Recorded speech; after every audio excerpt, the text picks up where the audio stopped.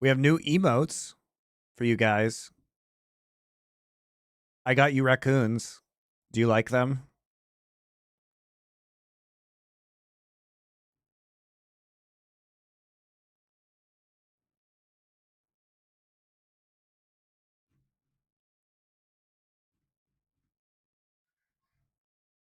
The mic is cutting out?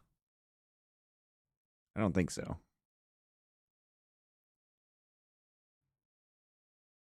How many days growth is the stubble? I can't really grow a beard, guys, so it's like, I don't know, 4 or 5 days.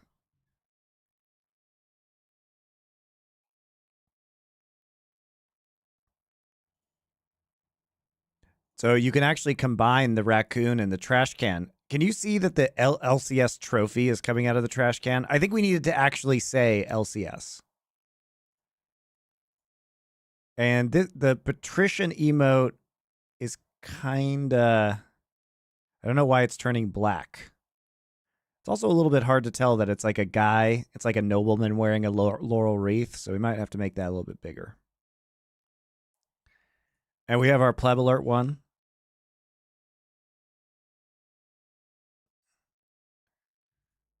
And we have a razor cake. The razor cake one turned out pretty well. In before Twitch tries to like ban it for being self-harm or something like that.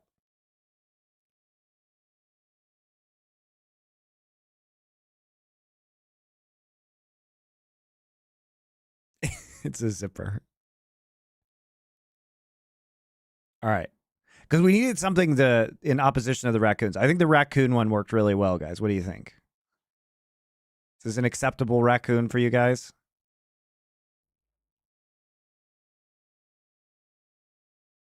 Pleb, definitely my favorite. Well, that's because we have this. But by the way, guys, a lot of these tie into other graphics that are coming on the stream. You know what I mean? Like the pleb one ties into this.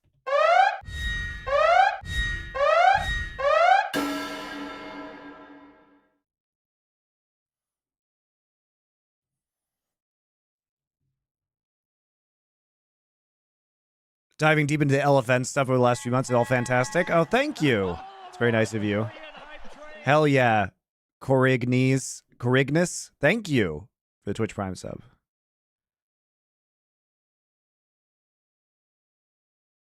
The pleb one looks really good. Bigger beefy, thank you.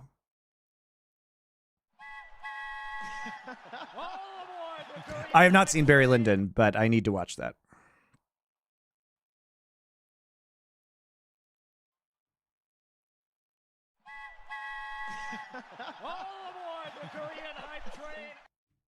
Wow, thank you, Shobes. You gave a 1 month tier 1 sub to Andrew, who works for LFN. Dan Torin MN, thank you for Twitch Prime sub.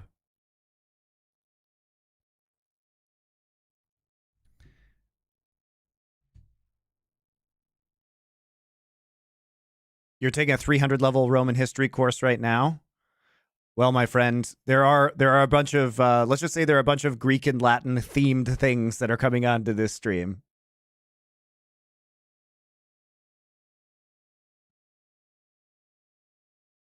There's a bunch more of that. There's a bunch more coming. So do you guys like the raccoon?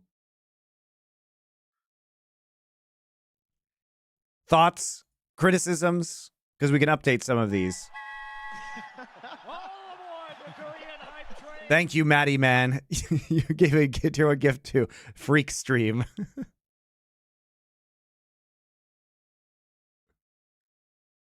Maddie Man will not subscribe himself, but will give out gift subs.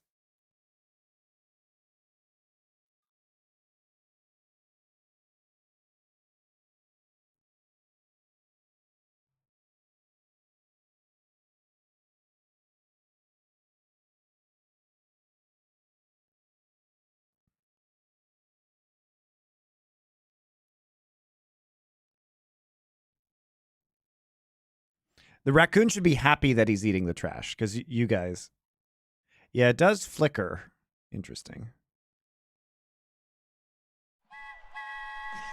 Show's giving him I used my prime on you. Oh, okay.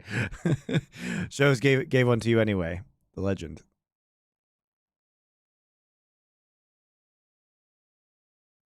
The raccoon clapping trash can lids like the monkey toy for bangers.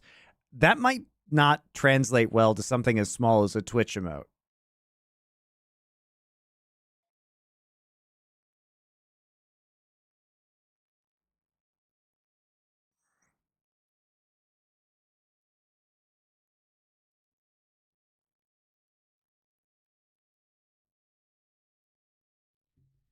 That might not translate well. All right. Well, now you guys have some emotes. If you have other ideas for emotes, please let me know that you want.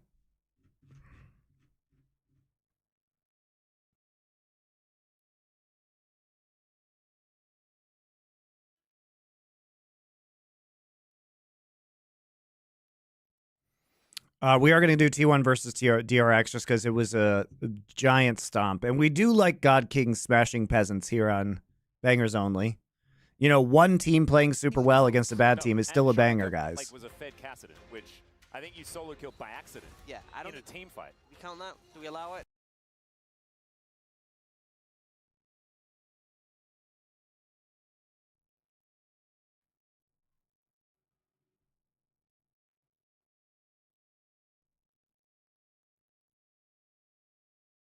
Why is there Echo Fox icon? Because I guess it's coded into Reddit that way. So Fox is just Echo Fox. They haven't fixed it.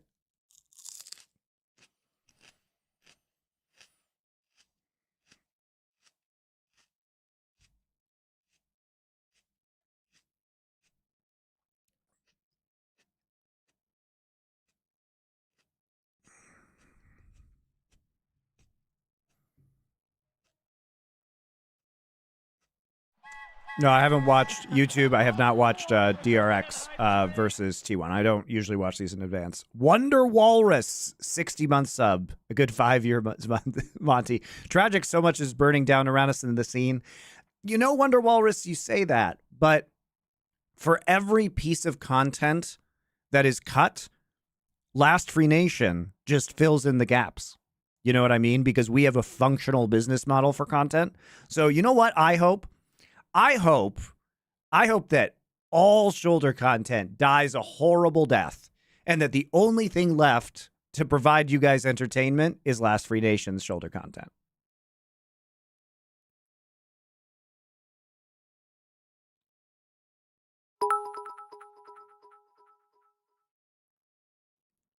Thank you, Zonex, for the bits.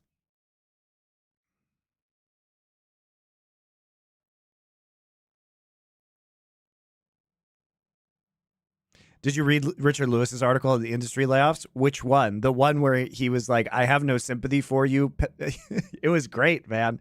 Because, like, think, you know, I will admit, guys, okay, I'll put this out there. I do feel a small amount of sympathy for the people who lost their jobs. But Richard Lewis is absolutely right in that so many of the people, like I knew a bunch of the people who were laid off, and a lot of these people were such, there's no other word for it, shitlords. Like, they got this small amount of power and then basically used it to blacklist people, push people out of the scene, and nobody could say shit to them because everybody was so afraid of, like, burning their bridges with Riot. And now Riot just, you know, gives them the once-over. And, like, a lot of these people just behave miserably, man. They behave miserably. And they would try and ruin other people's careers for saying something that they disagreed with or being critical of, God forbid, a company they worked for. Not even them personally.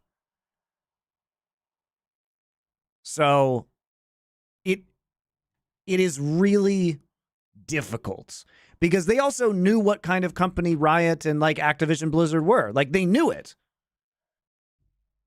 They knew that these companies were extremely vindictive, that they didn't actually care about people. So, you know, there is a part of me that isn't so sad. NACL3PO. It's a good name. Thank you for your Twitch Prime sub. I heard there's raccoon, so I'm morally obligated to throw you my Prime. Let me see the emote. It says Imager is temporarily over capacity. I can't look at it. It's giving me an error.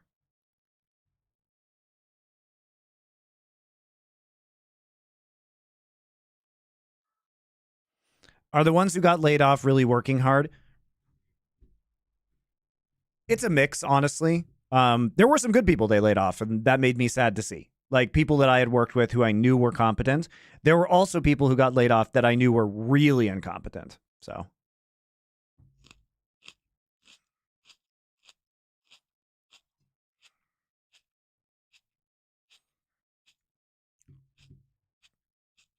I can't see the Imgur link. You're gonna have to show it to me somewhere else. It says it's over capacity for me.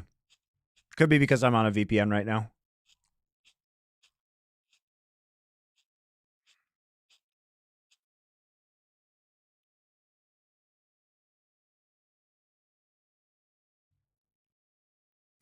It's a raccoon face. Well, that doesn't help me though if we're trying to mimic it.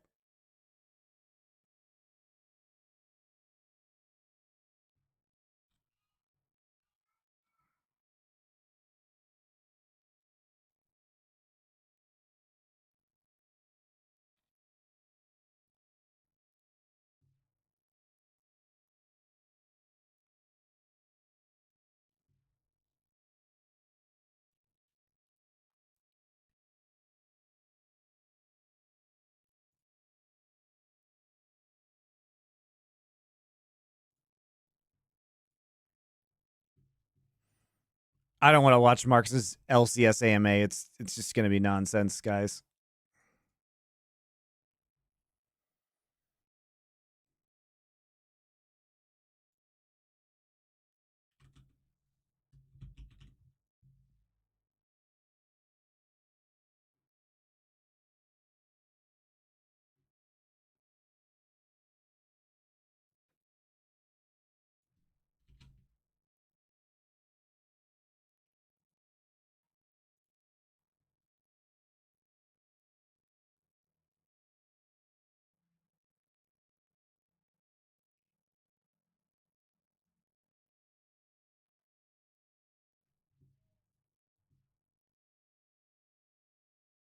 Oh, okay, I see it now. Okay, thank you, Matty Man. Yeah, it works.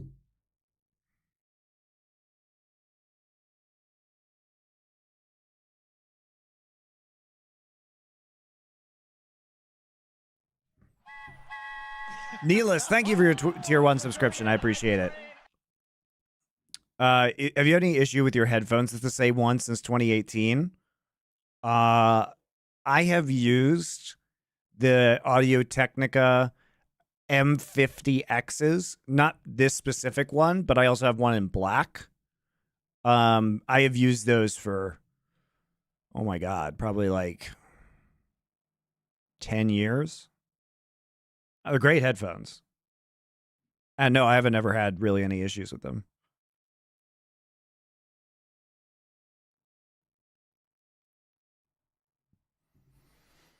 All right, guys, let's get rolling. Yeah, well, I mean, we're gonna have to. Yeah, they're really comfortable too, which is nice because I don't have any speakers on my computer, so I always use headphones. There are lots of good headphones out there, though, but the price to quality ratio, the M50Xs are very well considered.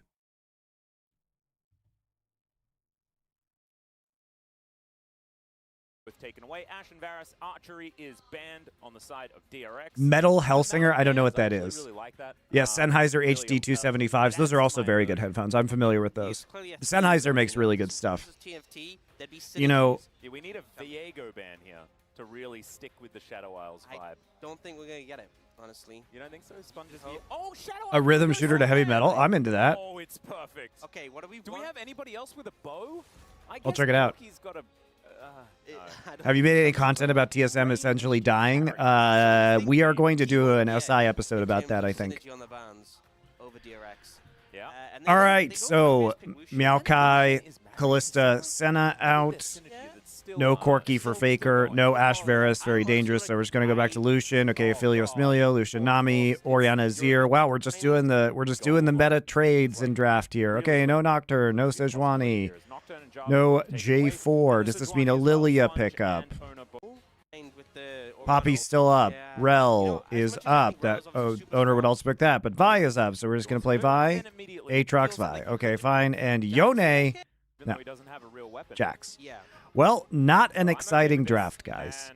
Not an exciting draft. Zeus on the lethality Aatrox, as is tradition. When it comes to the volume, that is great to hear. As Owner and Sponge, very close by, as we have a 5-point defense system. If you have the M50X, I recommend buying the velour pads. I have some of those on my other ones. Cheeky ward. Yeah, like that, like that. Get that information early. Make sure you don't get Owner shown up where you don't expect him. You know, I think this is a good opportunity to talk a little bit about Azir. Please do. I feel like one big thing is that we're seeing a lot of tank junglers, like a lot. Vi is kind of like the exception where she's a bruiser she's actually like a tank just pretending to be a bruiser in terms of what she offers. Yeah, but she at least has more damage. I feel like the problem is when you have like a Rel and an Azir, in the mid jungle 2v2, if you shuffle like Faker, you just don't quite have enough damage to burst him down, you know? Yeah, who kills him? Exactly, and if Owner and Faker opt into that 2v2 and you get Vi ulted in your shockwave, you're just gonna go down if you're Satab. So one thing that Azir has struggled with though is dealing with the Rookers. And there aren't very many champions that will build a Rookern in T1's composition, right? So that might be something that he can mitigate. True. Where's the Frozen Heart coming from? You know? Yeah, actually, that's a valid point. Probably not going to see a Frozen Heart anytime early. T1 legit ints for fun this game. Yeah, they do that sometimes. He's going to be exhausted here very early on. Hits the level 2. Okay, just free trade. Teddy and Pleta. Free exhaust. Exhaust taken by Teddy. It is interesting. Yeah, interesting, because normally we get the barrier heal combo just to try and mitigate the burst. Going for the exhaust here instead. Does mean that if he dashes forward and presses... I haven't seen Richard's video on Riot Vanguard. Damage, I feel like exhaust is relatively valuable there. Yeah, I also think that one big thing is that for a big reason why we saw exhaust not being taken for a while with Lucian is because Lucians would run cleanse, and they would just cleanse it, and then you didn't have the option to do anything. But obviously, I don't really understand it because there's not a big cheating issue in League of Legends. Mitigate that damage. We'll see how it does work out. You know what I mean, guys? Continues. Rascal Doing pretty well. Yeah, pulling out the ranged minions before he does decide to head home. Does get himself a nice little back timing there. Double crash of the wave. I'm pretty sure. I think some of the ranged minions may not necessarily get there, but still, good time. Am I gonna finish the count of MonteCristo? Maybe someday when I have time. It is an EU Grandmaster Plus. You find that there's a cheating issue? Land a really nice trade there onto Gumiushi. Yeah, I mean, we're only 3 minutes in, but this is a good start for DRX. Yeah, I would say so. And we're going to stay positive. Oh, that was... Whoops. Okay, cut the video. As we can see, low health bars everywhere. Satab almost just solo killed here by Faker, who needs 9 kills for 3,000. There is a Shattering Strike. Crash down. But a bit of a crash in the jungle just in general there from Sponge, unfortunately. Owner is going to be able to achieve full control. Should be able to grab a couple of scuttles here as well off the back end after both junglers have completed their full clears. I think I just spoke a bit too soon, you know? Yeah, it was, I mean, I didn't want to say cast a curse or anything like that because you are the silver linings guy. Yeah. Or at least the bronze copper linings. Copper lining? Yeah. Well, the copper lining is they didn't actually die there, so... There we go. Didn't flash either. Yeah, exactly. You know, I would go as far as to say that's a silver lining. You know, I think up to tier. I think that is a full silver lining. Well, there also, you know, there isn't any Rift Scuttlers to take, but still only a camp behind is Sponge. And he will be able to find some of these angles as this game goes on. Zeus finds an Infernal Chain, cut the video, and Gumiushi taking a bit of damage here. Good fire kick, and actually Teddy going forward. A couple more autos and he's dead, and that's... What the hell? Zeus finds an Infernal Chain, cut the video, and Gumiushi taking a bit of gets damage. knocked back, rooted, focused. A couple more autos and he's dead, and that's first blood for the boys. What? Guma. Guma finds an infernal chain. dashes forward for the trade. Shield up. Knock back. Rooted, CC'd. Good fire kick, and actually Teddy going forward. A couple more. All right, Kyria's just not a part of this for a long time. Finds an infernal chain, cut the video, and Gumayushi taking a bit of damage here. Good fire kick, and actually Teddy going forward. A couple more autos. I mean, Teddy's no slouch, right? You don't fuck around with the top or bottom lane in this team. You can fuck around with the jungle and mid all you want. Fantastic. Teddy and Pleta winning out the 2v2, and one day we'll get a notification and not just get here by random chance in the middle of game 3. Why aren't your notifications working, man? You're kind of just auto-attacking as a... Kyria has no mana for bubble or was on cooldown. There isn't any Rift Scuttlers to take. Right. He has very low mana. What's Bubble's mana cost? And he will be able to find some of these angles as this game goes on. Zeus I think he has enough mana for bubble. finds an infernal chain, cut the video, and Gumayushi taking a bit of damage here. Good fire kick, and actually Teddy going forward. Oh, he has no mana for bubble now. And he's dead, and that's first blood for the bottom lane of DRX. A couple more autos and he's dead, and that's first blood for the bottom lane of DRX. Pretty troll, though. That's not even silver lining. That is just great. Yeah, fantastic. Teddy and Pleta winning out the 2v2, and this is one of the weaknesses of Lucian Nami in the early levels. You don't have the burst to 100 to 0, and once your cooldowns are gone... There was no Discord notification. Yeah, I gotta get on that. For real. Pleta gonna get bubbled, and dies. There's no... I'm just gonna Guba just trolling Kyria. Yeah, Kyria did not seem prepared for that maneuver. And had probably too low mana. He definitely had too low mana for a full cooldown rotation of spells. Elephant or my Discord? My Discord, yeah. We wouldn't do this on Elephant's Discord. I need to resurrect my Discord from the dead. Wants to push him out, but you can see Satap, he's going back, doesn't have teleport. Faker's still I'll do that, guys, in the Lunar New Year break for LPL and LCK when the stream schedule won't be quite so crazy. Just both taken away. Bob just by himself. The big thing with getting the first Void Grub is that... Oh, okay, a minute. Rascal gets a flash out of Zeus here on this top side. Oh, no. And Owner is back again. That is going to be a secure. Very nicely done there by Sponge. Collects 2 of them.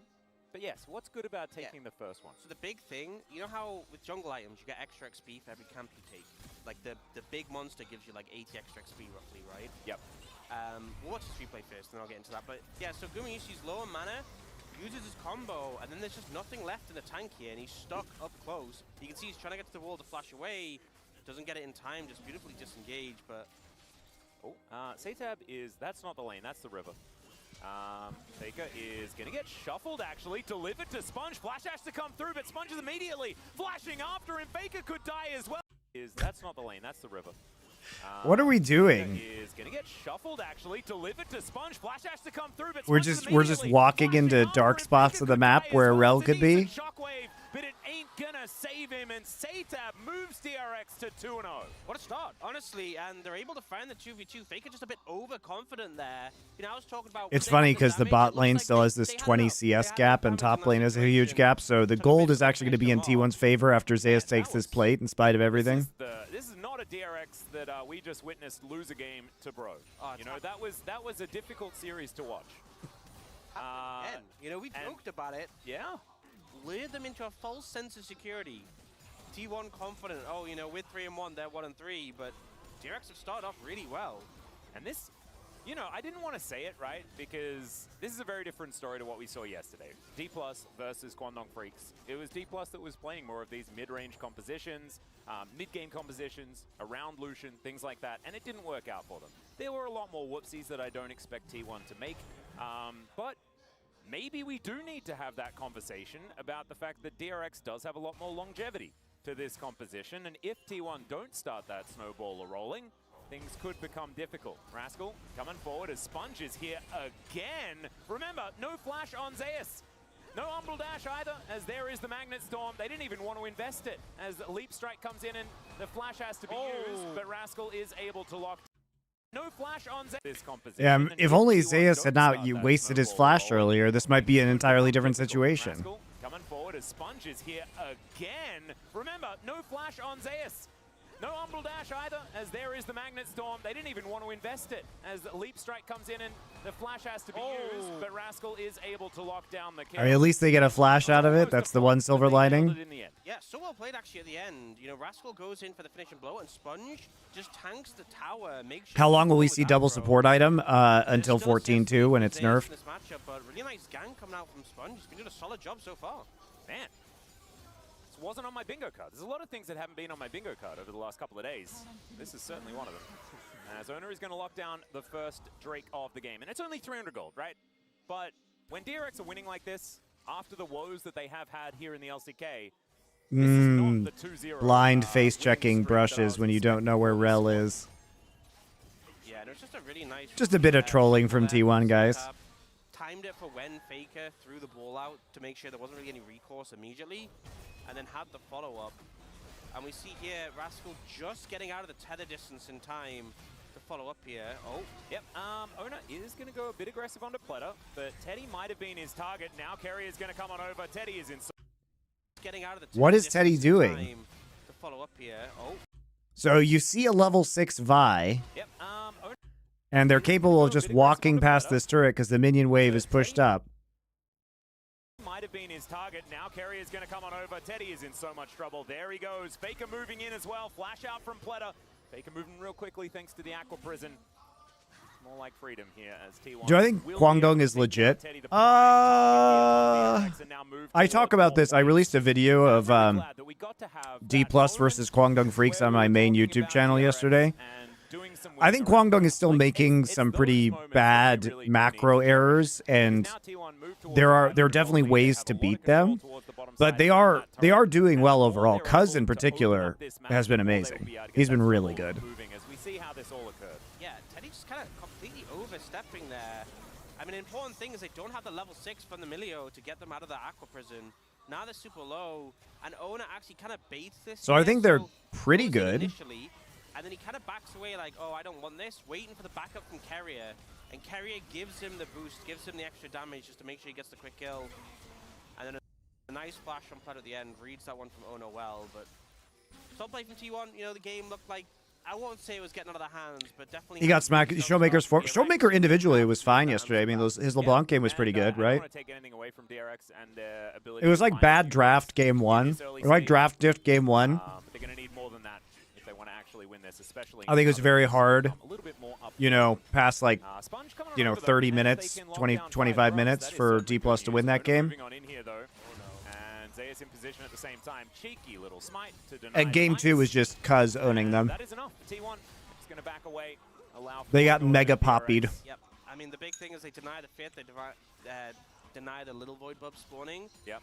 But also, the way it works, so as I was saying before, the jungle item gives bonus XP when you clear a camp, but you only get that on void bubs for the first one you killed.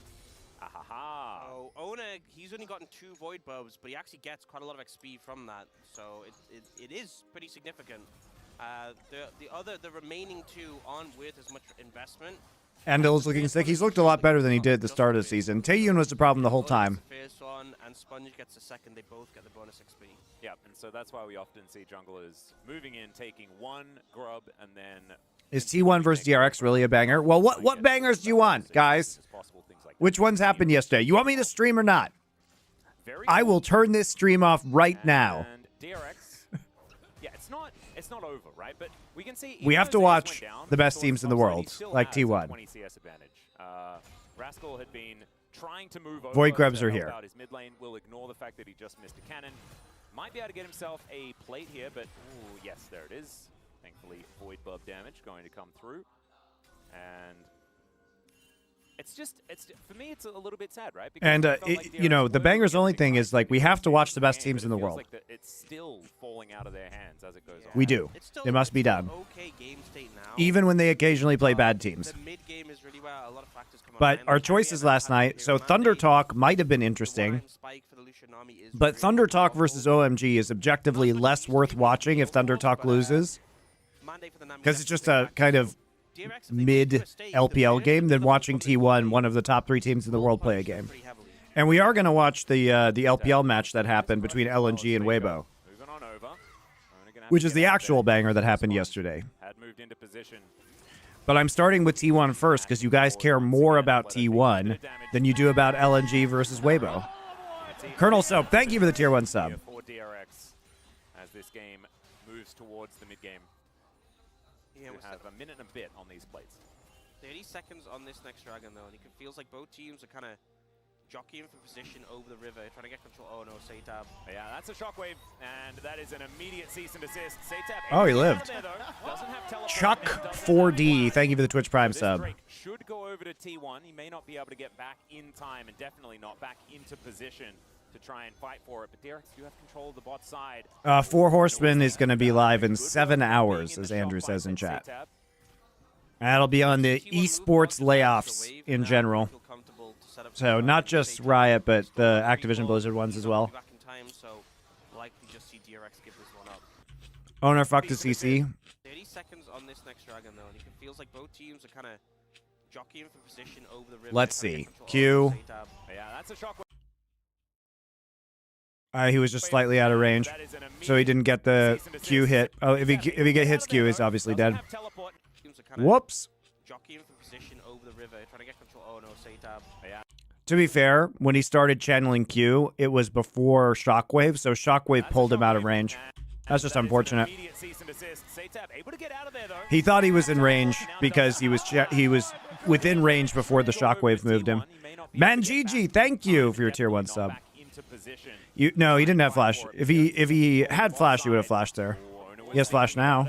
Now he has flash. Yeah, we see T1 move bot just to answer the wave, and now kind of feel comfortable to set up this dragon. Satab, they stalled out the recall. He's not going to be back in time, so likely just see DRX give this one up. Yep. So owner knew the proper engage range of Vi, but Faker decided to change that. And Faker is on defense. That's a flash magnet storm. Teddy going to flash out of the way of the tidal wave. Faker should go down. They do secure the dragon. Worth it. And the Hextech Soul. Hextech actually a lot of power if they are able to lock down the Soul. As DRX, they do get the kill. They get Teddy's flash on the side of T1 though, so follow-ups could be dangerous here for T1, and they know that. Looking for Pletter as Ardent Blaze is going to fly out of the brush. And now Moonlight Vigil comes in. Gumayushi could be punished yet again. Red-white guns here for Teddy as Pletter is going to tank up the culling, but still T1 able to offer enough back to deter the aggression. Yeah, Lock committed. Yeah, 30 CS difference in the top lane, still CS difference in the bot lane. Right now. He is. Gotta be really careful about that. TP actually coming in here from Zeus, going for the bot lane play. Oh, they're not going to expect the Aatrox. Oh my God, there's an Aatrox in the bush. Oh, they got out. Teddy not going to be too frightened, just able to walk his way out. That's a flash. Terrible flash by Zeus. Fucking terrible. And I mean, they got out just by using heal speed boost. To make it happen. But Zeus teleport there. Not the best. It will secure them that bot lane tower, which is something. But the TP was fine, guys, because it gets you have TP advantage, and so you get. You know, there's not going to be a dragon up for the next few minutes. There's no herald, so there's actually nothing to use TP for before TP comes back up again, right? And both him and Rascal will still have TP up by the time there's an objective that matters to have TP for. So trading TP for bot tower is fine. Trading flash as well is not, obviously. But yes, does manage to find his way home. Sponge able to take that one down. Nicely done. Zeus just continuing to jungle now. What are the stakes of this match?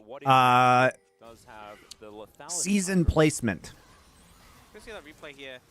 I guess they just didn't have clear. Obviously, this is T1 just beating up on one of the worst teams in the league. For the kill on the Faker, which is great, but Rascal being in the TP here doesn't really. Terrible TP from Rascal.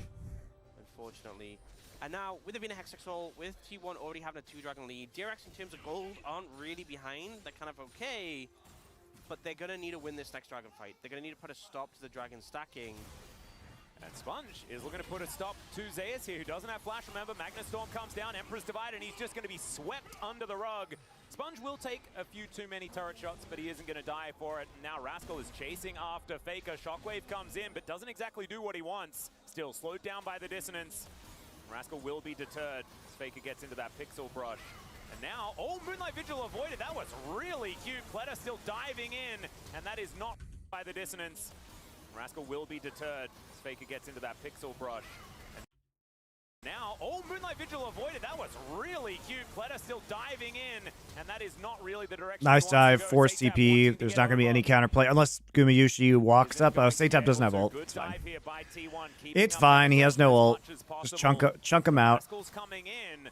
This is fight after fight after fight here in this mid game. Rascal not quite finding it. Sponge a little bit late to the party. So they're not able to punish T1 for the dive. Yeah, some non-stop aggression there, and T1 managed to find the dive. Yeah, good ult by Owner. Very good ult. To finish out Pleta. And I mean, one advantage is you do burn the flash from the Milio, which can be punished later. We see here, I mean, the thing is, Zeus doesn't have ult, doesn't have flash. Not in an ideal situation for this. And he just doesn't really get to do much. Yeah.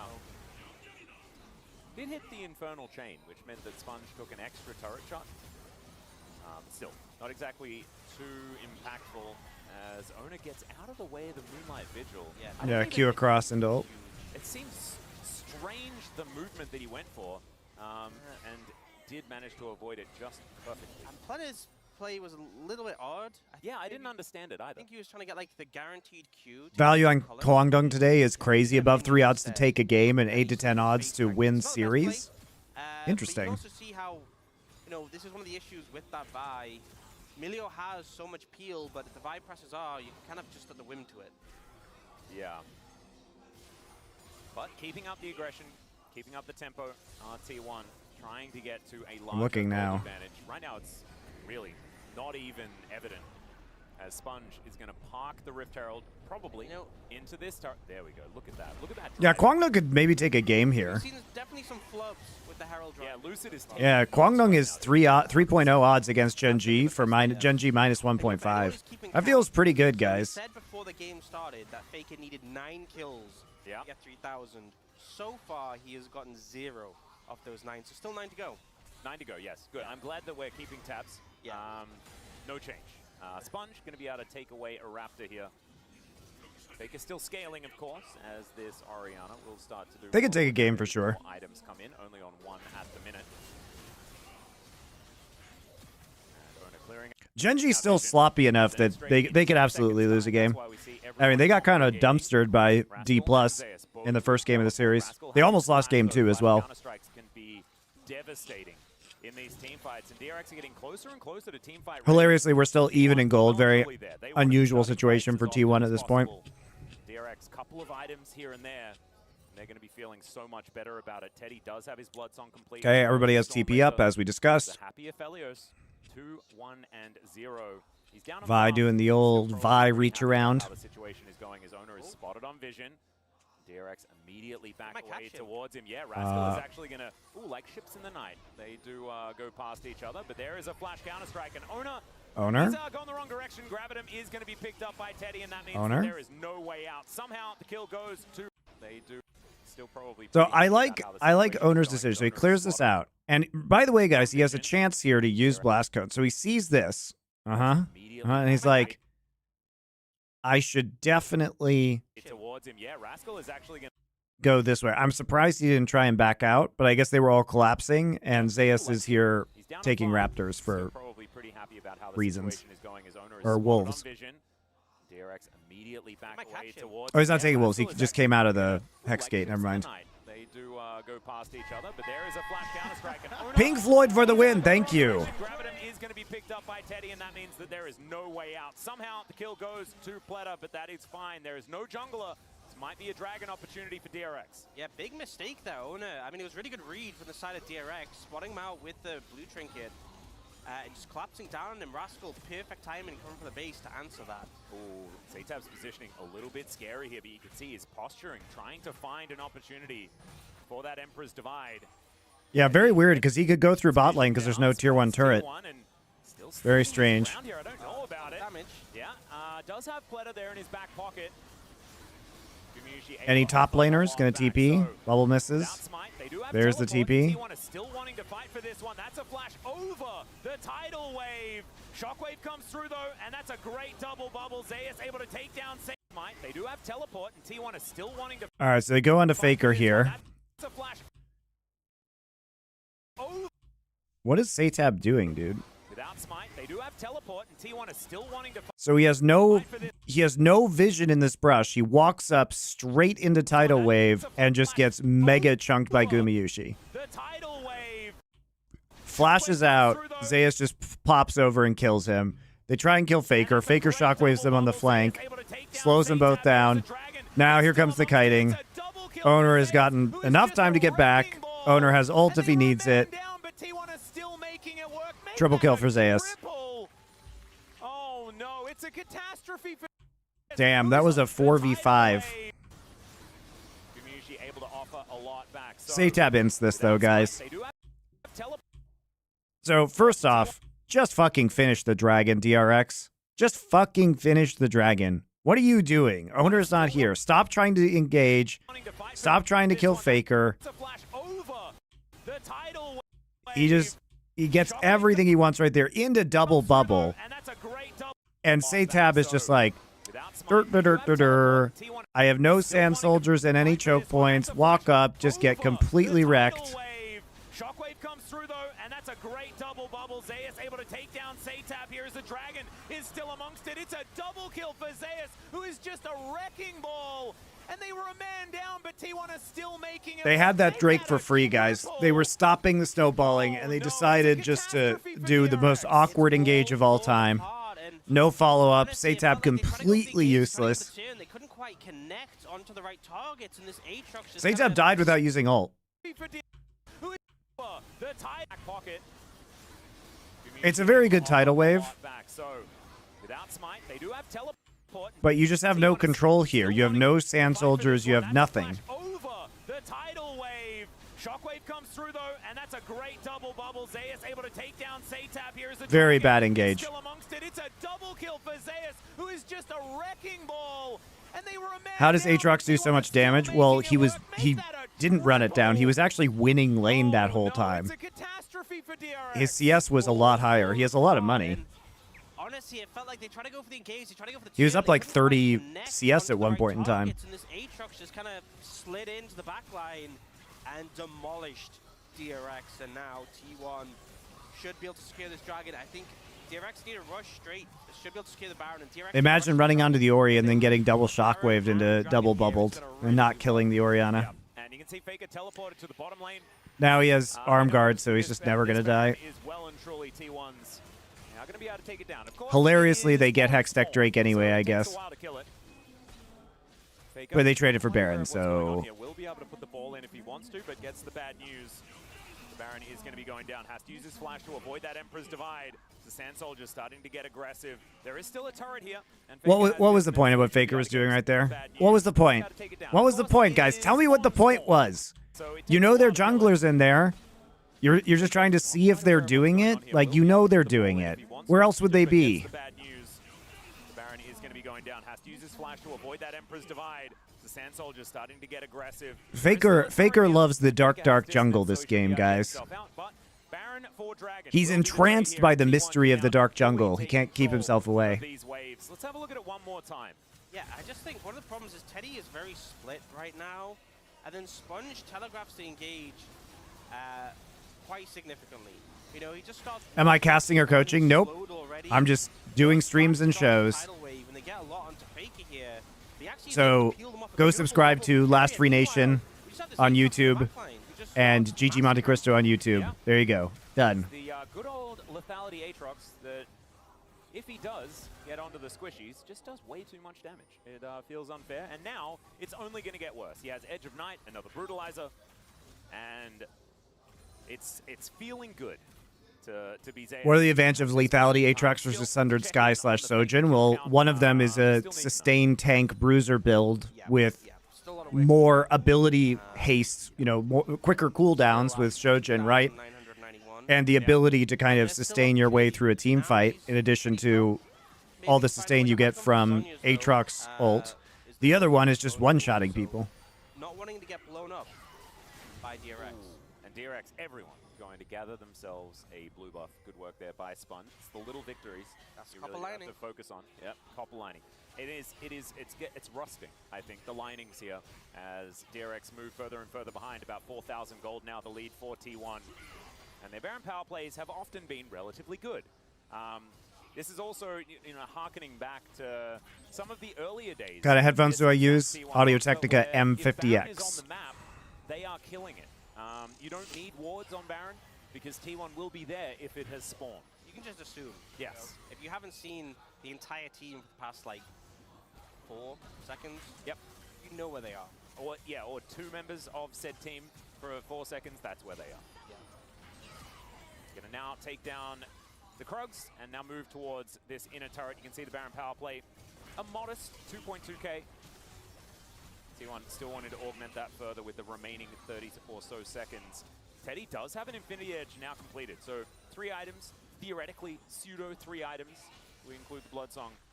You know, and as much as T1 have gotten like a 4,000 gold lead here, which obviously isn't great, they haven't taken any tier 2 structures yet.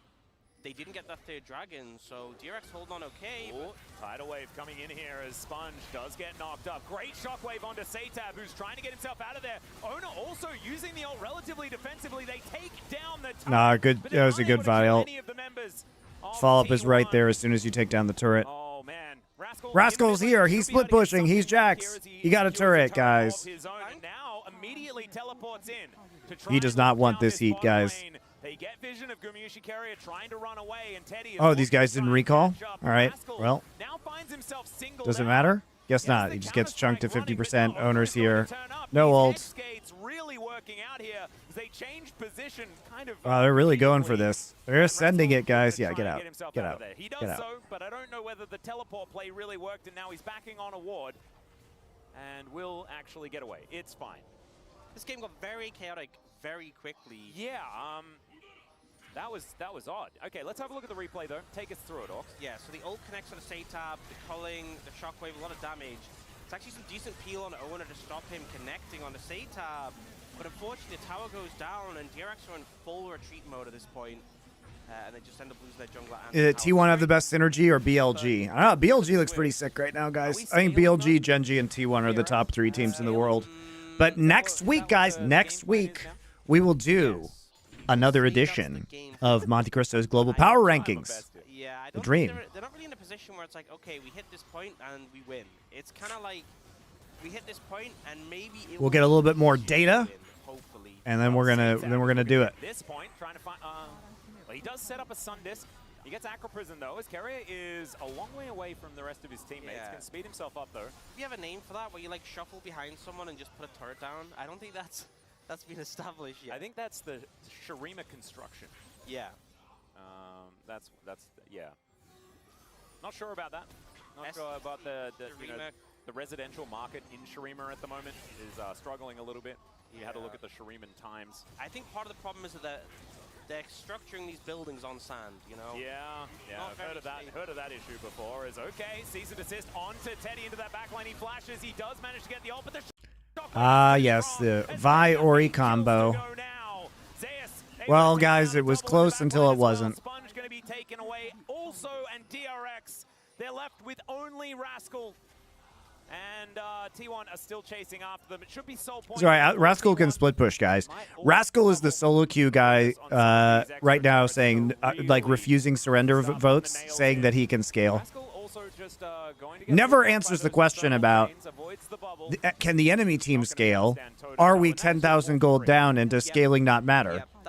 Just insists that you will win by scaling and that he will just do nothing but split push for the rest of the game. Ona did this neat trick where what you do is you target the enemy. That guy is literally the plague of solo queue. You should be banned for that. Very effective, very strong strategy. I think that in solo queue, refusing to surrender and then typing "I'm scaling" should auto ban you. Kind of locked in there. That's And what I we see the think. replay, and I feel like I kind of already just explained it. It's like, okay, dash in, press R on the Aphelios. He gets hit by like everything. The number of hours that those guys have wasted in my life is extraordinary. It's like, dude, I don't care if you rise. We're 15,000 gold down, and they have Dragon Soul. There is no amount of scaling that will save us. Just please surrender. Getting engaged on here. Zeus, every auto really hurting. Cyrilda's in his back pocket as well. And that is the global red buff secured by T1. Baron back on the table as well. I think people sleep on JDG. Remember they won LPL and had a very good series versus T1 with that. What? Still wanting to, by the looks of things, is Teddy red white guns ready to fight, but DRX is It's not the same team. It's not the same team at all. This edition of JDG is not the same team. It is a worse JDG. Rascal? Rascal going for it. She's somewhat low. The Baron is also somewhat low. I feel like Rascal is kind of just doing his own thing this entire game. He's out of there though. Look at him. He's buying time. Teleporting. Fell off the bubble. Dead. It was a cute play. It was a cute plan. Gumushi able to dash himself out of the way. Good shockwave here from Faker as Sponge crashes down on top of him. But Faker's got the arm guard, and he'll keep himself alive. That arm guard Really timing. you're too scared about. And Chef's now kiss, Zeus man. is underneath turrets, not too worried about much at all. Wants to find a third Q. There it is. And Pletter is just wondering where the heck damage is. He wants to go back to being an AD carry, I think. But Umbral dash over the base gate. And Zeus is out of there. And now T1 are just How did you watch Korean esports when living in the US? I watched VODs mostly. Leave him alone. I wasn't watching live. Cool, isn't it? That's another kill. There's the ace, and T1 will now Even when I was watching StarCraft, like, you know, either Brood War or, you know, like Golden TV, it was all VODs. In the early stages until they absolutely didn't. It was going so well until it stopped going well, yeah. You know, that happens sometimes. I think the main thing is you kind of saw the lanes were competitive from DRX, but it felt like the team fight setup, they weren't quite there. The confidence T1 has for starting these fights, I think the Vi a really powerful tool in Owner's hands for just kicking plays off. That bot lane play underneath the outer turret. DRX, so still going to see that Varus and that Senna and that Corki all available.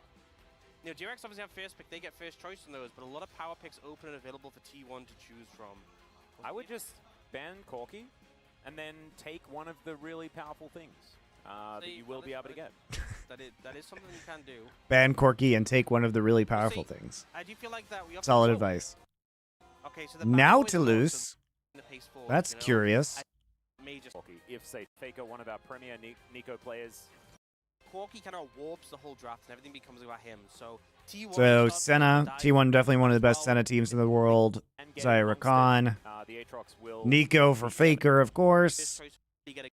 Sejuani. Yeah, I think you just go for the Vi. I'm gonna be honest. Yeah, the Vi on the court. Oh man, we got the Viego. Leading into the tank junglers, so They think they're going to be able to burst somebody down quickly enough? That is what Derek happy to play. I'm actually really shocked you wouldn't take the Vi Does help with their team into the fight at Corki. same time. Might look at it and be like, oh, but Xayah doesn't have a whole lot of range. You know, we know that the Ah, yes, the classic. You know, it's not actually the classic. It's the new thing. The double support item, Senna Ornn lane. Extremely good hard engage. We've already seen this in the LCK. It is a menace, guys. This Ornn actually does end up getting levels and experience. Like, we've actually seen him get quite a few ornaments onto people.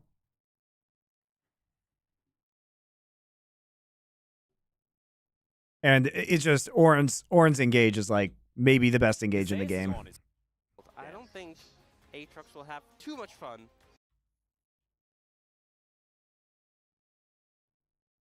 Yeah, I mean, the engage here from Nico flank plus Ornn ult is so gross. Like, the flanking of Aatrox and Nico, you know, the Senna ult over the top feels really good. Let's see how long Satab can actually stay alive here. It's going to be quite the trick, I think, to keep him alive. He's going to get Nico ulted and then just blown up by Aatrox.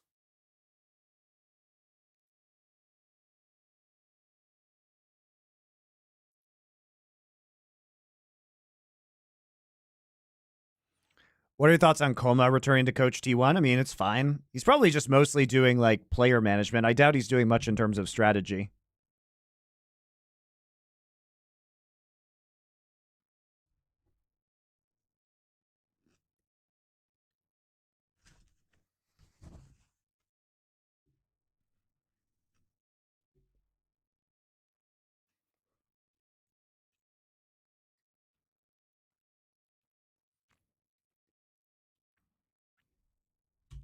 In that bot lane matchup.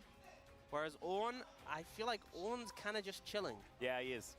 and wants to get the extra levels as well. So if Gumayushi just leaves Carrier alone for a little bit, then you could be getting to that level 14 mark, handing out all of the ornaments, having a great time. A little bit earlier on in this particular game. So a fun draft here for T1, but they have, you know, ran the Corki risk. And a Corki risk is something that we worry about here in the LCK, because Corki's really mega strong. Yeah. Satab has also been a Corki player in the past. For DRX challenges, he was one of the Orn Engage is insane versus ADCs like Jinx Ashe. You know, in the Ludens Not that strong versus Xayah because of her ult. You know, true, but the problem is that how are you going to dodge both Orn ult and Nico ult? You have to pick one. The other one hits you. It's so gross because with double support items, you can actually just build Frozen Heart onto Orn. Onto the Rift for the second game of our first series of the day. Because, you know, one thing about this is that, you know, Frozen Heart will affect Corki, especially before he can get to, like, you know, Malignant's Eclipse Muramana all at the same time. So, actually, you know, Frozen Heart has high value here. But who's going to build Frozen Heart? It's not going to be Viego, probably. Not until, like, third item, maybe.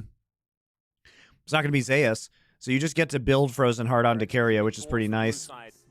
IMO. Composition. Yep. A composition that T1 have destroyed in the past. In fact, the final day that both of these teams played last week was exactly the day that it happened. I feel like a big thing with Corki comps is it all becomes about the dragons. Just because once you start getting the package, you start syncing it up. If T1 can get the early dragons, it kind of slows down the soul stacking. It means you can opt out if there's not a good setup. If someone eats, you know, a big one, takes a bit of poke. But something that I think is a really effective strategy against Corki teams is being able to start up a Baron when the package isn't available. Yeah. And T1, if anything, are a very Barony team. They are Barony, quite Barony. They're the most Barony team. They love Baron. Sneak a Baron, force a Baron. Sponge moves on over. He's going to be spotted on a ward there as he starts off on his blue buff. Mirrored starts here on both sides, though. Blues across the board. As Faker should have a fair bit of control in this lane early on, of course. Corki known for his ability to do damage later, not earlier. Yeah, no, looking to challenge really early already. I mean, that's the thing, you know, like, you're into a tank jungler and a Corki mid-jungle. Ooh, vertical. I think being aggressive is going to favor T1, but yeah, just a quick response from Sponge just to answer back. Really good defensive vision that DRX have put down earlier on as well. Does mean that Sponge knows that he can do this immediately. Oh, and immediately pathing. Yeah, he realizes. Grubs. Interesting. Like, Ona didn't even have... I think he had the information from the blue buff, and he saw Sponge heading over. Yeah, he realizes... Grubs. Interesting. Like, Ona didn't even have... I think he had the information from the blue buff, and he saw Sponge heading over. Yeah, he saw it on the ward from blue buff, that he's walking out of his jungle. We'll get a camp. It's a camp for camp, but Sponge ended up using a lot of time just walking up here, and Ona a bit ahead into him. Ooh, that's a flash from Carrier very early on here. Fleta playing aggressively. You love to see it as DRX's bottom lane once again. And the thing is, once you get a few levels on Ornn, you know, you have your dash, you have your W to, like, if you use it when the Rakan goes in for a W, you can cancel out the CC. You're a lot safer, but level 1 is definitely a vulnerability, and Carrier kind of just gets caught out there. Nicely done. Faker as well, trading very well against Satab in this mid lane. Satab just really wanting these minions to come a little closer, as the Blooming Burst is just frustrating for this Corki to deal with. Should be able to recall and get a... Oh, that was sneaky. You know, the sad thing is that if Satab just held his nerve, he was fine there. Yeah, he did move a very small amount, so maybe that was just enough to move him out of the way. His grand entrance once again. No flash here from Carrier. It could be another first blood for DRX as he's burning. The flash comes through and Carrier walks it off. Oh my god. Oh, it's so close here for DRX on the bottom side. And yeah, the funny thing too is that Ornn can just build the support item in lane too. So it's like as soon as you get it, you can start Jordan's shield, and as soon as you get enough gold for it, you just build the support item. which is very You nice. end up getting Teddy Sums as a reward, because there's a little bit of a miscalculation. Oh, That was cute. yeah, managed to get it in time. Makes their way out, and of course, they can do that together, which is handy. Satap is teleported back to the lane. Zatab already getting rocked. Faker's laning on these control mages has been so good this season. He's just bopping people in lane. Canceling recall, really just punishing really hard. You know, we saw him do this with Orianna versus Zeka's Corki also. He's just very good in a Corki lane. Look at that. Looks for the knockup, does get it there onto Faker. Just on the edge, in fact. So nicely done. Able to trade back nicely, but you can see He's still 2 waves down in CS. Doesn't have a bunch of his health, and Faker in a similar boat, to be perfectly honest. But Satab with just the tier stacking up in comparison to the 2 books. Faker is well read. He is known for his reading of books, but he is going to be able to do so in lane as well. And oh man, catches him right on the end as Satab going aggressive. Faker, just flashes. Picks that one up. I believe that was... All right, credit. You know what? Credit to Satab. I appreciate that he's pushing his limits and he's playing aggressively here. Like, he sees all of Faker's abilities get dropped, and he realizes that he can actually Valk in and still has Foss Bomb, right? To go in on this, and he's going to proc E the entire time to maximize his shred. He's very close to getting this. He's very close to getting it. I actually like this play by Satab, guys. Like, I know he ends up giving up first blood, just flashes, but picks that one up. He's not a coward. Auto there as well, and so Faker first blood solo kill. Just wait. He's not a coward. From Satab, I think kind of it almost works. It's very close to working. Yeah, like literally, he probably, you know, did he check an auto at any point? There's an auto. There's an auto. There's an auto. You wonder if he just holds his ground right here. If he just doesn't panic at the last second. I don't think his auto is going to do 100 damage, even with the shred, guys. So I think he does need 2 autos from here. But it's really close. Just way too ambitious from Satab. I think kind of overestimating his damage. Bear in mind, he had just a tier compared to the 2 amp tomes. I think he was hoping for just a little bit more in that trade to try and turn it around. Very aggressive play from both sides. I mean, did he hit the illusion after the Valk? But he's going to be able to do so in lane as well. And oh man, catches him right on the end. Yeah, it looks like he actually did hit the illusion after the Valk. Looks like he did auto the clone. Just flashes, picks that one up. I believe that was the empowered auto there as well. And so Faker first blood solo kill. Just way too ambitious from Satab. I think kind of overestimating his damage. Bear in mind, he had... Nah, I disagree with that. I think it was really close. I think he was hoping for just a little bit more in that trade to try and turn it around. Very aggressive play from both sides. But Faker ends up coming out ahead and adds 1 more to that kill tally. Only 6 to go. I think that's the... You know, Satab is a rookie, guys. If I'm a coach and I'm looking at this team, I'm super happy that Satab went for that, right? That's how you actually learn limits. And what do we expect? We're not expecting this team to beat T1. What you want is to develop your players so that in the future you might be able to do it. Yep. As another one. Faker just finding these tangle barbs over and over again. I think as well, there's a lot of supports who have a ton of games, but obviously supports aren't really getting kills. No. So definitely role dependent as to who gets... It took a very long time for people to catch up to Gorilla. That is very true. I believe Lehen's only just crested his assists. It took a very, very long time. Lehen's been playing for a while as well as Carrier. Able to get out of the way of the CC, utilizing his Bellows Breath. Pretty handy ability. Learn from last time when he tried to go for the dash instead. And that's kind of the thing is that, you know, Senna can just play at max range, hard to really pressure here, and the Ornn can just buffer the W from Rakan every time. So it's a pretty safe lane, and if you have a safe lane with Senna Ornn, you're in a good spot. Oh yeah. Let's have a look at this one more time. This was... The Valkyries that Satab have been going for have been ambitious.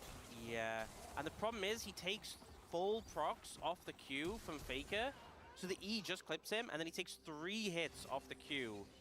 I think if any of those had missed, I mean, he could have flashed. He could have flashed out of the. over the root or something.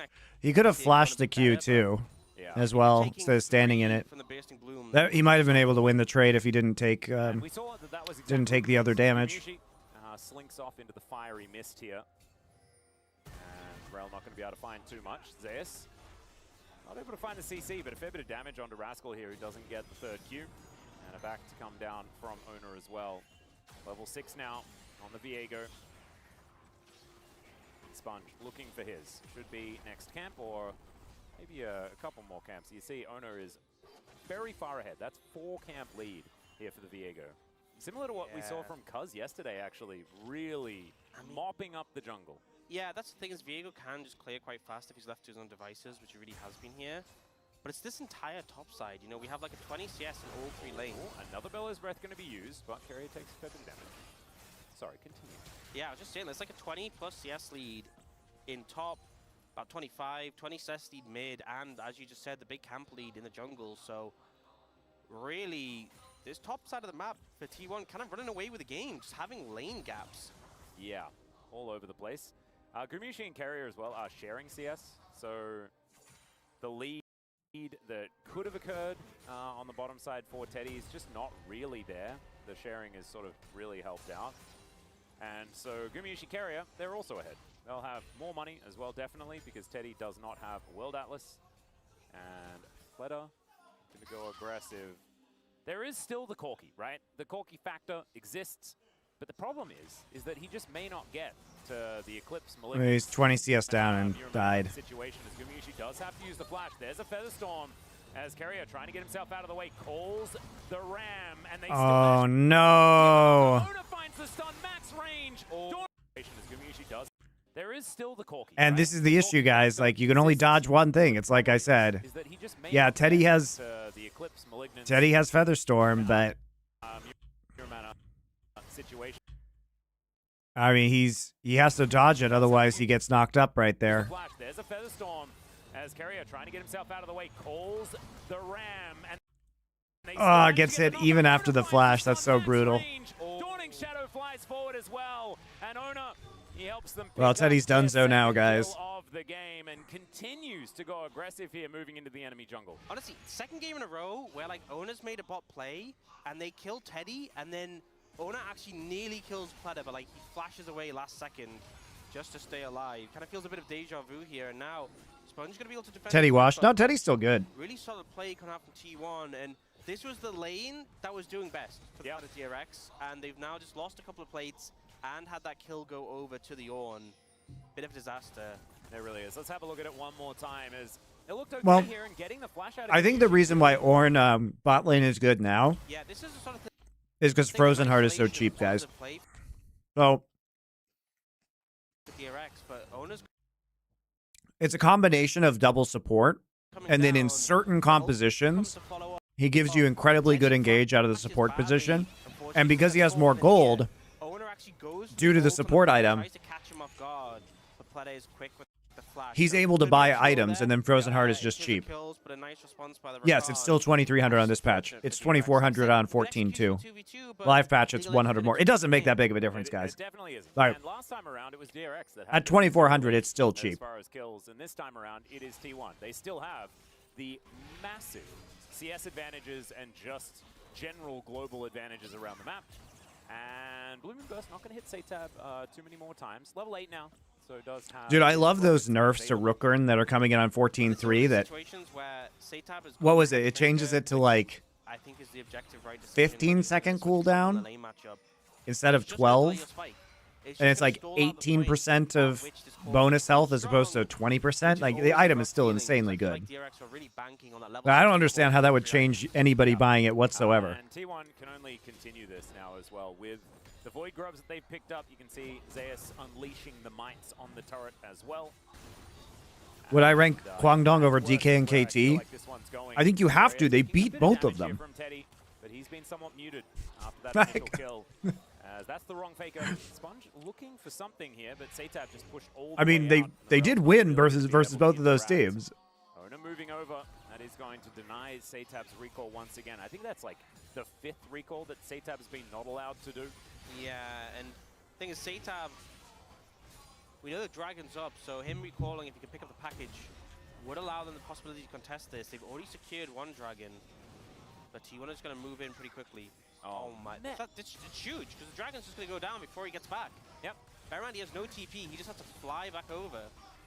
And Sponge, he's here, and he knows what's going on, and he knows that there's absolutely nothing he can do about it.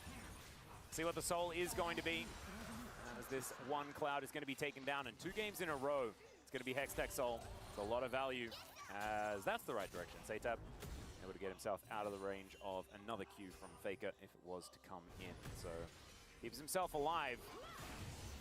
And yeah, it's 2-0. Not a lot of kills, but you can see in the gold at the top of your screen, DRX are just slowly but surely falling apart.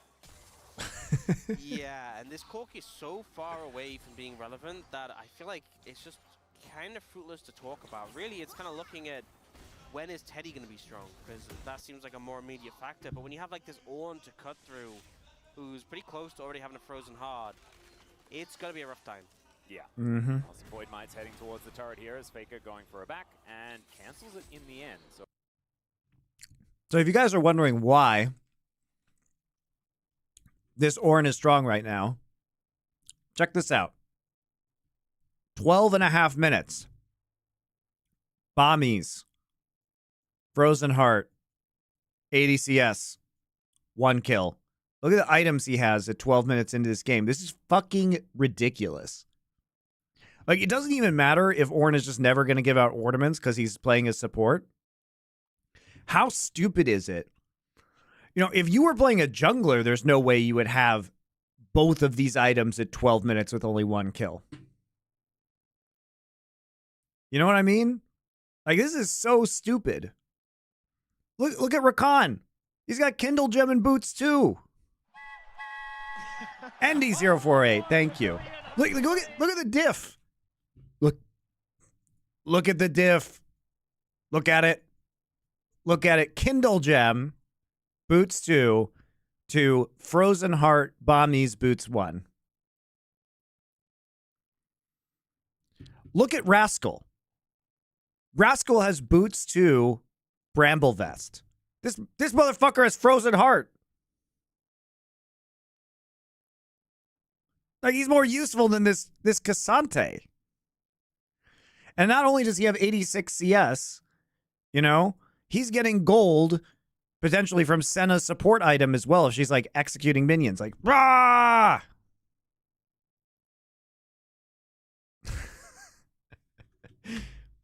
This is why we play Ornn Senna lanes with double support items. Like, I want to see every player's income. How rich is this fucking Ornn right now? So that means that is not going to be an issue. But now with the bottom lane in mid, this Cassante has a decent amount of unspent money. True. Ornn is obviously going to have less unspent money because you can just build the items in lane. But that shit's so annoying. You know, the Void Grubs, I feel like, as far as objectives go, haven't felt the most... To be fair, guys, Ornn support will probably still be good with Senna, even without double support item. If it's only Senna with the support item, it's still probably good. If you leave a window open, but it's not this good. They will just charge in. And, you know, there wasn't even that much time where... The gold graphic is coming. Where is it? Show me the gold! 2 plates to go down. And that was right before they are going... they are set to fall as well. We've got about 40 seconds until those plates are gone, and all of them have been defended outside of 1 here for T1. All right, so Cassante went back, guys.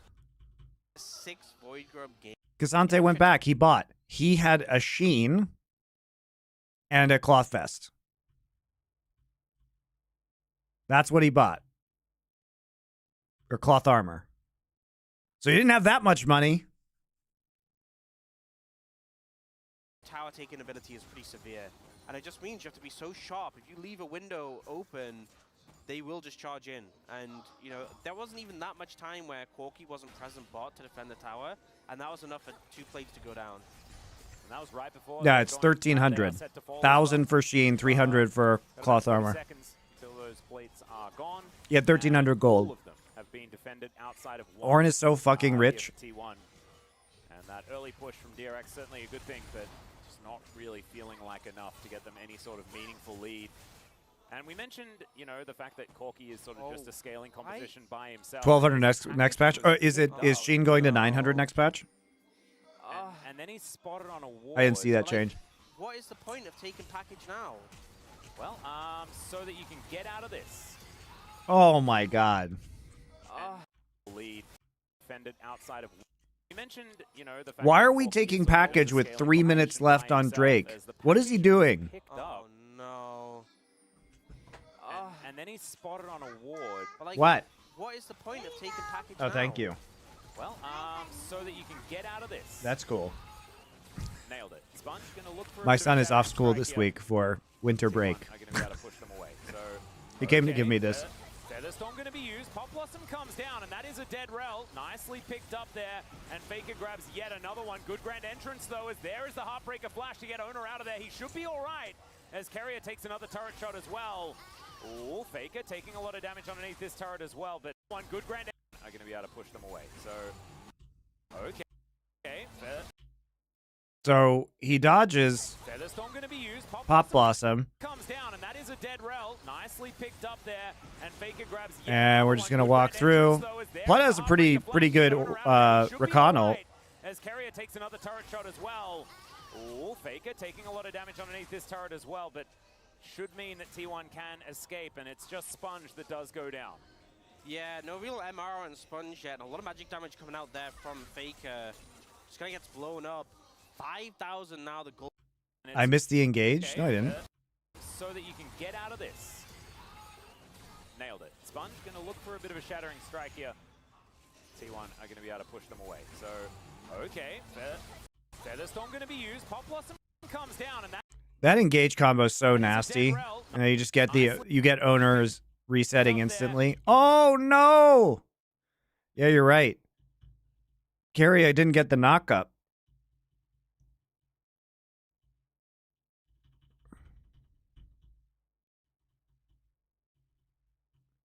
So tragic. And Faker grabs yet another one. Good grand entrance though, as there is the Heartbreaker flash to get Owner out of there. He should be all right, as Carrier takes another turret shot as well.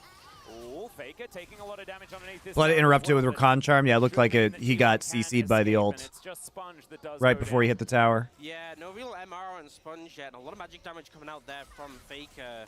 Just gonna get Is it blown bad to up. take package if they know they aren't 5,000 now, contesting the Drag goal. 3? You see 1,000 gold actually Yes! picked up from the plate. Because then the From other T1, team knows massive too. difference.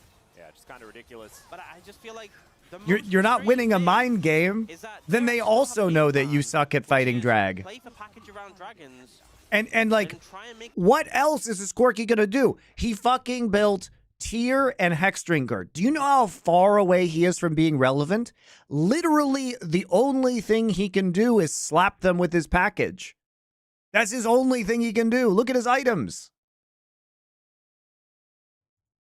that a thing, but you've just desynced it. So now you're either basically just skip conceding next dragon and Drake. Wait for the following one to have package, or if you just Yeah, keep you gotta picking slap up him with the multiple package, times, man. you're That's the never only gonna way you see deal it. damage in this situation. I also just don't really like the whole situation at all, but maybe desperation here from Satab wanting to try and win some sort of skirmish. But T1, they managed to win that, and now they're pushing even further. This inner turret, man, that would be pretty backbreaking as far as an advantage. And Carrier is also just using... Carrier his splitting ammo so on he can this get levels inner turret faster. in the bottom lane, and there's no one there to answer.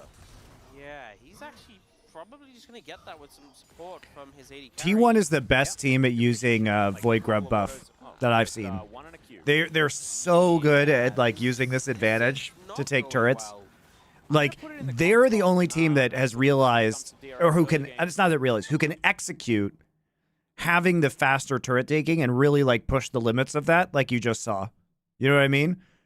They're like, fuck it, you can have Herald. We might get 2 inners in trade for Herald. We're trading up. But you could only do that if you had the 2 Void Grub Herald buff. I missed the gold graph. Where was it? Where was it? Not much Grub game. Yeah. Where was it? No, I wanted to see it. I don't know whether Satab can really offer too much. After the mid fight? Oh, okay. Just games in a row. And he knows what's going on. A bit to defend the top. On to get nailed it. Sponge gonna look for a bit of a shadow. A lot of damage on Faker. I just feel like it. So now I really like the whole situation. gold lead. You can see Sponge that does. All right, Storm going to be used. Pop Blossom comes down, and that is a dead rel. Okay. Nicely picked up there, and Faker grabs yet another one. Good grand entrance, though, as there is the Heartbreaker flash to get Owner out of there. He should be all right, as Carrier takes another turret shot as well. Ooh, Faker taking a lot of damage underneath this turret as well, but should mean that T1 can escape, and it's just Sponge that does go down. yeah, no real MR on Sponge yet. A lot of magic damage coming out there from Faker. Just kind of gets blown up. 5,000 of difference. Yeah, just kind of ridiculous. But I just feel like in the plates from T1 making a massive difference. Yeah, just kind Have a game plan, decent, or if you just There we go. Yep, Carrier's at 5,600. He's literally 400 gold richer than Teddy. He's almost as rich as Zeus, and he's a fucking support Ornn. Very cool. He has 2,100 more gold than Pleta. keep picking it up off cooldown, it's never going to be synced again. Nope. I also just don't really like the whole situation at all, but maybe one and a Top. yeah, Ona is going to be able to get Satab here. Does use the flash, but there's the stun. And is he able to do anything? The answer is no, and he also gives the assist over towards Gumushi as well. Yep, well, really nicely played. You know, I ain't saying that Guma's a gold digger, but Carrier's really rich, you know what I mean? Here, you know, That's how the Carrier's song first goes, right, flash guys? done. They're not able to burst out Satab in time, but you get rid of the package in here. I mean, that minion's pathing was a little bit sus. You should have suspected that. Sponge just getting caught out, and again, the magic damage doing so much when he has no magic resist yet. Yeah, Faker collects another kill as well, so he is, I believe, only 5 away at this point in time. And we're even going to check this one out. Ona just going to be ulting right on top of Satab. Gets the stun in the end, and the Dawning Shadow helps out. Yeah, everything just hits, you know? Pretty close to not being able to get it. If anything, So what's the it's actual reason double support item isn't happening in every game in every region? It kind of is. Like, it's not happening this game because Zyricon has been pretty strong, and especially as you get into late game. And Zayas have not been building it. They are very, very, very, very, very large. You know, some of the crit or Kraken Slayer ADCs have not been building it because they scale well. But I don't think it's ideal. I think that double support pretty strong. And he's down in gold. Yes. Yeah. And Carrier is up a lot of thousands as, okay, that's a decent engage here from Pleta, finding Zeus, doing a fair bit of damage. Sponge also moving in, but really not getting the Magnet Storm onto anyone that he really wants. Maybe not enough metal players on the side of T1. They are just going to have to back away. I guess Zeus is flash, but like as far as summoners to get, I feel like Zeus' flash is kind of low down in the tiers. Plus the problem is Dragon's in like 4 minutes 30, so Did it get nerfed for live yet? Yeah, it got nerfed on 14 too. Yep. And yeah, you can see it'll be gone soon. Everyone on T1 is ahead of everyone on DRX apart from Teddy. Here we go. Checking in. Yep, cool. Cool. Carrier is actually well ahead of Rascal by 800 gold. He's richer than Cassante. Teddy has slightly more gold than Ona, which I'm not even sure is a copper lining. Yeah, no, there's the linings are not looking great for anything at all, as Gumushi already doing a fair bit of damage here, as we can see. Taking a lot also, as, not quite enough for the dash cannon Pop Blossom, but the knockups are going to be there. Faker decided not to flash for that one. And T1 kind of okay with this. They're just going to push them away from... Good news, guys. Good news. 18 minutes in this game, Satab, he's almost got his Muramana. He's almost got it. Oh, 3 more mana. Woo! Oh, not yet. It's on cooldown. Rather a lot, you know? No, get it. Should have. No. I would say... There it is. He shot the Void Grub. Hurrah. He got it. He got it, guys. I think that's what we Yeah. Yeah, he got it. So 2 more items to go. Yeah. Not looking so hard. Maybe next game. 19 minutes. Get those extra items. Yeah. Because it's not looking like it's going to be something that you're going to be allowed to do. You know, and as far as think of this. Yeah, you know, it seems so still yet to be used here by Sponge, who wants to find some sort of lane that he can actually get meaningful damage. And there it is. It's this bottom lane. You know, considering how much they lost to get the Herald, like they lost bot tier 2 And mid damage tier on 2. mid tier 2, yeah. They don't even get bot tier 1. I'm gonna go with not worth. I'm going to say not worth. They're also then here for Owner to rotate down. The rest of the team also coming in. There's a Magna Storm from Sponge as we have a look towards the top side. Flutter finds the quickness. They're looking to lock down Carrier, but Does he take damage? No, not really. He's just trying to turn it around, gets a Feather Storm, and continues walking at. No, not really. He's just trying to turn it around. Why did he Featherstorm? Does he take damage? No, not really. He's just trying to turn it around down Carrier, but does he take damage? No, not really.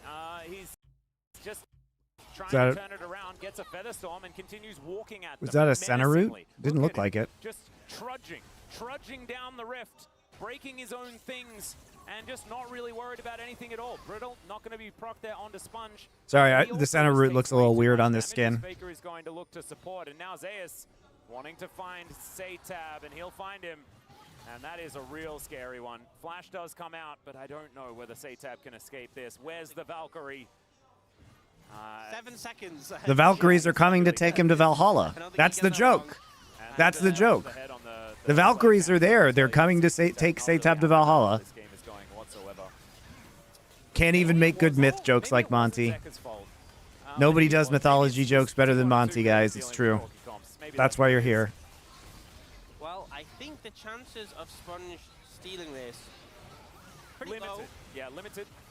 Those procs, though, maybe no, he doesn't even get those. All right, well, the Ram comes down. They do manage to catch Flutter here as Ono looks for a little bit more CC. Heartbreaker comes down. Rascal going to be the next target here as Teddy takes the base gate. Yeah, Faker is after him. There's a Pop Blossom. Teddy able to avoid that. And that will be able to keep Faker just refuses to use flash.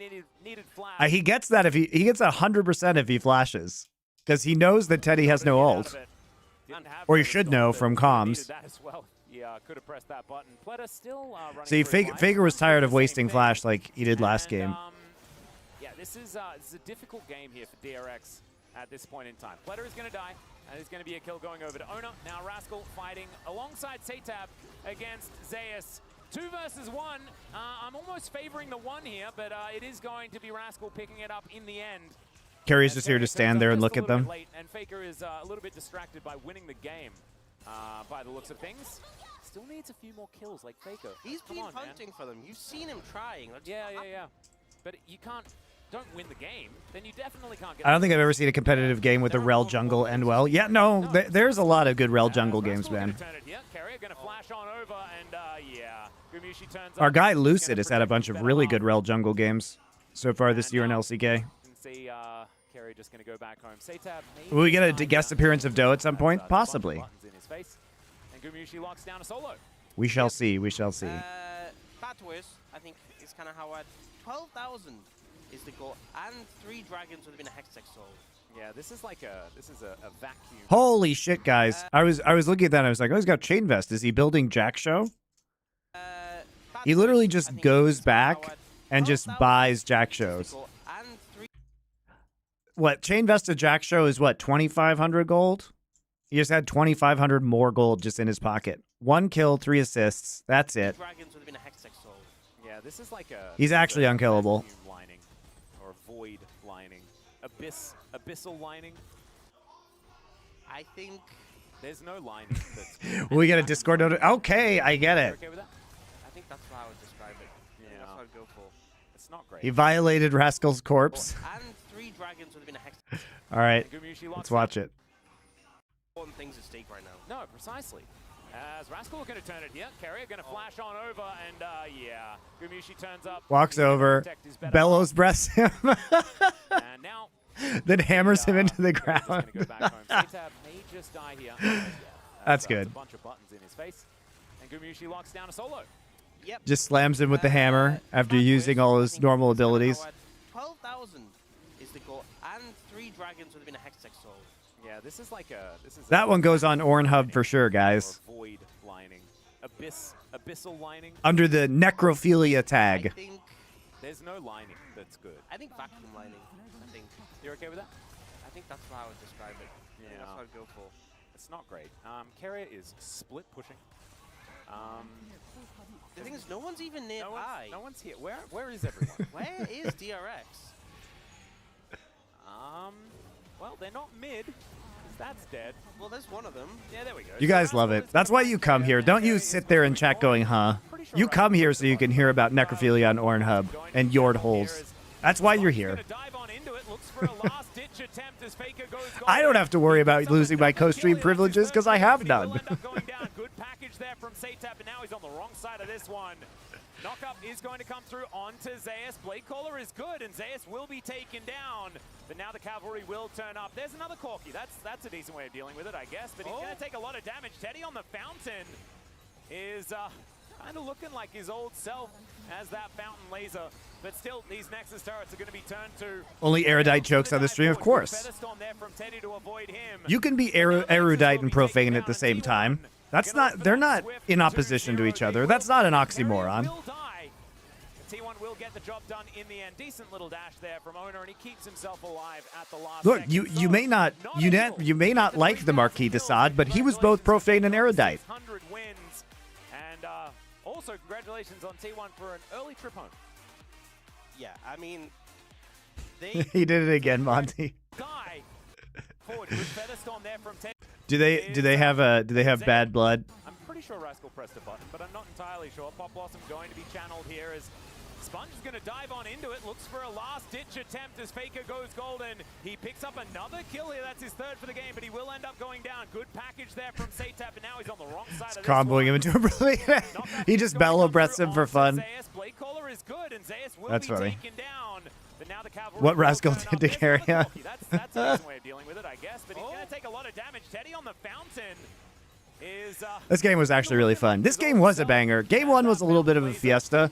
This one was actually a banger, dude. This actually shows you some really good gameplay from T1 and very good strategies.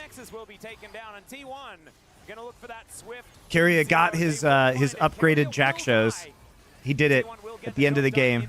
Decent little dash there from Owner, and he keeps himself alive at the last second. So, not able to get to 3,000 kills, but congratulations to Faker on the 600 wins. And also, congratulations on... Dude, is Owner a Witcher? Yeah, I mean, they really were just very dominant. Is Owner a Witcher? And, also, did he go to the Witcher Tiger School? For an early trip home. Yeah, I mean... I guess Viego's like the closest thing to a Witcher. Like, game 1 was close for a bit, but game 2, they just completely annihilated them. Yes. It's a tiger. Yeah, I see that. But he could have gone to the Tiger School of the Witcher. The Witcher medallions are based off of which Witcher school you went to.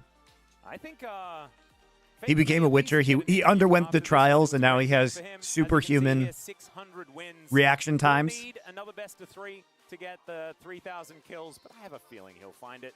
You know. And you can see depth. It's basically 160. That explains it, guys. That's how he could mind control those other junglers into inting him at Worlds. Dude, he used his Witcher power to mind control Kanavi and Tarzan. And his hair changed color to white. Holy shit. Holy shit, we've done it, guys.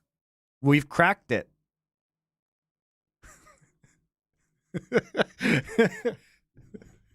He's a Tiger School Witcher. We did it.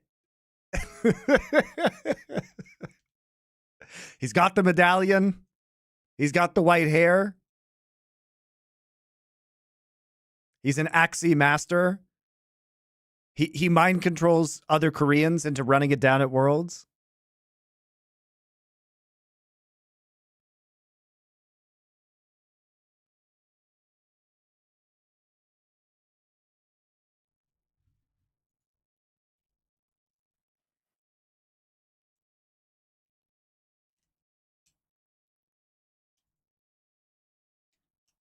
Why would you uncover the secret? Why? There's nothing illegal about being a Witcher. Is there? You're just shunned by society for being a mutant. But they still need the Witchers to kill the monsters. Like, Korea still needs the Witchers to take out the Chinese teams, man.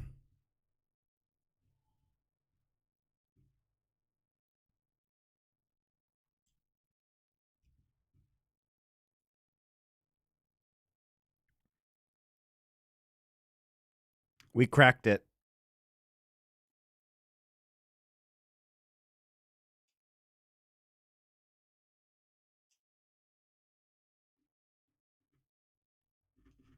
The Chinese are the monsters. I mean, in this analogy, I'm not saying Chinese people are monsters. They are just, in our Witcher analogy, the equivalent of the monsters that Witcher owner must defeat. Like world-beatingly good. You know, it was.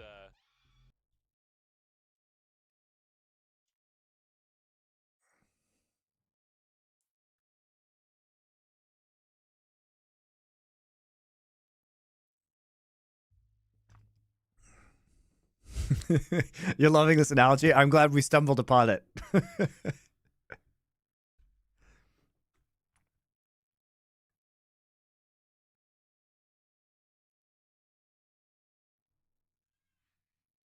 my my favorite lore is still Croco being crockled, hiding in the jungle, watching his team get fucked. Dude, that's his thing. He loves it.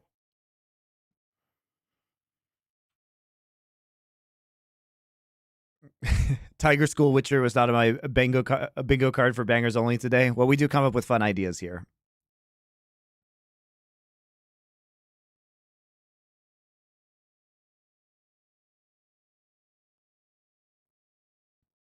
We're not watching Fox versus Nongshim, guys. I have my limits.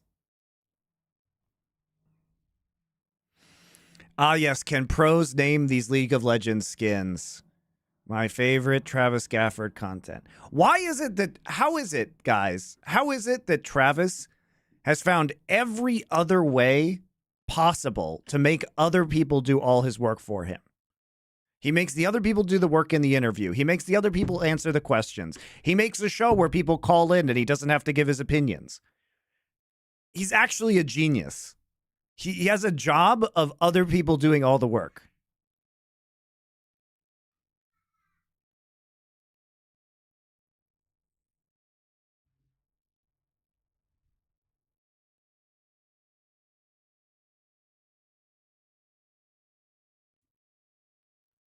Am I mad? Yeah, kind of. I'm kind of jealous. Ferret, thank you for your Twitch Prime sub.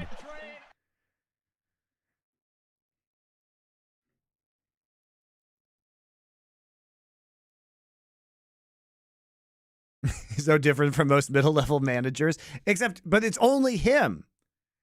That's the thing. He doesn't even have people to manage.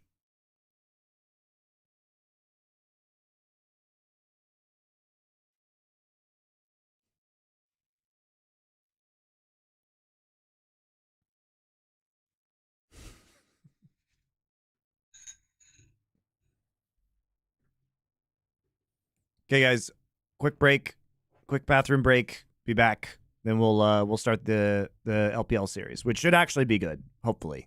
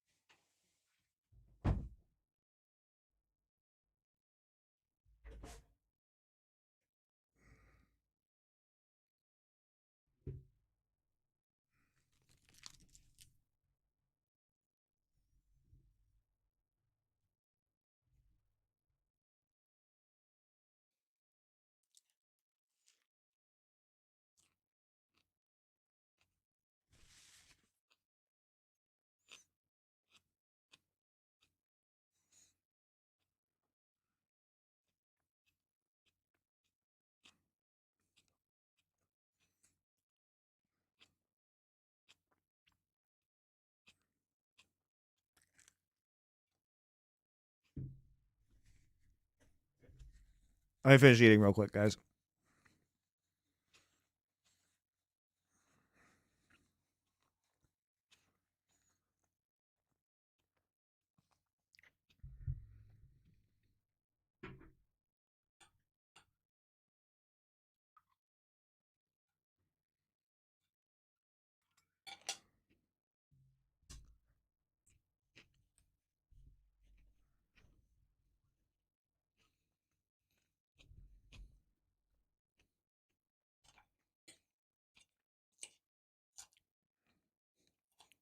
Travis has no sponsors right now. Well, I mean,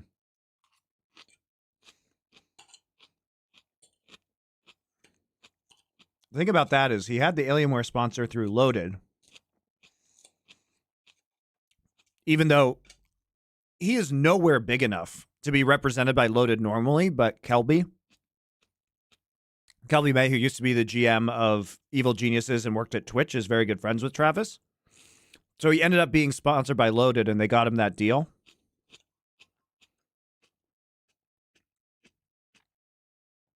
So, I mean, it's kind of telling that there weren't really that many other sponsors involved with him, though. You know, by itself, his content isn't large enough to justify major brand expenses. You know, at LFN, you know, sometimes it takes us selling all of our shows combined, you know, to get big brand deals done.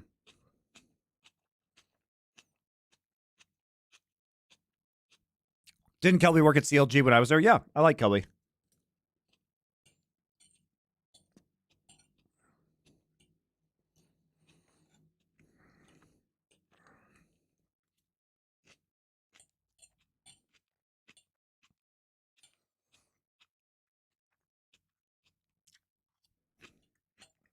But I think it's hard because Hotline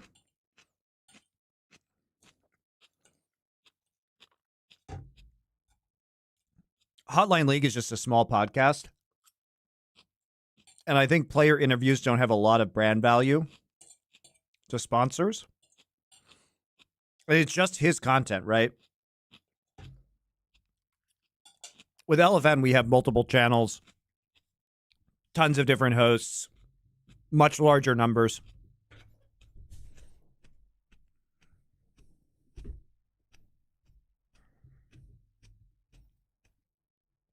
And also, I think that signing with Loaded was probably a mistake for him because even though it got him the Alienware deal and some other deals that were kind of tacked on, you're always going to be such a minor client compared to, you know, like Ninja back in the day was with them. You know, why,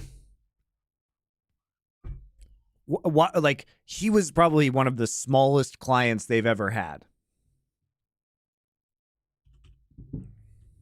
Like, their current client list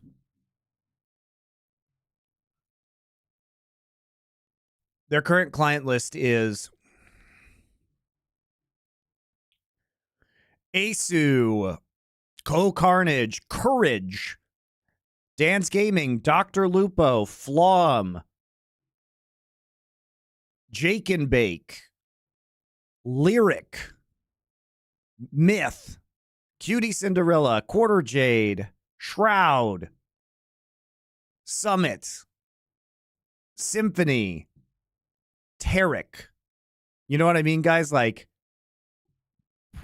he would have been so far down the priority list for them that I think when they were making big deals with, like, whatever, like Chipotle or Grubhub or Alienware or whatever else he had, they were just like, he was just thrown on.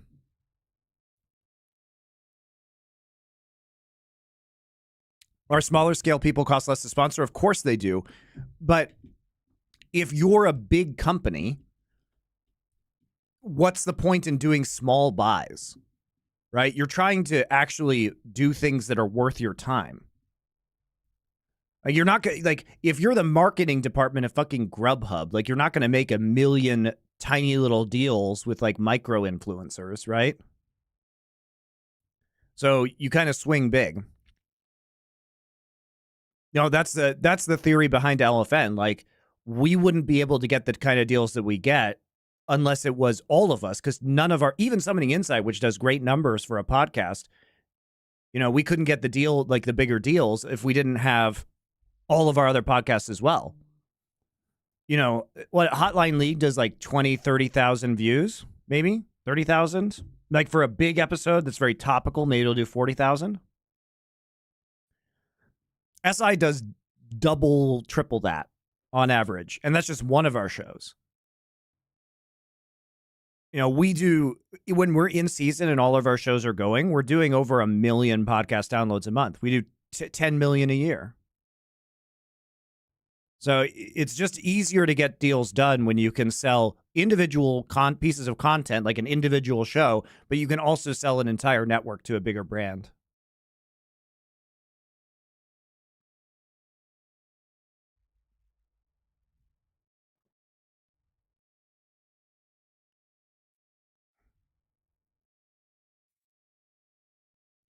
Is this a business stream now? Look, I just answer questions you guys have. We're gonna watch games now.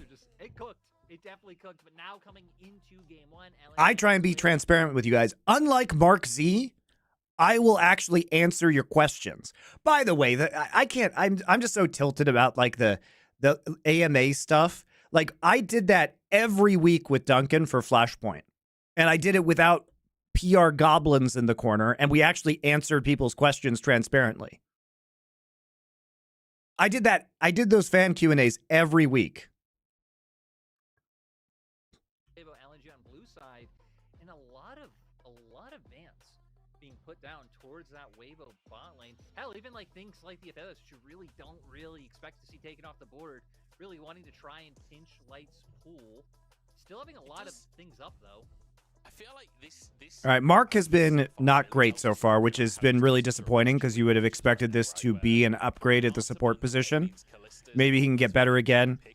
You know, Weiwei doesn't have that same synergy with Scout, so there have been some early stumbles here, I think, for LNG. kind of denying the Xayah Rakan late game, and now we're looking towards like Aphelios, another late game AD carry, Talia, something that's going to do very, very well later on. The Xiao, who already leans towards a lot. Like, Any idea when the Four Horsemen will be? It will be in 6 hours. Scaling and drafting around, denying great team fight compositions with the center taken off as well. I was gonna say it would make me wonder: do you go towards the Varus or the Ashe? Usually they're paired together. I wonder if Weibo will Welcome, AC Madsen. try and pair that with something else. We do these VOD reviews 6 days a week Other things now. that jump out to me is obviously the Nico being open. If the Talia is going to be banned and you want something else that can give a lot of agency. When do we get the then- PR Goblin emote? But then there's also the argument Those of people are taking away the Azir. actual evil, I by the way. definitely think Scout last year in so many crazy moments on the Azir. Oh my God, we actually get it. Okay. Light bringing out the Draven. All right, it's something we Imagine being such a hollow shell of a human that you dedicate your entire existence to making a company that's basically owned by the Chinese government and is partnering with the Saudis look good. Imagine what kind of soul you would have to have. That could go down for Chris to set up for this Draven. Yeah, and I especially love the fact that it's coming from Light because you know he comes from Snake, and Snake is Crystal as their AD carry, who I still think of as like one of the OG Draven players. So we know we're gonna get a lot of fighting, or at least potential for fighting to come through. The Ashe lock-in would definitely make a lot of sense. You're gonna have to be very careful about the all-in kill threat that would come from Weibo's spawn side. It's gonna make it even more important for junglers to be able to keep up and play around this lane. You know, when going up against things like Varus Ashe, Varus either Ashe first taken time, super and early. the jungle never comes, or as Weibo, it could be like when we'd ultra. Huh. Poppy Pick a little curious. I guess trying to deny some rel engage option. 0 and 12 in the league so far. It's crazy to me that you would...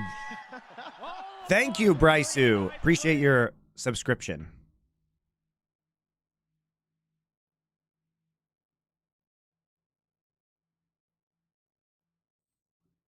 How is that not sub to one of my goats? Oh, thank you, Bryce. That's very nice of you.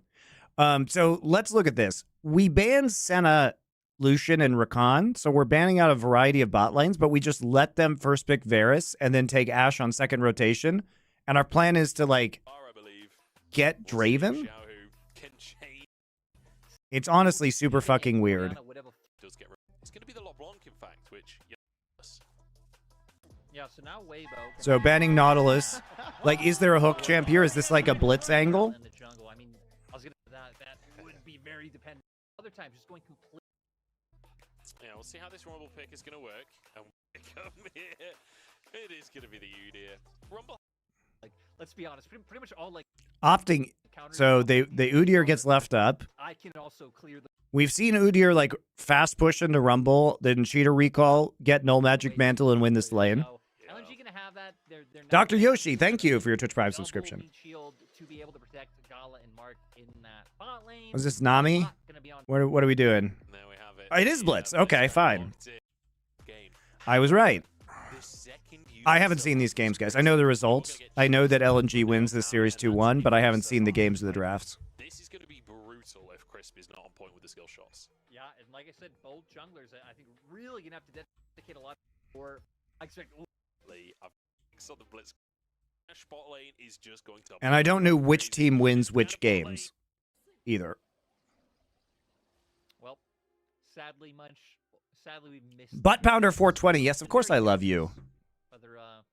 Whether we get in. You're my favorite LFN subscriber. The Weibo Gios were on point though. You're no Poop Feast 420, but I would Butt assume Pounder LNG 420 pretty will be good. As well. It's their arena. Oh boy, we're on a ward and we're walking right into. Oh my god. Zika gonna be the first one in. He's already one shot. Not even Udyr could survive that. I don't know if Crisp used his hook already. I assume he did, just to keep Zika. Why did ZDZ use Ghost? Zika gonna be the first one in. He's already one shot. Not even Udyr could survive that. I don't know if Crisp used his hook. Why would you use Ghost? I assume he did, just to keep Zika in. There we go. First blood, and it goes on to Light. Yeah, Light now. We can see right there, 492 gold in his pocket. Nice. Always nice to start with Doran's Blade and a longsword. Power. There's going to be Ignite, at least for these first, few minutes of the 2v2. So I guess, if we could try and paint a silver lining in some way, like, all right, I guess you don't have to worry about that from the all-in options, but. I mean, the cooldown's already a quarter gone as well. Yeah. It doesn't feel like that much of a silver lining. Gala and Mark, at least off of the reset from Light, will be able to gain control of the lane to start with. Did you, by the way, guys, I don't know if anybody's mentioned this, but did you like Riot's cynical pandering to China by releasing Smolder right before Lunar New Year of Year of the Dragon? Come on, man. Remove any pressure that Weibo potentially had to get back in. I'm also curious to see what build goes. Like, a lot of Dravens still do go things like Essence Reaver first and going to crit. Obviously, you have like the Ghost Blade variant and just going closer towards lethality, getting opportunity, which is also really nice. Let him just keep running people down as Draven. So getting to see what Light opts into. Meanwhile, guys, Riot Games, American company, totally not controlled by China. Coincidentally, releases Dragon Skin, the patch before Lunar New Year and the Year of the Dragon. Because Wei and Zika are going to get so tanky later on, whether if you go fully lethal, for Snowball. Totally independent, though. Totally independent of China. We're in trouble in the bottom lane here. Crisp and It's not bad. It's just right now. That's a huge. It's not bad, guys. It's just like kind of groan-inducing, Wave that's crashing. Wei is behind them. Now Light level 2. I'll make him slightly safer. The Hail of Blades is enough to dissuade the aggression, but that felt real dicey for a second.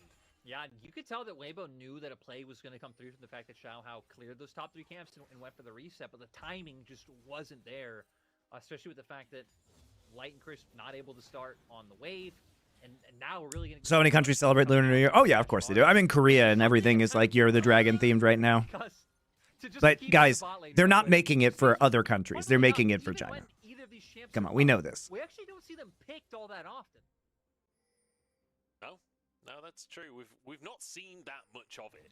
We've just seen a lot of bans of it. I feel like a lot of teams are just kind of scared of the idea of it as opposed to... I mean, it must have been played a lot in scrims, right? This must be a scrim terror duo. But there's a lot of games where it's just like there's been, I guess, not a lot of games, but there have been memorable games where like this pair have just gone through draft. I guess kind of like games how Rumble just goes. They only released him with one skin. Let me guess. Let me guess. Did they release him with a Chinese New Year themed skin? Let me guess. What you're saying in just a different light of even Is that what they did? I don't even know what his skin is. We haven't really gotten to play it, so are we going to play it on stage versus whatever these other options are that we've spent a lot of time on? And a lot of times the answer could be no. Heaven Scale? That sounds like it's Chinese New Year, Chinese themed. I feel like Yep, of course they did. The game is played right now with the fact that every single level 3. Of course they did. Down in the bottom lane. We should start calling it the Bot-tagon. You know, like the Octagon from MMA, except it's bot lane. Like 3v3 scrap brawl every single game, and then we just go back to kind of chilling for the rest of it. So guys, tell me more about how Smolder is made for all Asian countries when his only skin on release is Chinese themed. Teams having a 3v3 standoff somewhere between like 2.5 and 4 minutes. I guess the question is, tell me more. Try to, like, Did they do it for Korean Lunar New Year? They do it for Vietnamese Lunar New Year? No, oh, they didn't? Okay. I tell you what, it's the weigh-in, you know?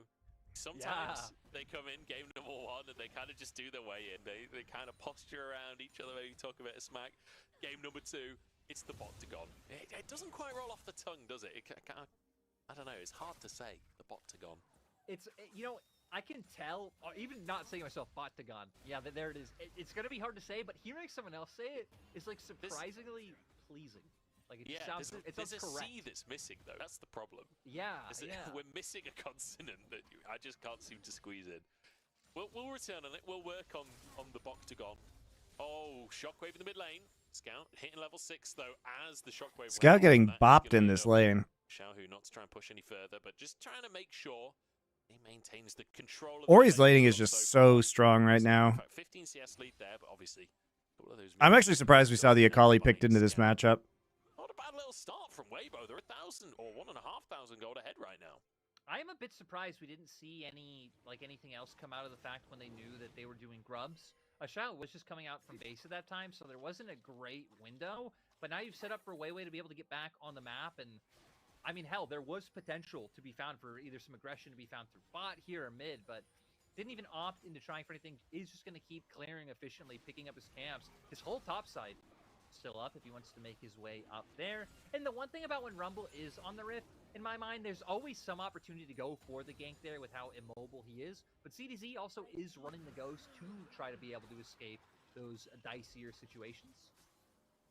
I feel like the presence of Udi at top lane has increased the amount of Ghost we see top lane dramatically. Yeah. Like, Weiwei only level 5. How many Rumbles have you seen run Ghost until this year? Very, very few. But Udyr changes all of that. You got to be able to space because Flash will not get you away. No, I agree. And it's kind of funny how, like, then having the Ghost, having the bit of the shorter cooldown versus Flash. What about West Asians?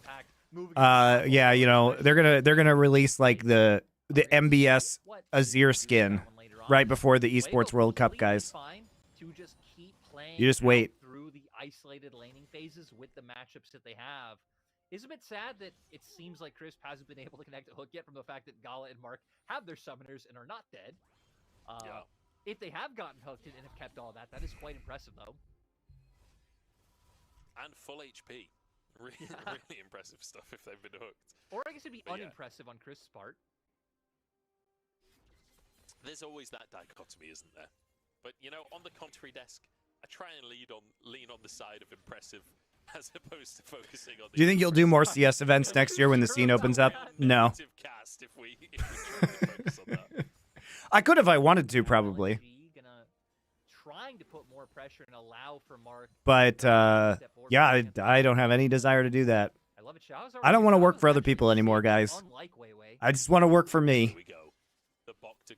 I'm tired of helping everyone else build things that I don't own. And I'm tired of other talent building things that they don't own. So I'm going to build something that the talent that I work with own and that I own. And that's what I'm going to do. Is it fine for LNG, though? Gala, I think, realizes that Chris might know something. Goes into the next brush. Yeah, I'd go under the tower, mate. They actually don't get to go for their reset. No, not going to be able to go for it. And look at the minimap. Shahao still staying in the area. Probably going to... What if I host a CS event? Sure, fine. Stay here or just making sure they can get this wave pushed in themselves. And funnily enough, once again, not a whole lot. Like, working for other people in esports is just a road to nowhere, guys. Just a road to nowhere. No job security. You never own anything. Just bullshit. So I'd rather just do my own thing at this point. It's been a tough couple of years, but this year is going to be good. This year's looking a lot better. LFN just popping off now.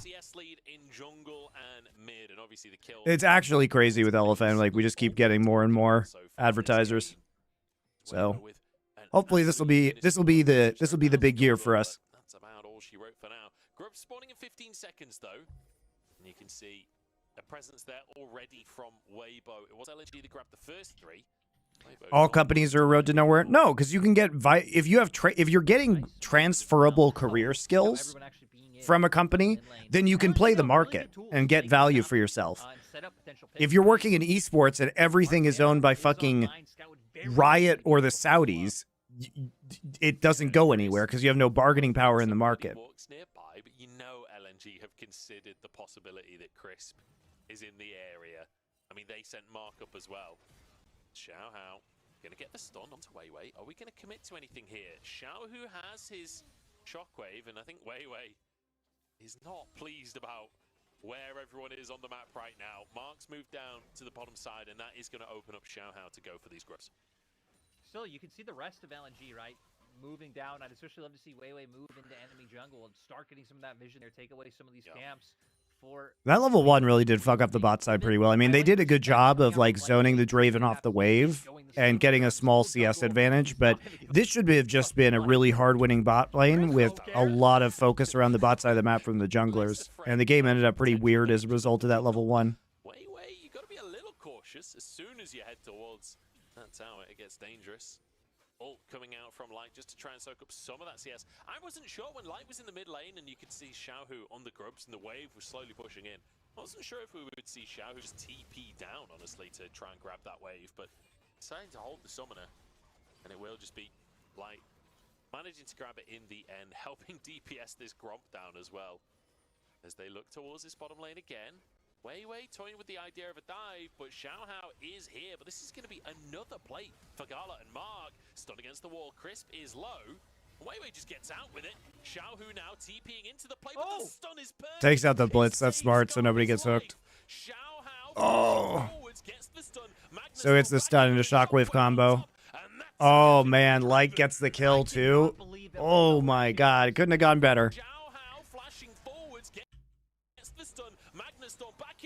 Casual 548 cash in. I cannot believe that Weibo were actually able to pick something up there. It looked like they were so panicked. Like, guys, we are, past 10 minutes. Xiaohao is the jungler. Xiaohu is the mid.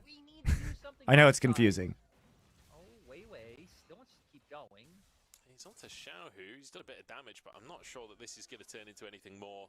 It's just going to be Scout getting more damage on the tower. Yeah, Blitz flashed, Rel flashed, Draven flashed, but 2 of them have Hex Flash, so it's not quite so bad. Both Rel and Blitz have Hex Flash. Down in gold, but Light now, with those 2 kills, Essence Reaver online is a big reason that this is panned out the way it has. Now LNG going to try and get away with taking this Drake.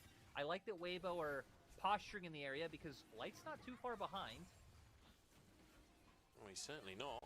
And with a Blitzcrank, there's always potential to make some kind of play. Even if you just hook the Poppy away from the Dragon and go for a smite yourselves. Here we go. Ult goes in from Light. It's not going to find the Dragon, though. Weiwei grabs it, so that's 1 apiece to start us off. Yeah, the big really need to do something. Great ult from the Ashe. Weiwei as well. Just, I don't know if you really needed to. They did about as good of a job as you could have asked peeling for Gala here. Poppy ult, volley over the wall. He almost got out. You still had that online. Yeah. And Weiwei, like, good positioning from him at the start of the play, where Crisp flashes over the wall, Weiwei just body blocks, makes sure that hook can't connect to Gala. Yeah. Like, really great supportive play from Weiwei and from Mark. And like you said initially, like, I'm kind of amazed that they still managed to find the kill there. So many summoner spells committed from Weibo to get that kill. But it's so important when you've got a Draven to find those cash-ins. And so far, that's 2 cash-ins already. Obviously, the first one pre-stacks. think that kill was like 550 gold or something along those lines. Yeah, it looked like it was something around there. And yet, you're right. If that didn't happen, I honestly kind of would have been just mauling, honestly. Like, there you are in a bot lane 2v2. You are now down with only 2 plates left. Like, if that tower would have just got outright taken for free without Xiaohao and Crisp, or, if he had obviously hooked earlier, maybe they would have. ZDZ doesn't know he's been spotted. This is bad news for Rumble, but look at the damage he's doing to Weiwei. Equalizer still available, but he silenced himself early on, burning through them. ZDZ does. So, using Mountain Rift terrain for Poppy, always fun. Has this option for the wall bang. Could have walked around and gotten it that way too, but then you bang him into the brush. But they get the ward, pink ward down anyway and use the TP. TP not really necessary here. There's nothing really to get in the map. They just kind of trade it. Not a necessary TP from Scout at all. Do I ever find myself judging casters? Of course. I've been casting for 20 years, guys. 20 years. They could expect that the Ashe and Poppy are heading their way, so it doesn't seem like they're going to go for anything too cost-heavy right now, but the option will always be there. Yeah, not the opportunity right now, but perhaps the blue buff instead. Oh, just about gets it. Weiwei very close to answering there. Xiaohao does grab the buff there. I expect Xiaohao to probably go for a reset before we see. What did I cast before League? Started in Warcraft 3 in 2004. Warcraft 3, Rise of Nations, Rise of Legends, Company of Heroes. Then I started casting League. Then I was casting StarCraft 2. Then I was casting Vainglory. Then I was... What else have I casted? Overwatch, obviously. Then I was hosting in Counter-Strike. Did a hosting gig in Rainbow Six as well. From Xiaohao, right? Hovering over the wall, hoping the overstep comes through. But it will just lead to Weibo finding some nice vision control. With the fact that Dragon's still not up, not too many plays. Ooh. There. That was close, though. That was almost a play. That was real close, and that would have been a kill, I think, ZDZ. If he'd been, that would have been like a 5-second stun, so he would have been in all kinds of trouble. Does have his equalizer available and protects that control ward. Scout forced away from the bottom side, and ZDZ now essentially on a flank as Crisp is looking to stop Scout escaping. Scout's in big trouble. That's his ultimate. Yep, DJ Vainglory casting Vainglory. It was funny when that happened. Did 3 seasons of it with OGN. I was casting with Valdez. It was really fun. I like that a lot. Also, shout out to Super Evil Megacorp. Even though in spite of their name, they were literally one of the best game developers I've ever worked for. Really good developer. In terms of like treating you like a fucking human being.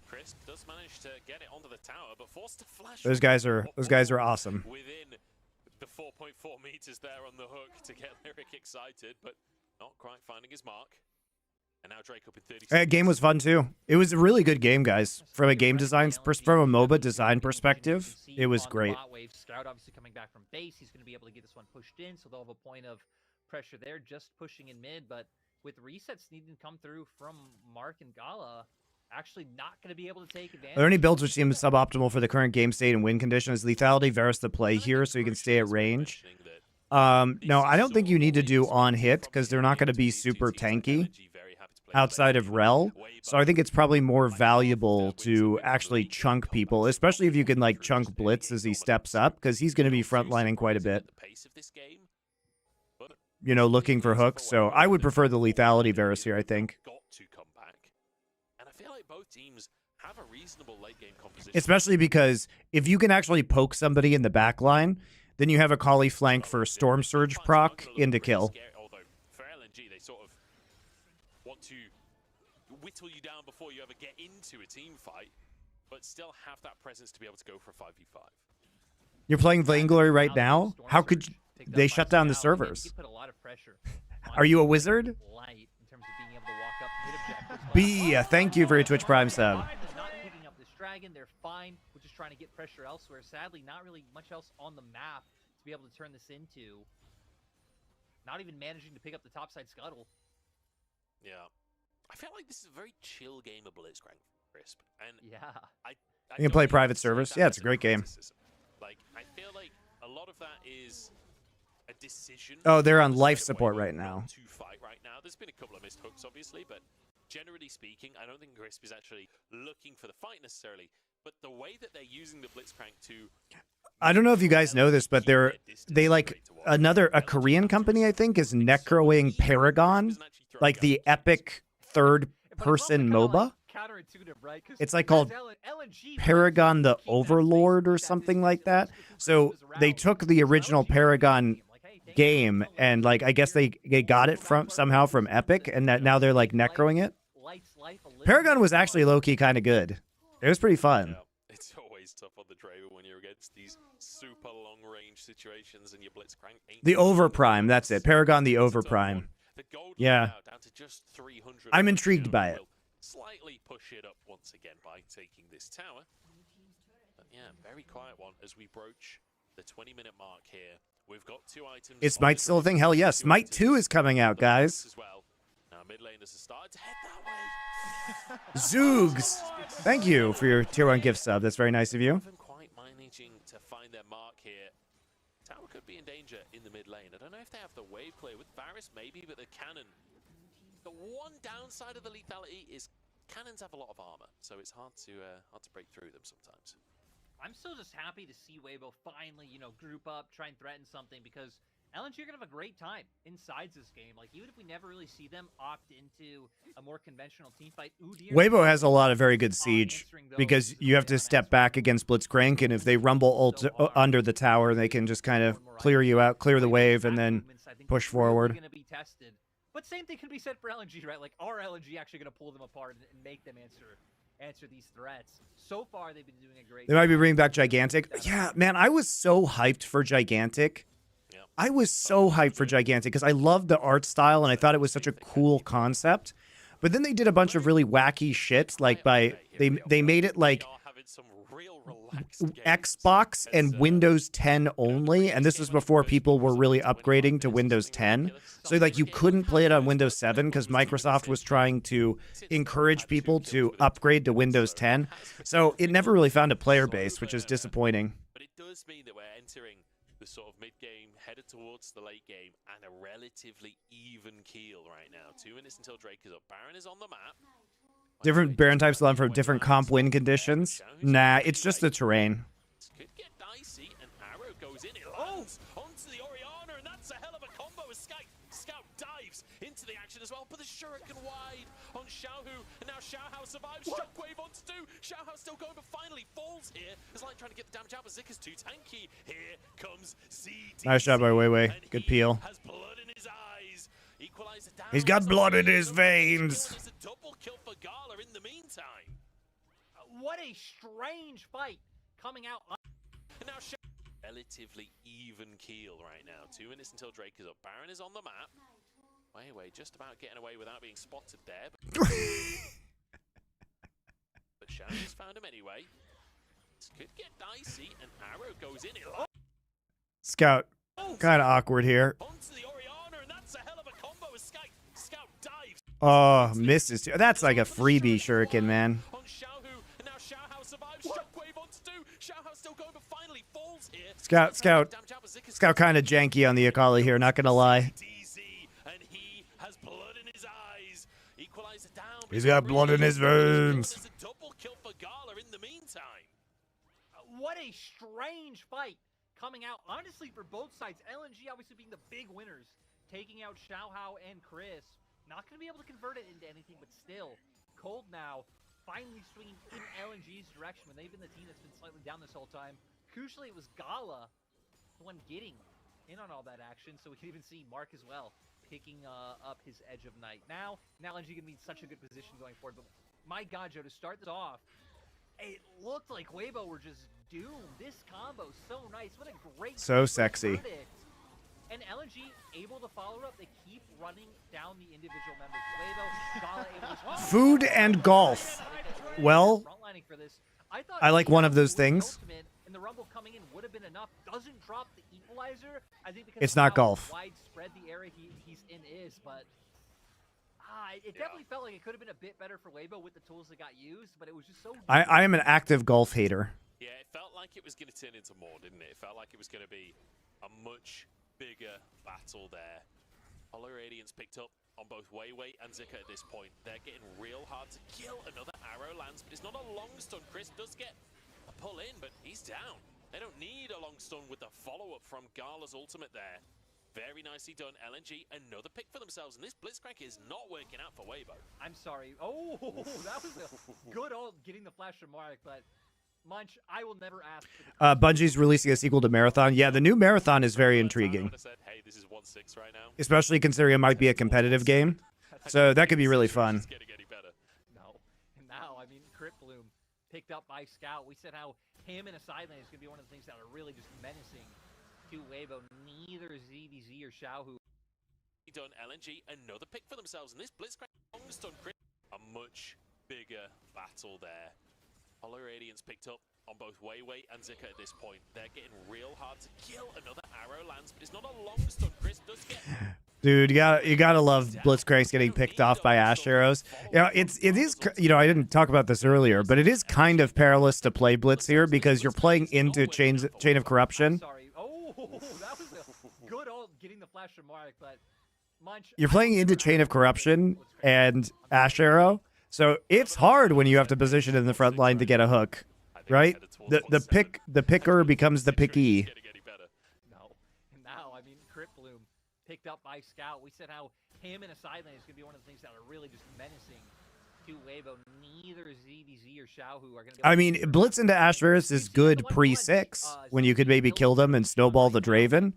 But in a game where you're behind in gold, oh, buddy. You can also just get Poppy ulted out of the front line, too.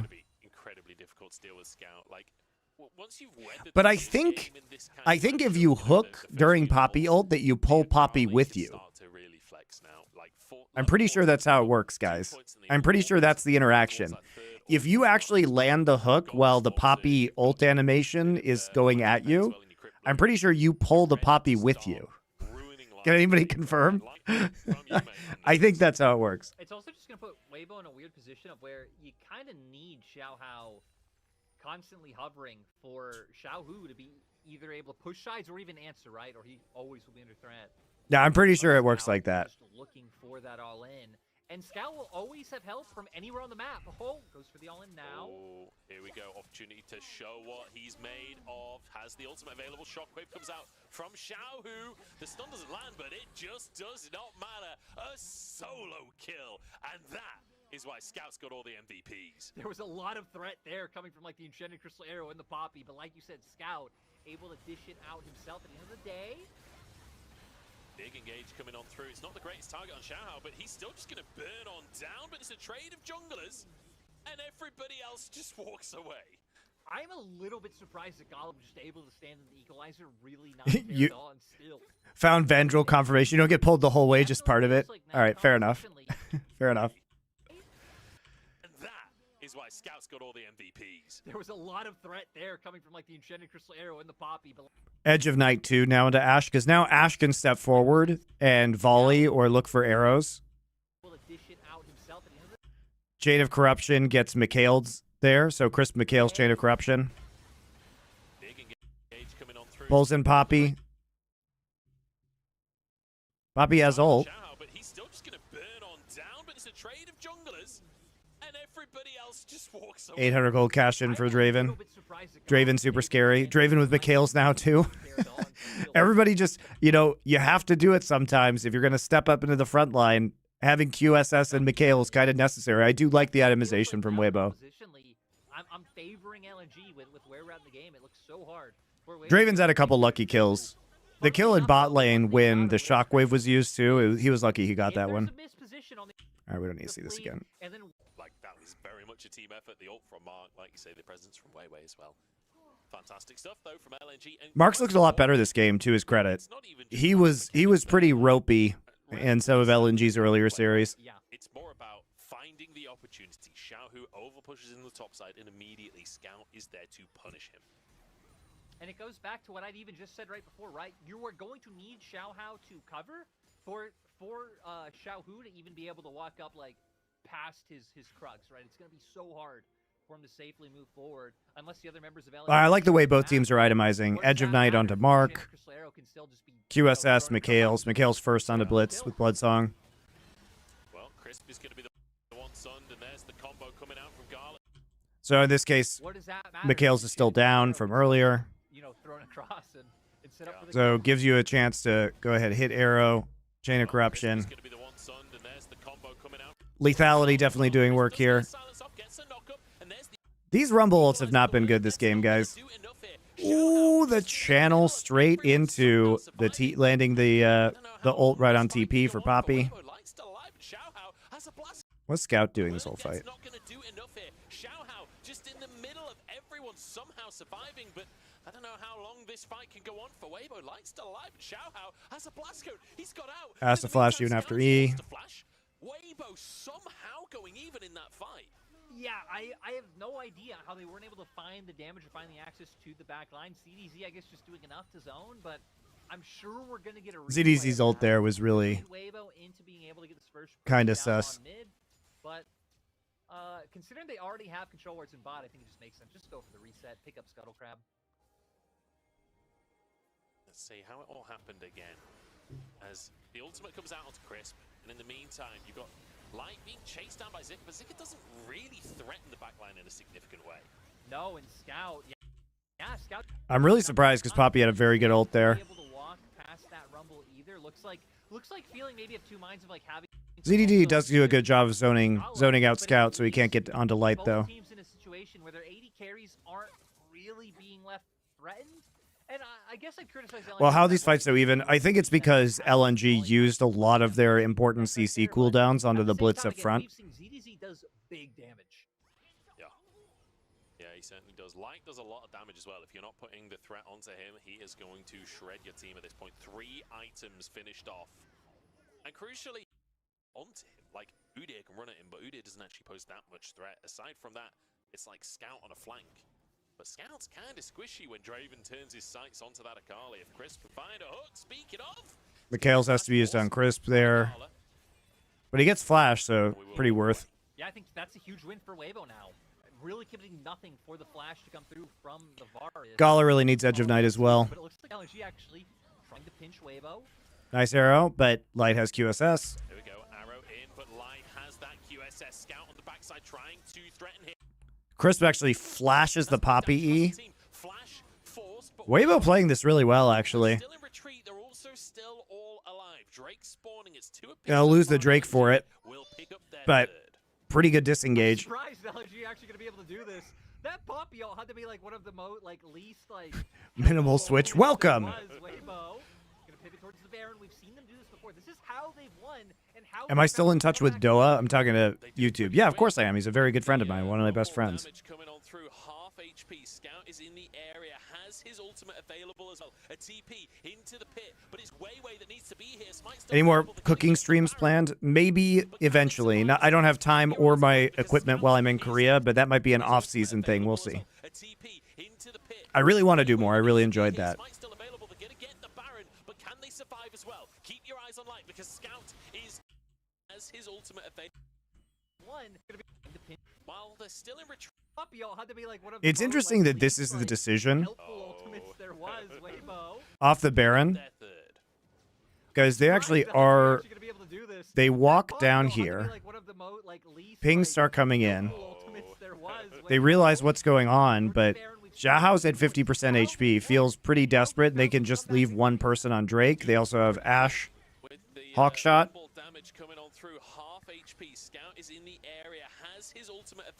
TP in from bot lane for Udyr. So they get it, but the price is going to be pretty severe, right? What? Oh my god, I can't believe Scout dies here, gives another cash in.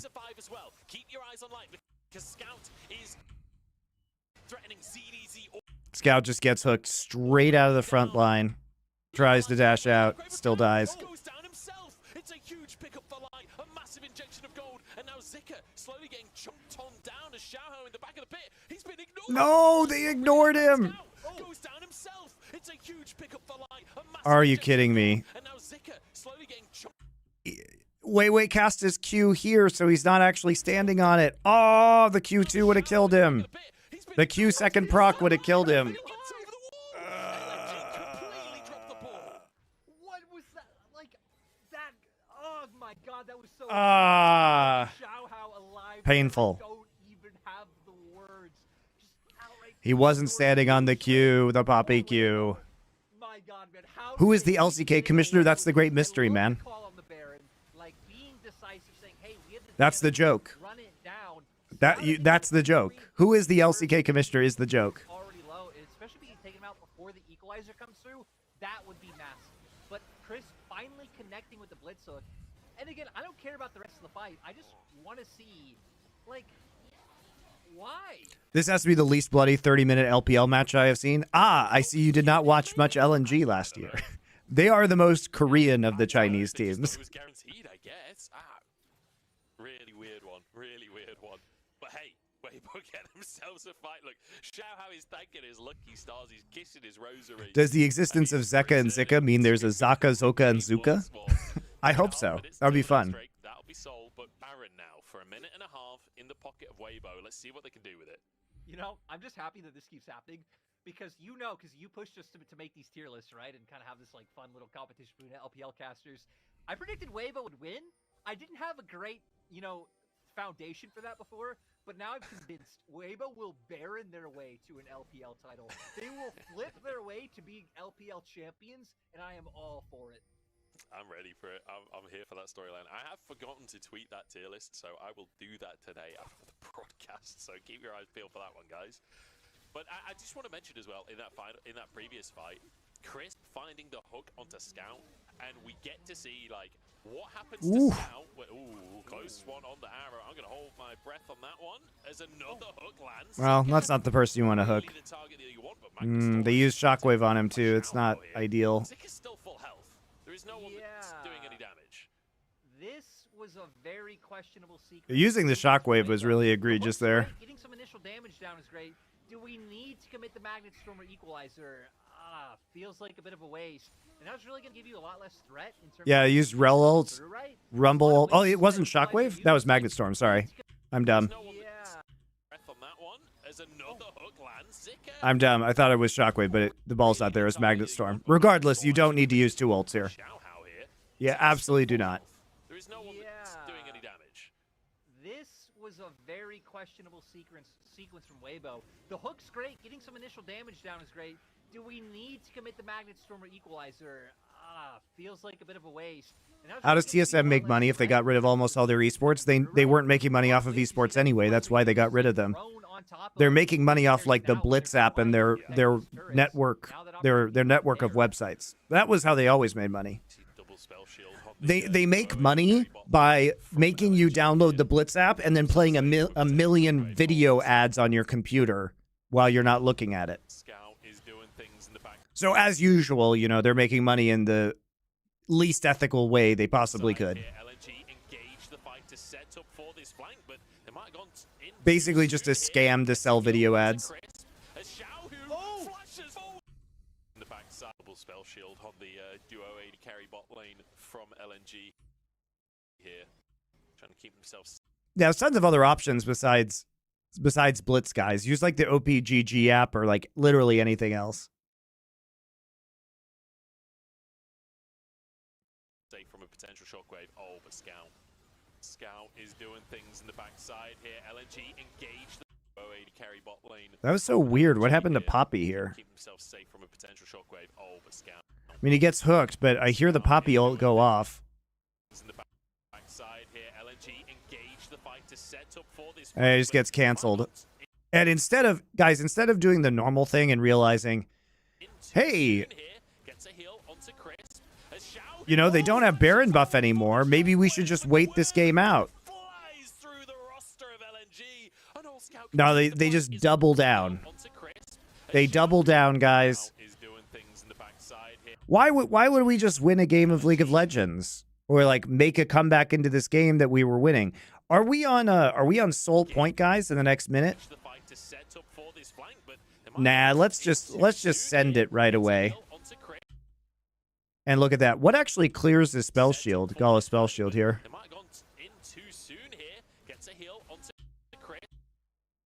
I guess just the Q from Oriana. Huge play by Xiaohu though. Huge play. And all Scout can do with the flank is clear a minion wave. It's disaster again. This is why 9 years in the LPL, right? He's herding him. He's corralling him into a corner. Scout should get away with this one. Does manage to make it out alive. Yeah, he's gonna have enough mobility to escape at the end of the day. On the bottom side of the map, though, Light and Xiaohu still pushing this one forward. All right, Lyric, I want you to pretend that didn't happen and talk to me about the 9 years in LPL. Get me hype. No. We don't care about the 9 years right now. Scout's going down. Scout. Does manage to make this. Why are we doing any of this? Why are we doing any of this? LNG, and all Scout can do with the flank He's is cutting the clear a wave, minion using wave. all his It's abilities on a cannon disaster minion. again. This is why 9 years in the LPL, right? He's herding him. He's corralling him into a corner. Scout should get away with this one. Does manage to make it. Scout out us flash. alive. Yeah, he's gonna have enough mobility to escape at the end of the day. On the bottom side. What is he doing? Light and What is he? Xiaohu Just still leave. Look, he could have just walked away. pushing this one forward. Does manage to make it out alive. To be fair, he has no idea who is over here because there's no On the vision. bottom side of the map, though, Light and Xiaohu. But I feel like walking into the minion wave and showing yourself is definitely not the move here. Because you still have flash to escape too. No. We don't care about the 9 years right now. Scout's going down. Ah, now you've been like mini diva scattered in the last minute of the Drake spawn. This late game has once again come up trumps for them. Yeah. Cutting the wave was a good move. Play coming through with Weibo. What was not a good move is Baron expires right here. Just let the Poppy die. LNG first. LNG, like you said, Just walk away. Just walk away. Just walk away. Play for Mountain Soul. not too early. And Xiaohu with the play. Flash Q clears spell shield from Gala. Very nice play by Xiaohu. And it's just great to see, like you said, not only in the league for so long, like still an absolute stud on the Rift as well. Oh God, he's gonna revive 2 seconds after Soul Spawn, or before rather. Before the shockwave, so if he hits the Q, he's still gonna get you massive damage coming out. And Xiaohu on the cusp of breaking all of the statistics right now. Oriana is 0. It's well played by Weibo, right? They saw these opportunities. They saw the Baron chance. Saw the opportunity to get the kill. Delayed the death of Scout long enough that now they're on Soul Point 2. Xiaohu gonna give Oriana a win. Weibo really clawing their way back into this one. If they're able to bring this one home. Both teams are in Soul Point, though. We definitely aren't counting LNG out just yet. I mean, like we said, right, with the Akali, there's still a ton of threat there. Sadly, just has been these like little coordination issues. I guess last time it was also just getting outright caught out by the hook by Chris, but yeah, a lot of these small things are really what's biting LNG. Overall, like their plans and their ideas, again, they've been pushing ways with the hooks, like he'd not really to their third Drake, like. I just don't know how Weibo do it. Like, it actually is crazy, you know. And okay, so The I feel coffee's like kicked in. That's what happened. we can predict how game 2 will go if Weibo win. If Weibo win, they will, I guess not stomp, but convincingly win game 2. That's how every Weibo series has gone so far. If Weibo lose, we are in uncharted territory. We have no idea what's going to happen. Uncharted territory is my favorite kind of territory, I have to say. But it is feeling like Weibo could be in with a chance here of getting themselves their 5th game win in a row up against LNG. But LNG certainly not out of the running just yet. The one thing I will say, this lethality Varus, it will start to fall off at this point. Oh, this will be on YouTube. Yeah, it'll be on the Bangers Only YouTube channel, or it'll be saved as a live VOD on my main YouTube channel. So if you go to !VODs in chat, there'll be a link to Bangers Only. Just subscribe there. Everything goes on there. Every game I do goes on there. All right, let's take a look at this setup. So he does get the Scout, gets the recall off, does have a good flank ward location. They Ash Arrow Crisp. Does Crisp have Mikhail's? Okay, he just chooses not to use it, I guess. Yeah, he'll be able to stay up, like, past that poke. We do have a flank ward for Scout. He's going for the recall. So we're going to keep our eyes on the Akali. Chooses not to use it. Chain of Corruption goes down onto Rel instead. Don't know if it's Recall. Did he use Mikhail's there? ult in onto Chris. I don't know if it's enough and pull back. Keep rise on the Akali. It's interesting because Chain of Corruption hits. It spreads over. I'm surprised he didn't use Don't know if it's enough. cleanse it off of Xiaohao because now he uses it on himself. Right? Uses the Mikhail's.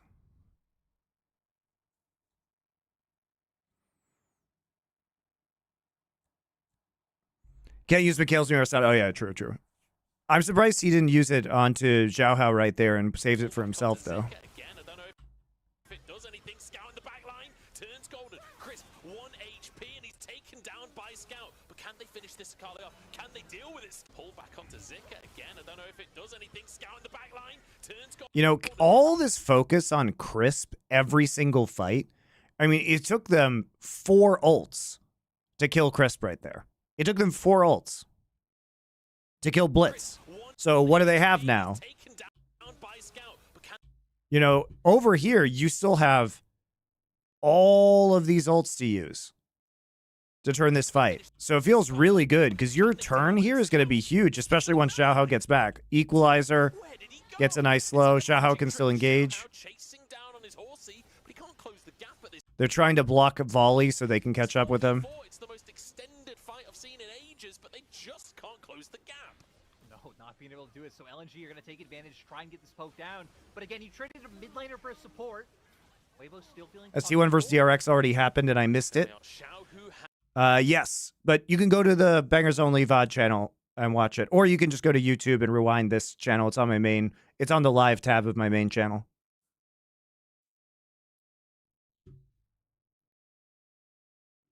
You're welcome for the decade of content. Thanks for watching, guys. Means a lot. It's fun to hear all these nice comments from you for me. But it's a sombrero from Xiaohu, and that is going to dissuade Asher already back up, of course. Already back up, of course. Did esports ever make money? Sure, it did. The GSL days on Glum TV when they had subscribers made them a bunch of money. Go, more aggressive there, considering that he does have his flash and ult up, but not willing to take the Varus poke. Makes sense. We're gonna go all the way back here again, trying to set up with Enchanted Crystal Arrow. They're bringing Scout in on the flank and hoping to buy time for that. I'm most curious about how Xiaohao is able to buy. Oh, Xiao just gets yeeted out by Wave. I was wondering where he was this whole time. Scout does find the pick on Blitzcrank, but sadly, it's so useless though to try and kill this Blitz. This Blitz is just a total bait. Right back into the Baron dance. Okay, here we go. 5v5. Zika moving forward to try and get space for his All ults up for Weibo. team. Weibo Same for LNG. to maintain their position as they move 1 to minute the until lane, Soul for both fight teams. that wave priority, but it's going to be neither team really with priority. It's just going to be the waves cleared away in that mid lane. But Weibo with control of the river for now. Xiaohao just has not been able to connect with that stun to find any targets to engage on. Going to try and play around the vision denial right now. If they walk too far forward, you can always drop an equalizer set up with a magnet storm following the flash. Here we go, Xiaohao. Again, looking for these angles, but not quite able to close the gap. And I feel like that I've said that sentence a few times here, where this LNG composition is very good at kiting Weibo, who need to kind of just run forwards. Like the Rel engage really is just sort of running at the enemy unless you find some kind of flank. I gotta give Break up in kudos. 30 seconds. I gotta give kudos. Weibo to really Blitzcrank. doing a good job of Really muscling everybody out of mid lane here. Compositions that needed to poke, needed to outrange, really needed to keep that distance. Right, we can think of a lot of the quirky games we've seen so far in LPL, which I feel like haven't been that inspiring. LNG have probably been the most disciplined team at like respecting what they need to do. Problem is, now this is going to be the fight for Soul. It's going to be really hard to avoid getting up close and personal with Weibo. Scout in the brush. There aren't 3 control wards in this one. But he'll be spotted by ZDZ. The spell shield keeps ZDZ safe from the shuriken flip. Buying space for his team here. ZDZ is not afraid of Scout at this point. He's quite happy to push in towards the enemy mid laner. Xiaohao hitting away at this Drake. 6,000. Gotta love the 50-50 Drake. Oh, he gets him out? It's free? Oh my god, Way the hero. Soul for the side of LNG, and they're getting themselves 1-for-1 in the kills as well. Just get out. LNG just needs to walk away. Just killing the blitz every time. Is the only person who ever dies on Weibo. Yeah, and I mean, you can't go into those types of 50-50s when you are against the Poppy. So now, they're just going to be so tanky. It's going to be so hard. Yeah, at one point, OGN, and by the way, this was like 2014, 2013, 2014. OGN had 25,000 Twitch subs for high quality VODs and HD. So, and that was for the English broadcast. And guys, I promise you, it did not cost that much money to make the English language broadcast. It was like paying me and Doa when we also did StarCraft, and I think I was making like $45,000 a year from OGN in 2013, which was pretty good money for Korea, especially for the start of my career. So I'm not complaining. But and like it was just aiming a camera at us and just a piggyback onto the Korean broadcast. So they were making bank. They were making bank, guys. Bigger fish to fry, okay, Lyric. They probably had like a 350-150 split. So 25,000 subs, they were making like 75K a month just off of the English fans. Zika gonna use his passive there, use the CC immunity, but Crisp doesn't go for the hook in the end. Flash available on that Blitzcrank, so you've got to be a little bit careful on LNG, but I don't know, the spell shields on both Mark and Garland does make it difficult for Crisp to find a target. Pretty much has to pull. The real question is, why don't I have 25,000 Twitch subs now? They do this so fast. That's the real question. Wei is trying to find a way over, but the Baron is already gone. Can they find the fight as well is the question. They're missing Crisp, but honestly, Blitzcrank doesn't really do that much in a team fight.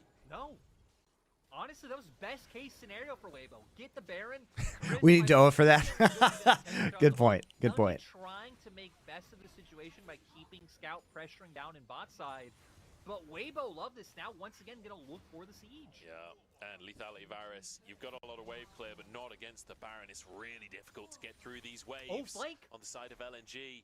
Here we go. Flank from Scout. This needs to be better than last time. Last time, the fight... Because HD is free? All right. Fine. You did this to yourselves.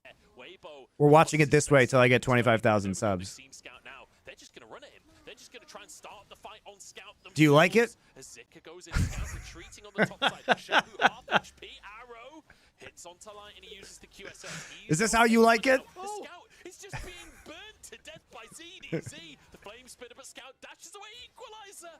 Just a hair away. And ooh, I get 1440. Time Zika has gone down. I don't know how they keep doing it, Lyric, but Weibo were doing it. If ZDZ had thrown that out like a second earlier, I think this would have been game. I gave you guys cool emotes, and you don't even subscribe. What was the point? What was the point? I gave you the raccoons you wanted. Scout doesn't have his ultimate. He doesn't have flash available. I don't know how much he can really offer to a fight here. Oh, it'll be up soon if they can buy a bit of time with this. Okay, it looks like they should be able to. Oh, sadly, Zanya's not up as well. You're right, actually. Thank you, Sharp Show. Raccoons for you. I think they're still in the game. I don't think Weibo can end the game. Yeah, we got tons of new emotes, guys. I added a bunch of new emotes today. Weibo, they want this done and dusted, and they might just have their wish Equalizer's right coming now. up too. Equalizer's about to be up. ZDZ can just drop that one. Should give them free range. Oh, Chris wants an MVP. Disastrous early game from him, but the hooks in the late game have been immaculate. Zika moves it straight away, but the equalizer underneath. Thank you, Carnival Knights. That's all of the waves gone. Mark gets two shot by Light. Wow, LNG was really in control of this game for a while. That Drake for Baron trade bit them in the ass big time. But also, I mean, there was nobody they could kill ever but Crisp. I like the itemization that we saw a lot. You know, I think the combo of having, like, I mean, they just knew who was going to frontline, so having Banshee's Veil, Mercurial Scimitar / QSS, and Mikhail's really made it ideal for them to limit a lot of the engage potential. And every time they had to use like 4 ult cooldowns just to kill Crisp, and then they're playing into massive damage like AoE damage in the front line from Rumble. I'm just saying. Credit to Weibo, man. I am offended you haven't put out those tier list power rankings yet. Gardenalore, thank you for your Twitch or your tier 1 subscription. Even better. What it really does, other than lead you to do these crazy errands that other teams just aren't prepared for whatsoever. It's like, my God, what a game, Chris. Night and day performances in one game. It's like watching an episode of Hot Ones here. I want to see what LNG would be saying in an interview, because this sauce that Weibo are bringing is spicy. Yeah, you got all the new emotes. At the end of the game, Lyric, just banger after banger. What a pleasure to watch. A slow early game, but boy, was it worth waiting for those fights. There'll be more coming soon, guys, too. If you have emote requests, and some of them are a little bit broken. The Patrician one is a little busted right now. We'll figure that out. Monty, would you ever do Warhammer 40K painting streams? First off, I don't play that. Second off, Doa has done amazing Warhammer streams painting, and he has like a visual art degree. You want him to do that, and he has. Sabsef, thank you. Donation through Twitch or sub. Why don't you do sub so you actually get something out of it? You get some emotes and stuff. Probably not, Quinn. I'm saying A Patrician emote? Yes, there is. Plenty of options available for them, though. You could. You've banned out like one half of like every bot lane duo. I like your Veni orgasm emote, Brutus. That one's good. So it was banned by Weibo. The Patrician's emote's a little busted right now, and I think we have to like take away the border and make the head bigger so it's a little easier to see.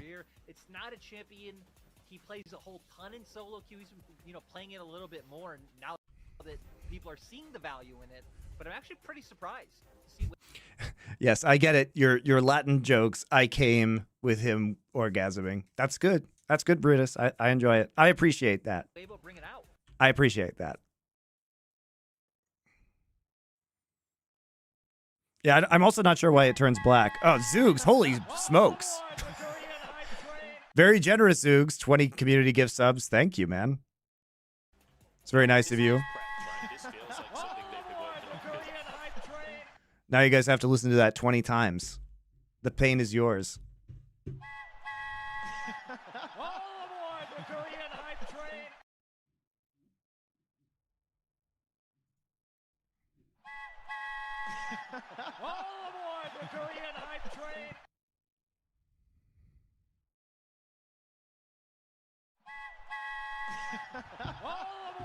Never put us in 420.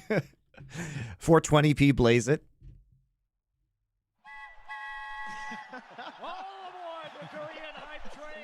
What's the sub sound from? What? What? Pleb this man.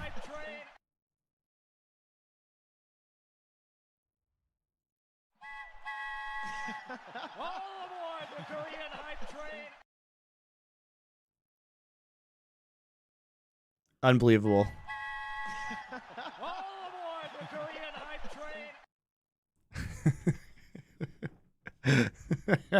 It's okay. It's from a bit I did in 2013.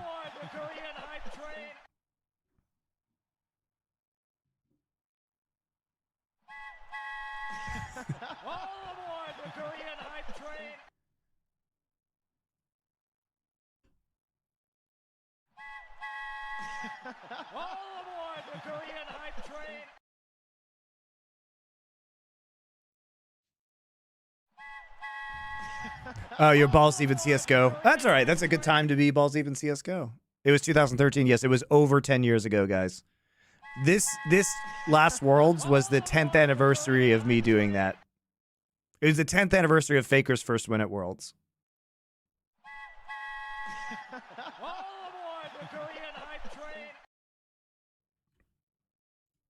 Monty is old. Thank you so much, guys. Yes, I am old. I turned 38 this year, but not till the end of the year, so I got that going for me at least.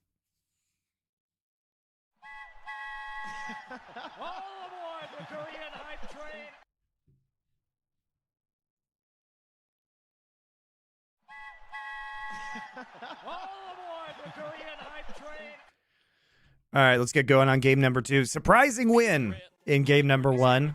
Now the Senna actually gets through.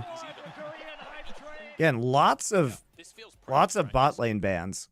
He's been happy to Ashlus and Renata Glask, but we end up leaving up Varus all these games, so Gala just gets Varus again. This is the very first game this split that they have not. Varus Melio into Tom Kench Senna. Okay. But Scout having more A little bit weird in the bot side. So that's going to preclude any kind of Vi pick. So Vi's off the table now. Actually, they're banning Vi on this side because of the Tom Kench. Okay. Because they can't pick it. Maokai out. You have to ban Maokai here because you see AD mid laner, so they probably want to pick that. They instead are going to save jungle for R5.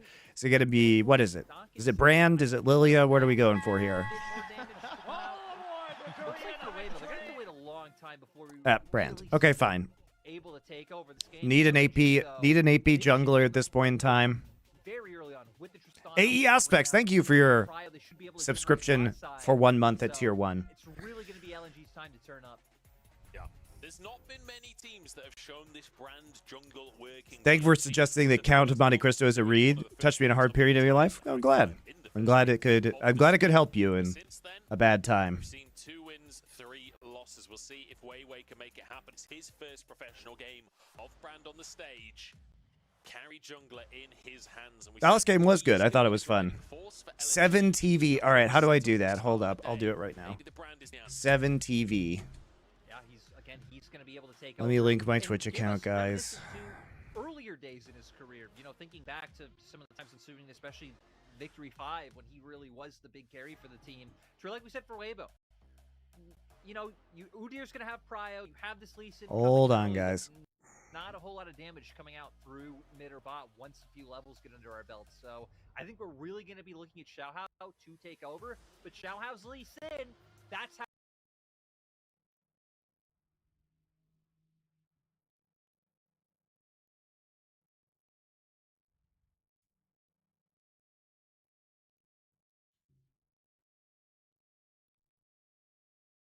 Hold on, guys. I'll do it.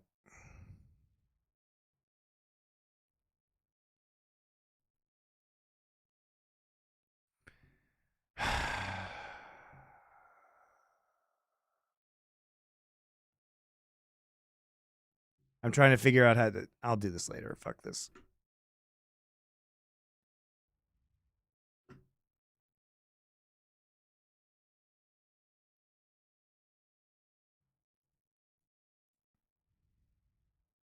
Okay. I'm doing it for you guys. Are you happy?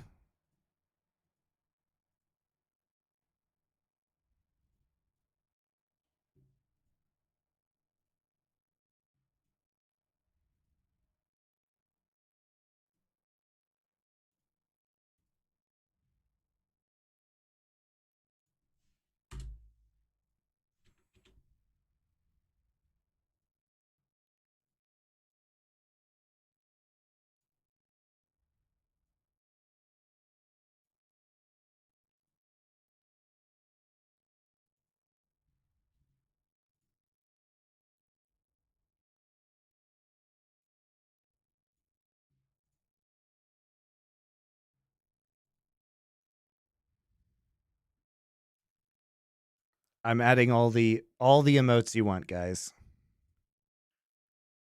They should be good to go soon.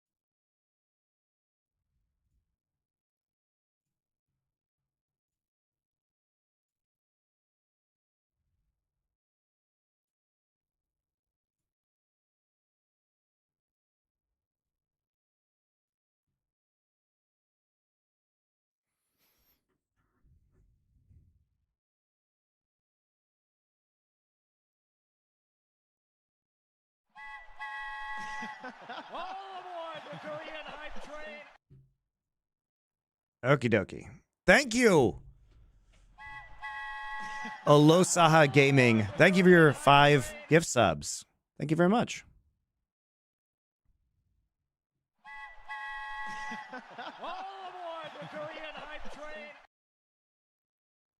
Thank you very much. All right, let's get going in the game. Impact when he came into the league. Known for the pick. And he's up against this brand. Very nice, guys. Really appreciate it. I was already excited about Shao.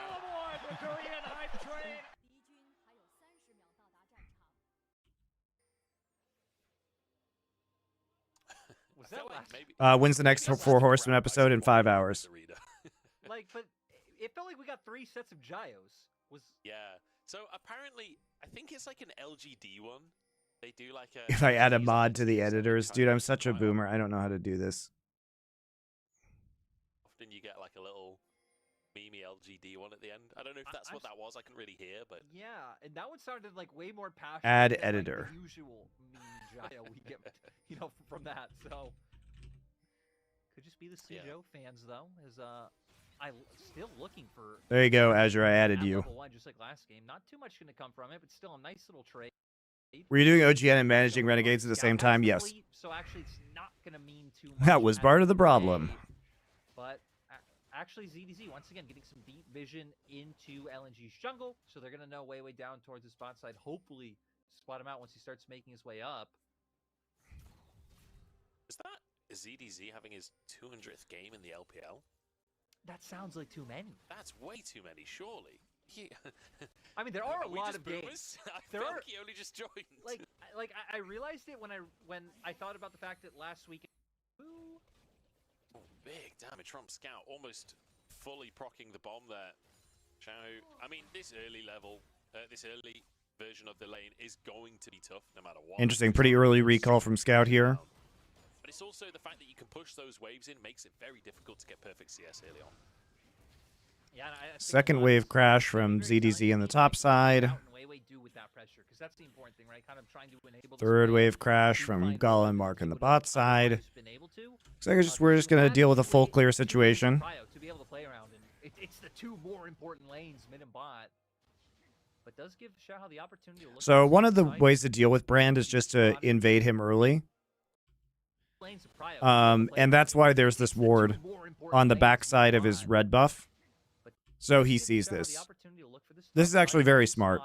So that he can't be, if he's doing the full clear, he actually can't be taken out by Lee Sin at level 3 on an invade.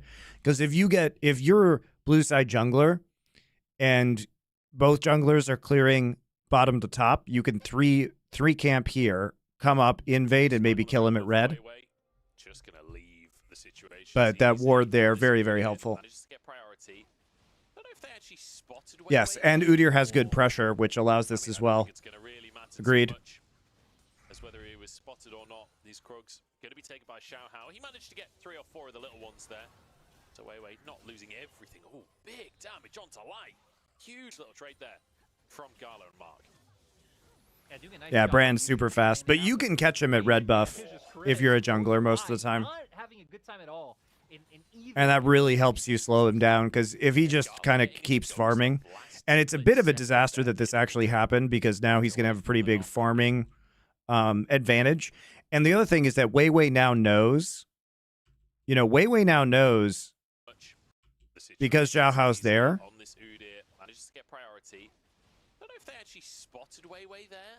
He knows that Xiaohao, because he looks at his CS, has taken 3 camps. And so he's going to be able, he knows that Lee Sin's going to go over towards his blue side jungle right now. And that means there's an opportunity to kind of push into the bot side and get a dive off, especially with Light and Crisp being low. So this is pretty smart by Wei. Crisp also takes a bunch of free damage there from missing his Abyssal dive knockup. Yeah, Gala getting his ghost off last split second there, being able to dodge away from the knockup. If that's a knockup from Crisp, maybe it's a much more even trade. And now Wei moving down. It's a great situation for LNG. Really good read. With 2 range bot laners, it's not the greatest for diving, but if you can just stay sort of out of tower range, you can poke people down, you can find those kills. But So he's not going to go for it. Instead, he's just going to ward to make sure they can keep up I'm pressure. surprised that, not that they didn't commit to a dive. A dive definitely wouldn't work there, but even just put some pressure down, throw out those abilities, show your bot side. It really doesn't give off too much, as Weibo should even just assume that Weiwei's down here after the Krugs got taken away. Once the Krugs got taken away, he wouldn't have gone to this crab, so they would assume he was on this crab or that he would have recalled. Probably. As we have it all in the mid lane. Scout getting big damage onto Xiaohu, but relatively even trade to start with, and Xiaohu literally just right-clicks over towards blue buff and just lets Oriana do the rest. I mean, we saw the same thing in last game, too, of, a lot of times when, in that game, in Shannon Crystal Arrows, things like this, Xiaohu having a nice understanding of how to escape a lot of these situations. Going to just be given the cover he's needed. And this is what we expect for Waver, right? It's going to be a lot of Xiaohu covering mid and bot, while potentially using that Udyr prio to try and get in on top of the brand and find those duels and be enabled by ZDZ, to where it's LNG are the ones feeling a little bit more pressure to get things going. But, that's not this. LNG all game are going to deal huge damage, have a great front line, have sustain. They just have more tools in the tool belt early on, which Weibo really don't have. Yeah, Scout's got to be a little bit careful, but as long as he doesn't use his rocket jump aggressively, I don't think Xiaohu will be able to move into the mid lane just yet. But Grub's up on the top side of the map. Weiwei's doing the Drake. So you would anticipate Xiaohu being on those Grubs, but perhaps that's what they're banking on. Banking on Scout, thinking that Xiaohu sticking around this mid lane, but he's wasting quite a lot of time if this doesn't turn into anything. Ooh, and especially if he ends up recalling and then Weiwei finds a window to go mid. This could be huge, but for now, neither going to find anything. And once again, just seeing the ramifications of some of the map changes around mid and how hard it really is to try and look for anything committal in the mid lane. Yeah, I feel like the mid lane towers feel much more, I don't know, isolated in a weird way. You know how top lane towers and bot lane towers are very close to... They need to nerf Brand's jungle clear speed. This is pretty ridiculous. Like with the big gaps now at the sides of the towers, it feels a little bit more like that. Now, he doesn't even have to recall for items, guys. I think that's what's so crazy is that, other junglers would have already recalled, but because he can still clear so efficiently with no items, he can just stay on the map for fucking ever. Mid-lane trade patterns. If you're in a pushing matchup, we would be utilizing those kind of little chokes that you would weave in around the tower. So stuff like that being different, but again, even just how the river impacts it, and even just being harder to wrap around and look for any types of mid lane dives. I know we've seen a few this split, which has been nice. Would be nice to see a few more. Yeah, definitely. I will say, as a Caitlyn main, it sucks. Not being able to just put a trap to the side of the mid lane tower. Yeah. Really, really sucks. There was a big nerf. Sorry, Munchables, but wait. Such is life. I still remember back in 2020 when you got the mini Uzi title yourself. I got one pentakill in Chinese solo queue. I was playing Ezreal as well, and yeah, ever since. I don't even know who said that first. I think it was someone like Twitch chat or something. Oh, was it? I actually thought it was someone in the LPL office. I can't remember. Here we go. Xiaohu face checking in. A Scout stood on a ward there. He'll walk away with his life. Yeah, I can't remember. Either way. Nobody wants grubs this game, guys. As, another relatively slow one here, Lyric. It's been a weird day. Yeah, we've had some long old early games today. That is for sure. And I think, it's to be expected with these guys, with OMG earlier. I was coming into today thinking, this could be a slow one. That was an all-out from Gala onto Crisp. They're setting up for a potential dive. Crisp uses his shield. Weiwei is here. Weiwei 6. There's no enemy jungle. The Q flashed away from. Heal comes out from light. Now dashing out is Crisp as they turn into Spooky Ghost. The ultimate bouncing off the minions. Oh, no. Is it enough? I don't think it is. He's burning it in the meantime. Wow. Dashing out is Crisp. I can't believe that Crisp gets out of this, actually. Weiwei is here. He's Flashes the skill shot. He still has ult, right? And he gets the bounce, even off the wave. But he has the gray health and the white health. The burrow's just not enough. Oh my god. Xiaohao's diving mid. Honestly, just what I'm surprised Weiwei didn't use it earlier after the Tom Kent shield got used. It is. From heel comes up from Gala onto Crisp. They're setting up for a potential dive. Crisp uses his shield. Yeah, and the minion wave's not there, so his bot lane can't pursue. He's lost that there's no enemy jungle. But Q They can't pursue. flushed away from heel comes out from light. Now Crisp, they're setting up for a potential dive. Crisp uses his shield. It's crazy that he gets that cooldown back up. That there's no enemy jungle. But Q flushed away from The heal from light, absolutely clutch here too. Now is Crisp as they turn into spooky ghosts. The ultimate bouncing of the minions. The burn. Is it enough? I think he thought he was going to get it. He was trying to save Flash because he thought he was going to get it, guys. I think it's completely reasonable when you have the ult up. It just didn't do enough damage, and his shield came back up. Now Weibo is going to be able to turn up towards the little grubbies for the first time this game. It's okay, guys. I'm sure Weiwei will do 1 trillion damage later this game. We're not going to feel too bad for him. Brand is super busted in the jungle right now. This is definitely, like, you know, I'm not a fan of the Kebs. I'm not a fan of Ed and Eddie. I just like just Grubs. calling them Grubbies is great. Yeah. I think Grubbies is the way. It's just a nice, simple name, but we're gonna get. We were just saying we want to see more mid lane dives, and Xiaohao absolutely delivers. Just finding an angle. Once Xiaohu gets the push. And Scout should not have flashed there. It's just like, look, this is what a Lee Sin player looks like. For anyone who doesn't know, here's a cheeky little mid lane dive. Look at this. Beautiful stuff coming out from him, as you would expect. Like you said in Champ Select, he made his name on this champion. And we get to see a lovely little combo from him. ZDZ continuing to do Udyr things up in this top side. One auto away from another plate. However, Weiwei in the area. Ward dropped by ZDZ, and Zika gonna hold. Credit to Xiaohao that he's actually kept up when it comes to CS, especially with the start that he had. But he's not. Oh, the dodge on the stun. Who cares about executing? Just Well, he's still flee dead. for your life. Oh, no. Oh, my God. ZDZ with the great escape.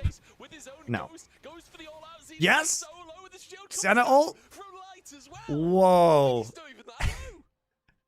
Every time we see a potential Udyr come out, kill come out, it's always because of the. He casually escapes, guys. He forced Cassante ult, Now, though, and he got ult out of Brand.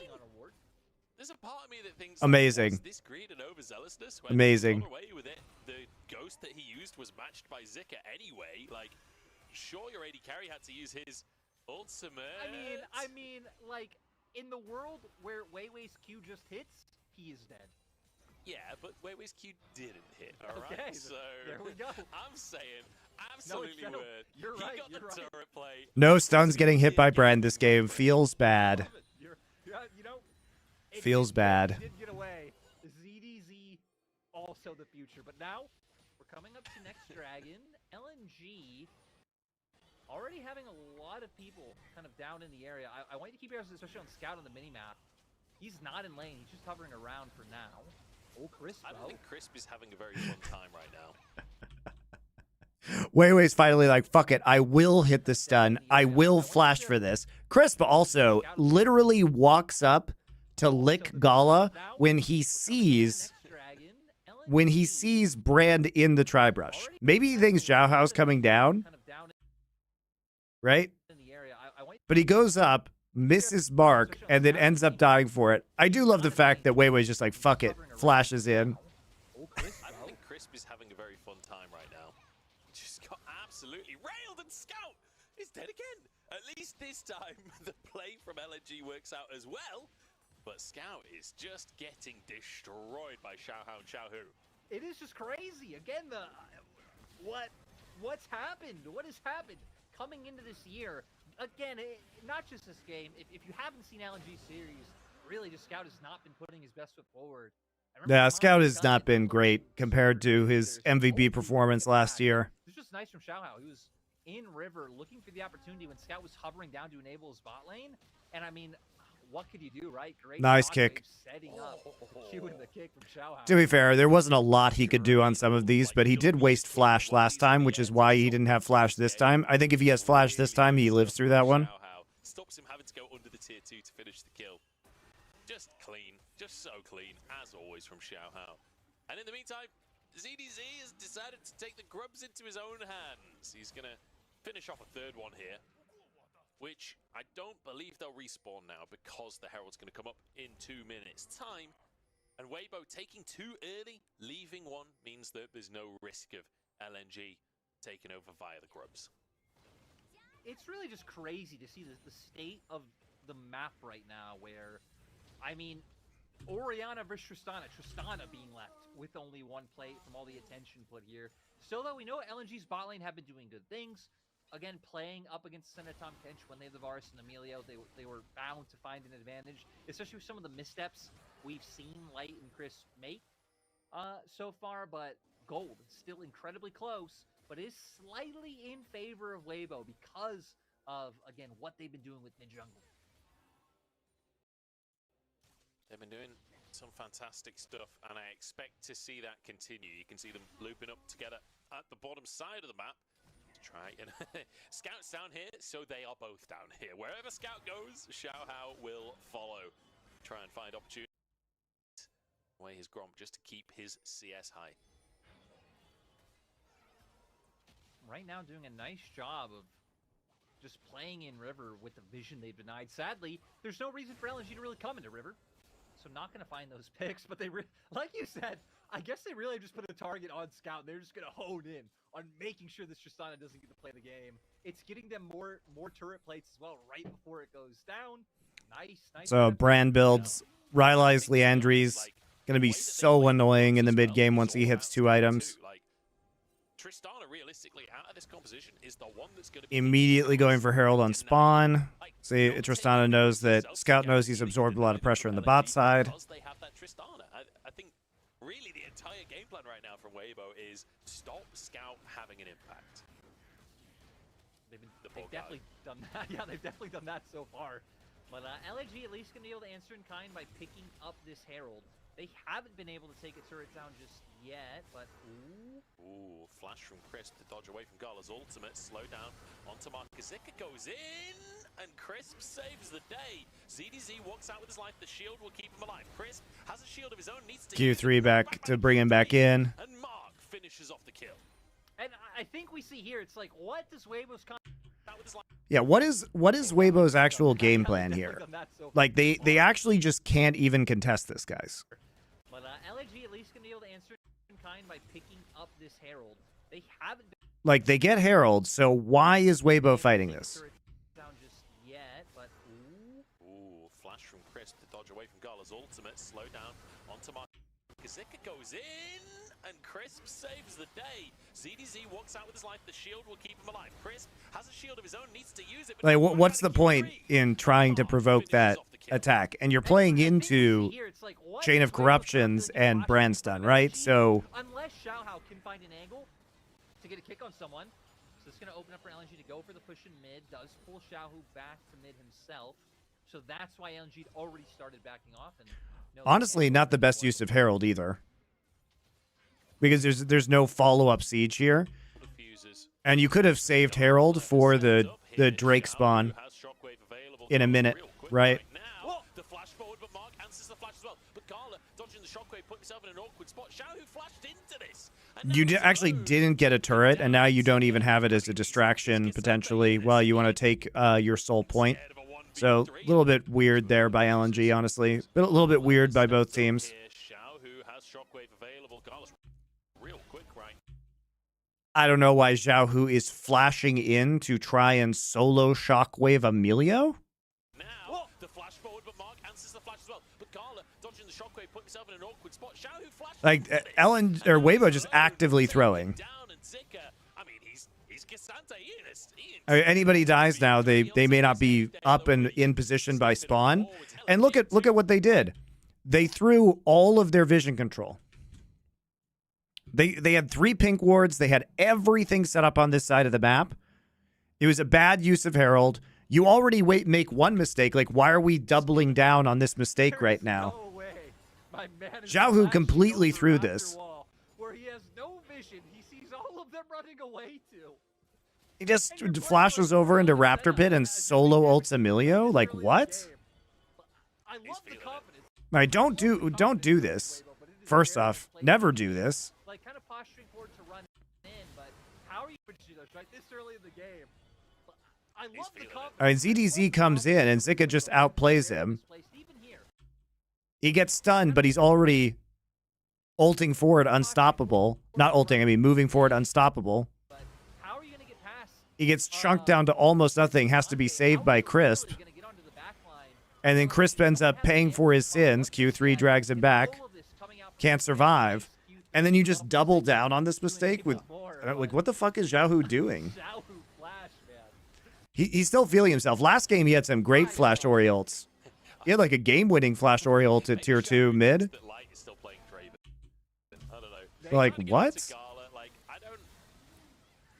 You're just stuck here next to fucking Brand and Varus, and Tristana just jumps over? Maybe Xiaohu didn't realize the jungler was there. I don't know, but Well, I either mean, way. that makes it more egregious in my mind because, like, they've seen everyone move that way. They have no Yes, thank you, Azure Catalyst, for adding the emotes. I don't know what I'm doing, so I'm just a stream boomer. I'm just a DILF gamer. I have no idea what I'm doing.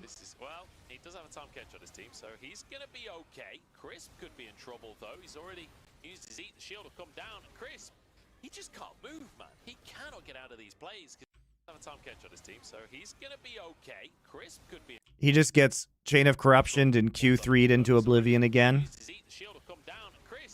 He just can't move, man. He cannot get out of these plays because The problem is Weibo has no engage, so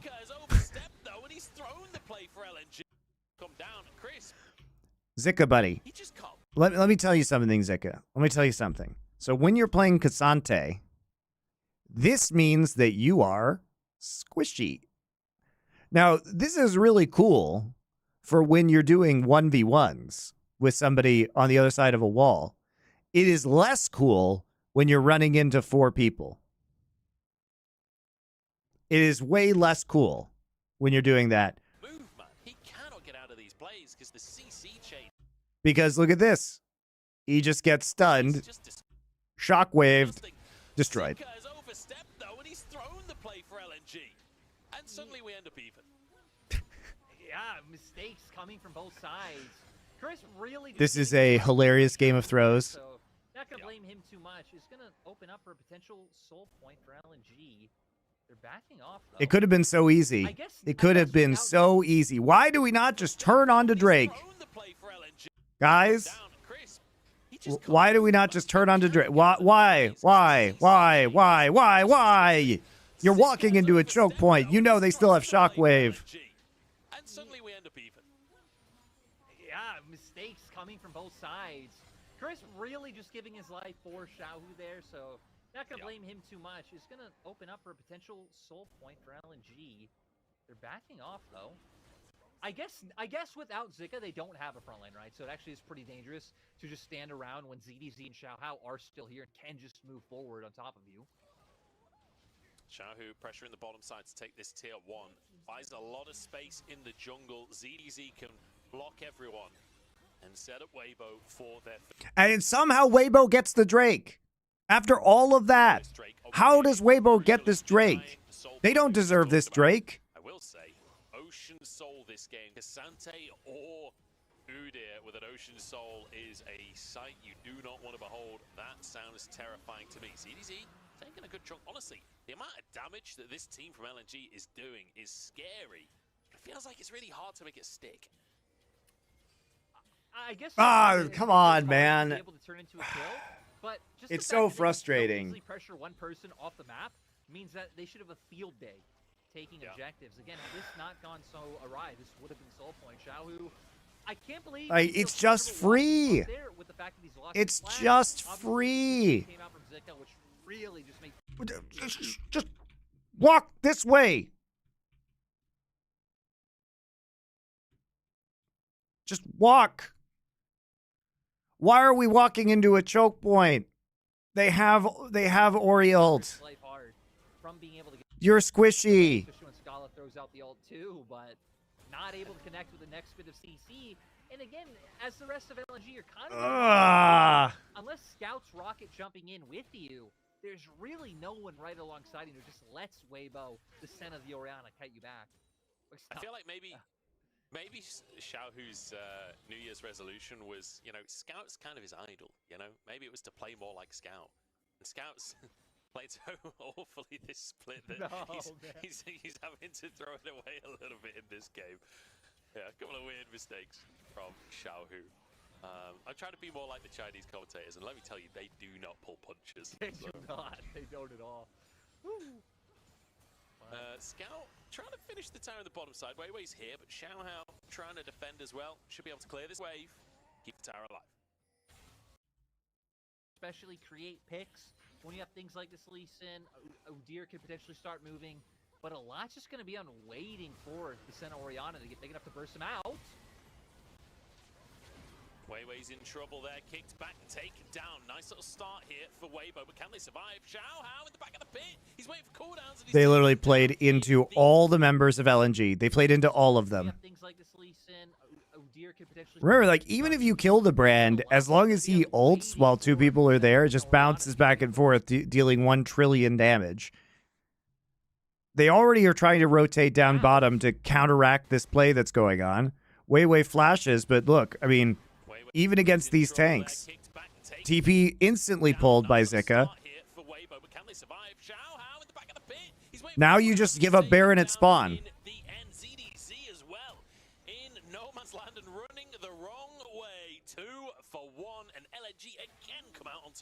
LNG committing everything down there. All right, looks like they're too far away to go for Baron on spawn now, and the death timers are too short. But they can probably get bot tier 1 and mid tier 1 for this. Turn the favor with the spot lane tier 1. So 1-for-1 on the tier 1 towers there across the map.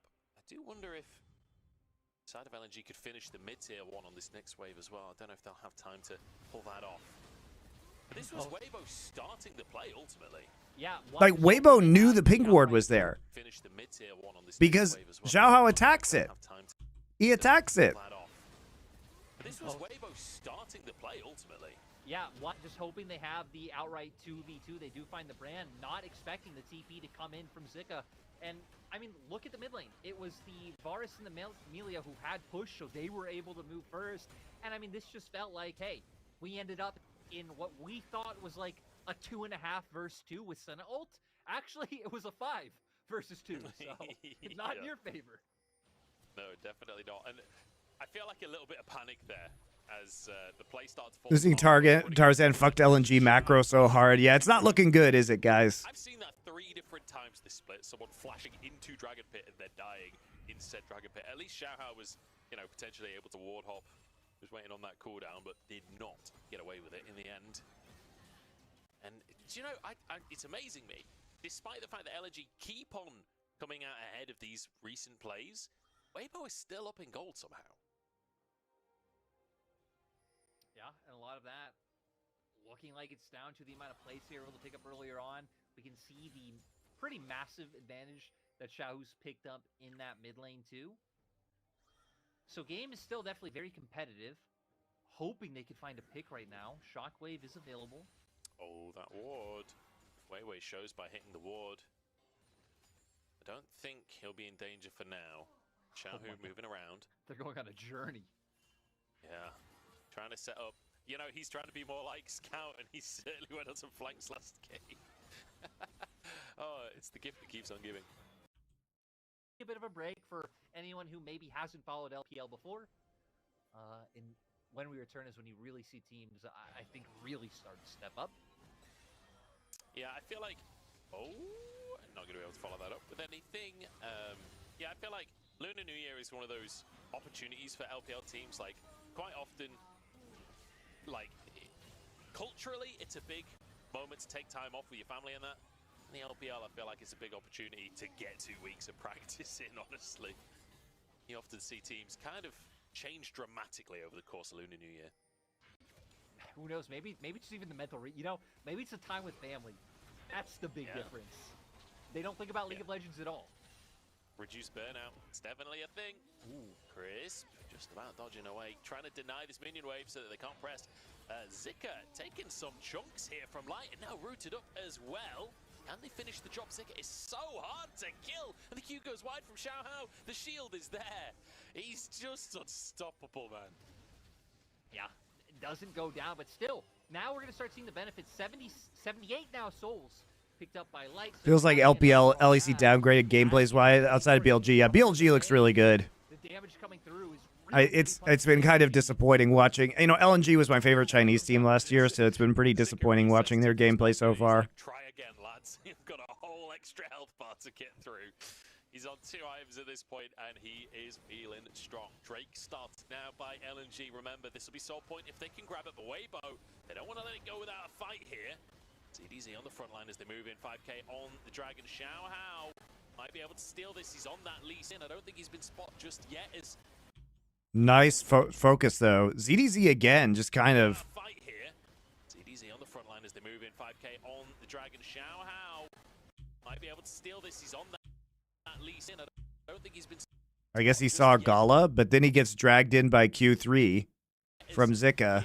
Goes the deer to try and make things happen, but ZDZ's just gonna die. Ooh, sombrero. Saves him, and in goes Xiao Hao, but he misses the kill. I don't think he's been He spotted just did. yet. Xiao Hao did not want this one. Deer to try and make things happen, but ZDZ's just gonna die. Who did he get the... He got the Q onto Weiwei? Crisp saves him. I thought he got the Q onto Gala. No, he got it onto Weiwei, okay. Things happen, but ZDZ's just gonna die. Presses Q2. Crisp He doesn't get the right angle, I don't think. And he doesn't flash. He doesn't flash kick. Why doesn't he flash? The Oriole missing is really huge. saves him, and in But he knew the Ori ult missed when he went in. just yet as in goes the deer to try and make things happen, but ZDZ's just He literally moves the ball, then Ori ults. And they get onto Weiwei, but he doesn't actually flash. He just tries to W out, and then gets immediately owned by Cassante. And a bonus kill as well as Weibo in full retreat. LNG doing a great job. Yeah, I think he went in because the call was to Ori ult and then have Lee Sin go in, and then he tried to bail when he realized that Ori ult didn't hit. But I think you just have to like try and flash kick. Big combo with Xiao Hu. He But yeah, flashes, probably a but he's not the miscommunication. safety. And LNG find a bonus pick with 2 picks. But you also just can't die for free there because, you know, it's just so dangerous because if you're Lee Sin... So the problem with what they did is that he just has to flash kick somebody. He has to flash kick Weiwei. Because if you don't trade junglers here and you die, then they just get Drake and Baron. Right? LNG doing a great job of making that. You have to commit to the play. You can't bail on the play. By the Weibo members. And if you kill Weiwei, at least maybe they don't get Baron. Oh my god, Xiao Hu, you are having a stinker of a game, dude. Making that so awkward. Man, he was such the hero of game one. So many things Then what is this? by the Weibo members now. He just doesn't respect Weiwei's flash. They're going to be able to lean up towards top. Gets absolutely bopped. Flashes, but he's not to safety. And LNG find a bonus pick with 2 picks down. One of them in the jungler. That's going to be Baron. Yeah, Baron for sure. Now LNG are really going to be able to start pushing the pace of this game.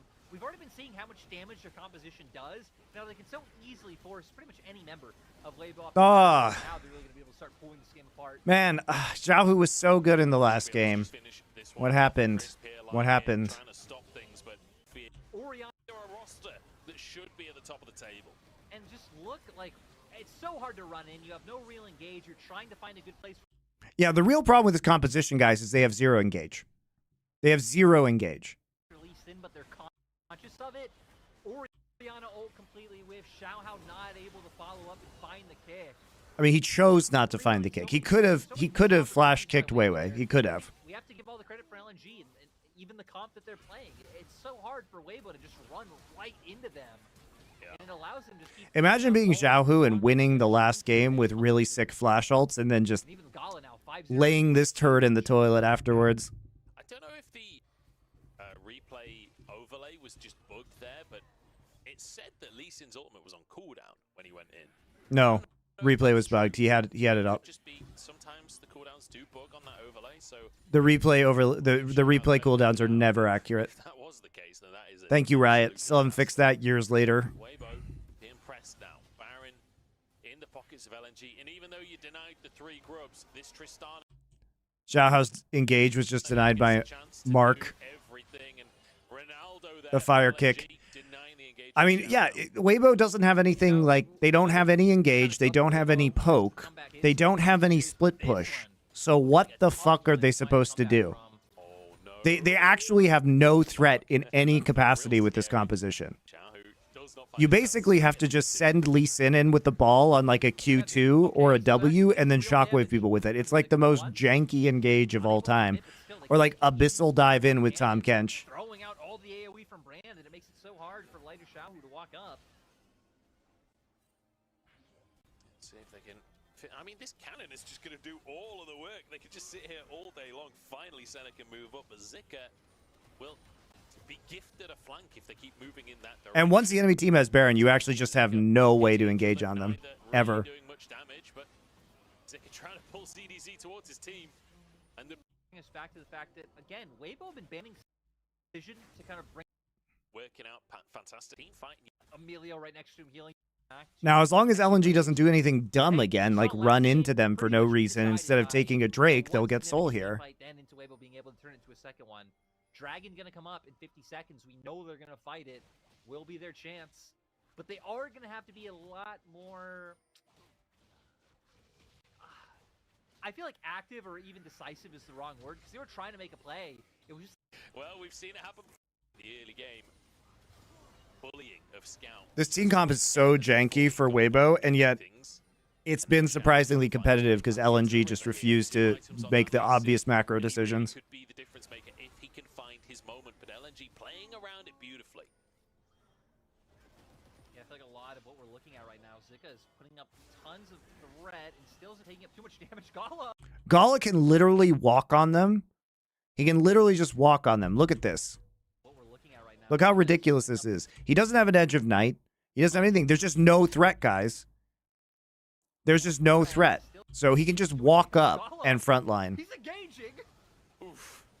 Not ideal, but look at the dragon. It's solo already. Xiao, this is your moment, and you've missed it. Knocked back and taken down. Jungle it down as LNG. They get the Dragon Soul, and they look for a fight as well. Zika gonna head them off, trying to deny game's over. the escape, trying to stop them running away. Great shockwave, and the railgun on top, but it's just not enough damage in the ocean. Soul. What a terrible day to have eyes, guys. Find a whole lot of opportunities. Again, Oh my god. Senna, Orianna, you have LNG, why are you doing this? I used to love you. Yeah, Caitlyn, like you said, we've seen a lot. Obviously, we've had the Rammus, we've had things like the Zeri Lulu come through. So now this is uncharted territories for all of us. Oh no, it's Yubi Rammus again. Okay, it's set it. It's fine. Whew. I had flashbacks there for a second. I want to see the Rammus spot again. I believe it can work. You know, maybe it would be better with the Senna over the Yuumi, but yeah. Prime definitely didn't make it work. Would love to see it again. Okay, LNG with the Senna this time. You gotta love the 380 carry bands against Light. You got 580 carry bands in total this game, so not gonna be any kind of a Melio shenanigans this time around.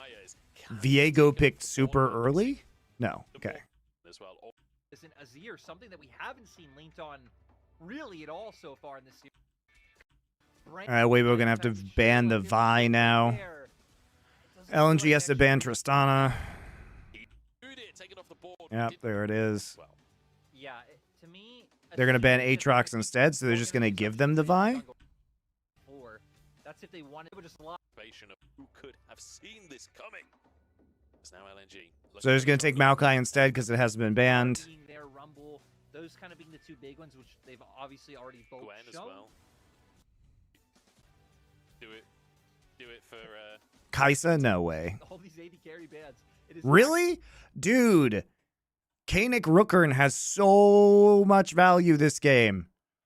Rookern completely broken. 5v5 around the early objective timers.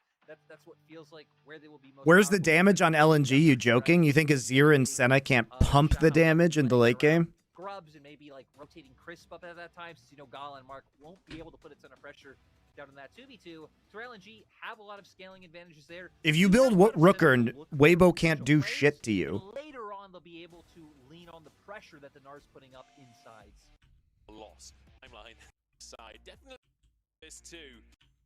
I'm also expect us to see a much more aggressive. There's been some real bozo objective control in these games, guys. Definitely agree with that one. On the other side, LNG. The Kaisa is so wacky. I mean, I get that there were 5 ADC bans here, but to what we saw from Weibo last game, right? Weibo kind of being quite aggressive with this. trying to take Kaisa Corki together, like, sure, they both have mixed damage, but when there's the brand jungle, MR has such a crazy value. I mean, the composition from LNG just screams team fight at you. And in the break, Is Gnar actually good? Yeah, we've seen some good Gnar games from people this year. From the center, and you were literally saying to it, I'd love to see more Azir with Hail of Blades so that you've got a little bit more early and mid-game presence from your mid laner to allow center to scale up. Well, LNG, I'm giving you it with a bow on. You're right. It's actually, I didn't even realize this is literally what we just talked about. But yeah, I feel like, Azir's been hit so many times over the years, just being a staple in pro play, that a lot of the early and mid-game power that used to have more of that, right? Even if he always has been more of a scaling mage. Rooker got nerfed, guys, on 14.3, but it's not a nerf. Makes up for that a little bit. Going to be able to go for a lot of these nice trades. Rooker try and supplement some of that damage. I also really want to highlight Rooker does it's basically the same, guys. It got nerfed from 12-second cooldown to 15-second cooldown and shield power from 20% bonus HP to 18%. It basically didn't get nerfed. And already a cleanse burnt on that center. Those nerfs are a joke. Retrade on the backside of it, and Chris burning down with the ignite. He'll walk away with his life, but man, what looked like such a good trade for Weibo goes disastrously in the end. I'm not able to trade on the back. Oh, Gala might have stepped up a little bit too far here. Knock up big damage, and already a cleanse burnt on that center, but a good retrade on the backside. Totally not worth it too, because the sustain in lane that's going to be coming in from Senna. Man, what looked like such a good trade for Weibo goes disastrously in the end. I'm not able to pull it through. Senna has fleet footwork as well. I mean, just the sustain is so crazy from LNG's side. So they're feeling like they're in a great spot. Still, Weibo able to hit level 2 first, so they will maintain control over the lane. And having pressure bot, having pressure in mid, enabling this brand is really what they're going to be built off of.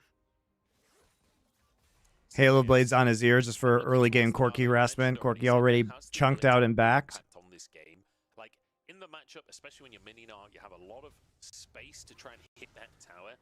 If Weiwei uses that priority up top, and if Scout can get priority in the mid lane as well, you have a lot of space to go for early grubs, and Gnar will use those grubs so well across the course of the game in a side lane. There's a lot of potential for great macro and map play out from LNG later on if they can stack up some of those grubs. Yeah, and I kind of want to keep the focus on top lane just for a second, even though we're not going to see anything happen there at all, just to point out that, we have also... Gnar was, the original Cassante lane counter pick when Cassante was released. Very easy. Mini Gnar, if Zika even gives a slight window where he isn't already whittling him down, you pop the Ghost, you can land that Q3, and then... even with the flash, like you said, it's so hard to escape these top laners that are running Ghost right now. Yeah, it's really difficult, especially if you're sort of in the middle of the lane. There's so much of top lane to chase you down over.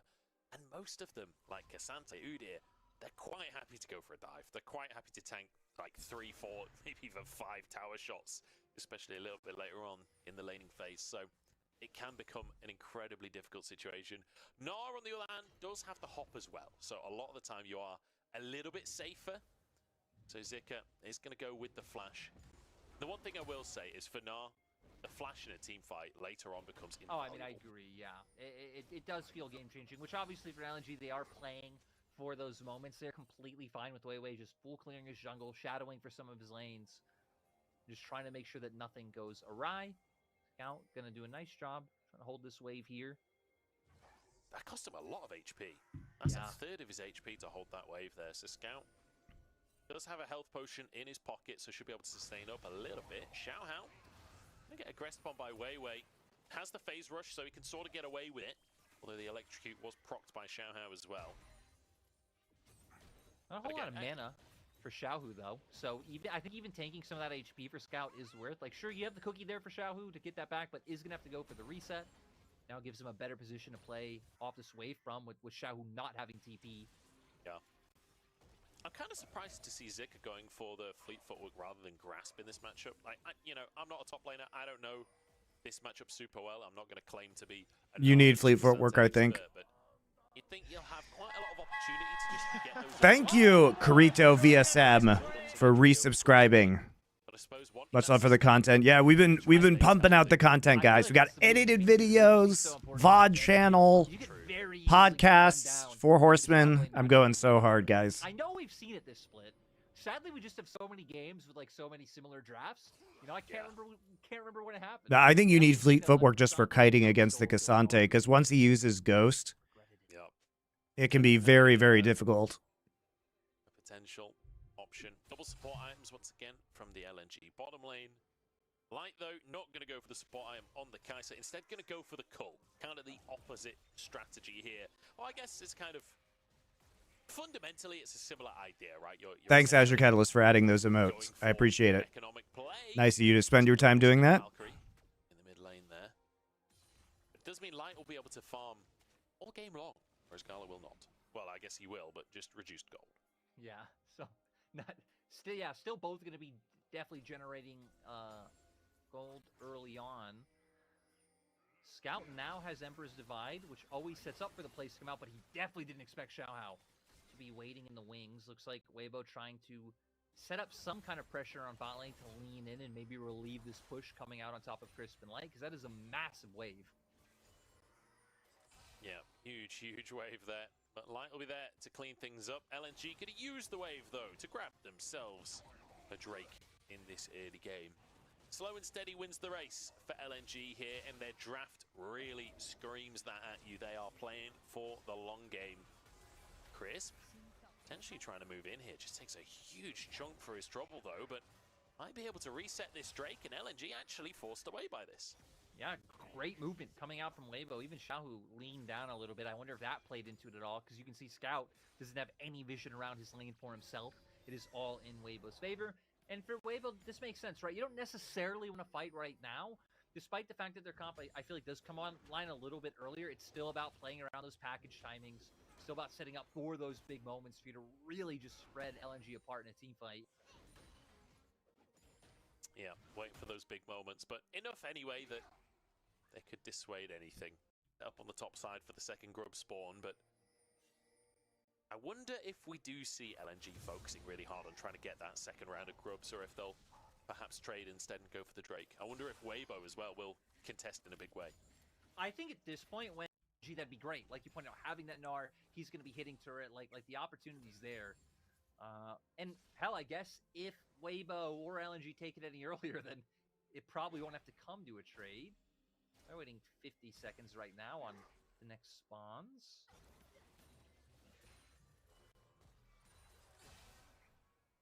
We'll see if anyone's able to grab those grubs. I'm sure someone will go for it. It's been a slow burn. Ah, man, these games have been really slow in the early game.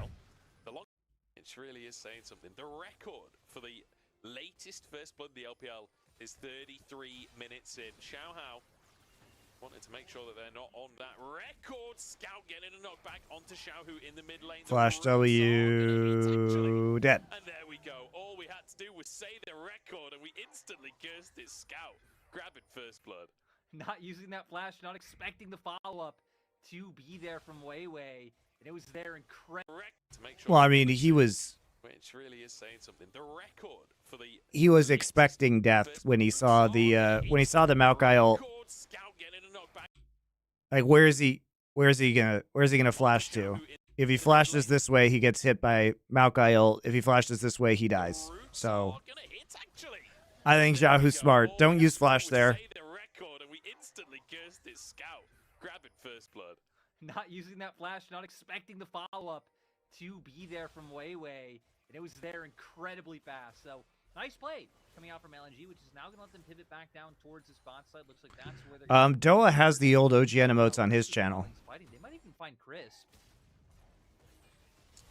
Crisp has in fact been found, but the crash down does There you get go. to safety in the meantime. Xiaohao up in the top side will get these grubs. Doa was the one who made those emotes for OGN in the first place, by the way. He made those. Not gonna go down, so 3 groups apiece here. So he has them. From Yeah, gets pushed over, now starts seeing the roots, doesn't even have time to flash after that, right? Before that, not even having to read. That way he was going to go for that play. Xiao himself didn't have vision in that brush. But I'm really surprised that LNG... Everyone subscribe to Doa. I'll ask him for OGN Kakakel because he doesn't have that one. For them. As we can see, right, Zika still just doing so much work in this 1v1.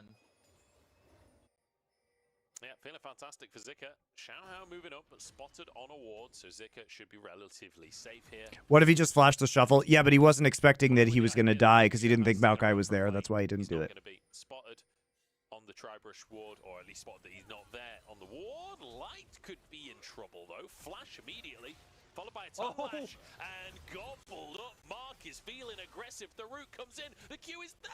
Oh! Damage. Oh, but Gala flashing under the tower. 3 summoners, but a kill nonetheless. Mark catching Light sleeping there. My God. Finds the opportunity, and now be able to get just even more plays. How hard Runic shits on Kai'Sa's HP missing % damage versus tanks. Exactly. She's mixed damage no matter how you build her, guys. But I definitely feel like we're seeing She's mixed damage no matter how you build her. So like Rookern is like giga broken We certainly are. Big against their composition. In that top side, you can see CS deficit, but I believe a couple of plates taken as well by Zika. We've just seen a plate taken at the bottom side. A kill there as well. A kill for Scout in the mid lane. It's all looking pretty good as Crisp rooted up. Also, Veil on Azir is going to have a lot of value. I think at this point. Yeah. Denied that by Crisp. Not gonna be able to go for the reset, but at least finally a dragon. But again, I feel like we've seen a lot of these like later first strikes, not the super impactful. But I guess with the fact that the grubs end up being a wash, kind of just equalizes everything. Scout? Oh. That was a bit of a weird one between the mid laners. Oh my goodness. Chano decides he doesn't want this. Tried to be fancy there with his ult. I think Scout ulted just a split second too early. That's what it package looked was like. still in play. Yeah, gonna go back to the replay here. Spot them walking over, come in, has to burn the flash right away. It was a very nice flash, but doesn't account for Mark being able to follow up, swallow him whole. And I didn't think LNG were gonna get it, but in the end, Gala flashes to guarantee shield from the Guardian there too to make sure that the damage from turret is minimized. Just nice things to see from, again, this like old reunited bot lane duo of Gala and Mark. Yeah. All right, look at this too. There's just more CS overall, so 150 CS compared to 111, right, in these lanes. Plus you have the double support items. It's leading to a very large gold lead for this point in the game, like 3,000 gold lead, right? In addition to the 2 kills. Players, there is a window for a kill. There is a window for aggression, and I love that Gala and Mark, even on the center Tom Kench, are looking for those opportunities. I also think Tom Kench, especially can, set up to be a bit more of an aggressive champion to be able to go in and look for those opportunities. But like you said, it doesn't really matter what you're playing. You got to be willing some key ones, right? Xiaohao with Leandries especially. That's what Brand. We've got an all-in on the bottom side. Zika, mini knock. First break points for LNG as well. Some big damage. Catches him. He's actually recalling right here. We've got an all-in on the bottom side. Zika, mini nod, doesn't even have anything in the nod. Dodges Q3. Still dies. Not even a completed item yet for Zika. Iceborne onto ZDZ. It's a nice 1v1. Catches him though. Catches him though, probably shopping. All out, you have the increased damages coming through. He already has the Iceborne Gauntlet, which is going to enable him even more. Just so hard. As Mininar to feel safe in that 1v1. ZDZ does have TP if Weibo opted into trying to contest this, but looks like Genji versus Kwangdong is on. Yeah, we're almost done, guys. Would also be able to join too. He said hopefully. Quite an awkward position to take this fight. Herald, but then again, Weibo showing some presence. Mark and Gala split from their team, but a TP means Weibo suddenly. Light has to burn cleanse at the start of the fight. Zika's here on the flank. They do get the Herald play, but Weibo's in the middle of them. Grab the Herald. I don't think they'll get the eye, and I don't think they'll get a fight either. They're trying to flee for their lives, but the slow comes down onto Xiaohao. Zika can't quite chase Xiaohu. That's so risky, I feel, from Weibo. Weibo, bit of a hit and run on Herald. Take down the objective, can't grab the eye, but deny it from LNG. Now, Zika can't quite chase Xiaohu. ZDZ was waiting to see if he needed TP. TP's bot lane instead. Out of this, it looks like it'll potentially. Okay, no. So Weibo will be able to defend. So I don't. It feels weird to call it a net. Okay, good. I was gonna say. God. Oh dear. Just have the spell of that last play, but I guess they technically did. They got a tower. Yeah. I'd say they did. Oh, I don't think they'll come out on top of this play, though. Xiaohu has the flash, but no way out of this one. What is that damage onto Scout? I mean, I guess he gets a knock. Things to the more traditional Xiaohao On the Kai'Sa. Not only will it be popping off on Kai'Sa against Gala, who's one of our best modern Kaisers, but also just showing that Kai'Sa's still viable, right? Like, we've really not seen much Kai'Sa at all this year. Yeah. This is literally the second game of Kai'Sa. Going for the Kraken Slayer. Like, can be an AD carry that can function extremely well in these kind of front-to-back situations. However, quite low range. You're against a Senna and an Azir. That Veil Rush. And even playing like the assassination kind of route, jumping the back line, like there's a Tom Kench, there is a Maokai, there's an Emperor's Divide. There's so many things to stop that as Weibo. Yeah, we've got a TP with the package to the mid lane, but it's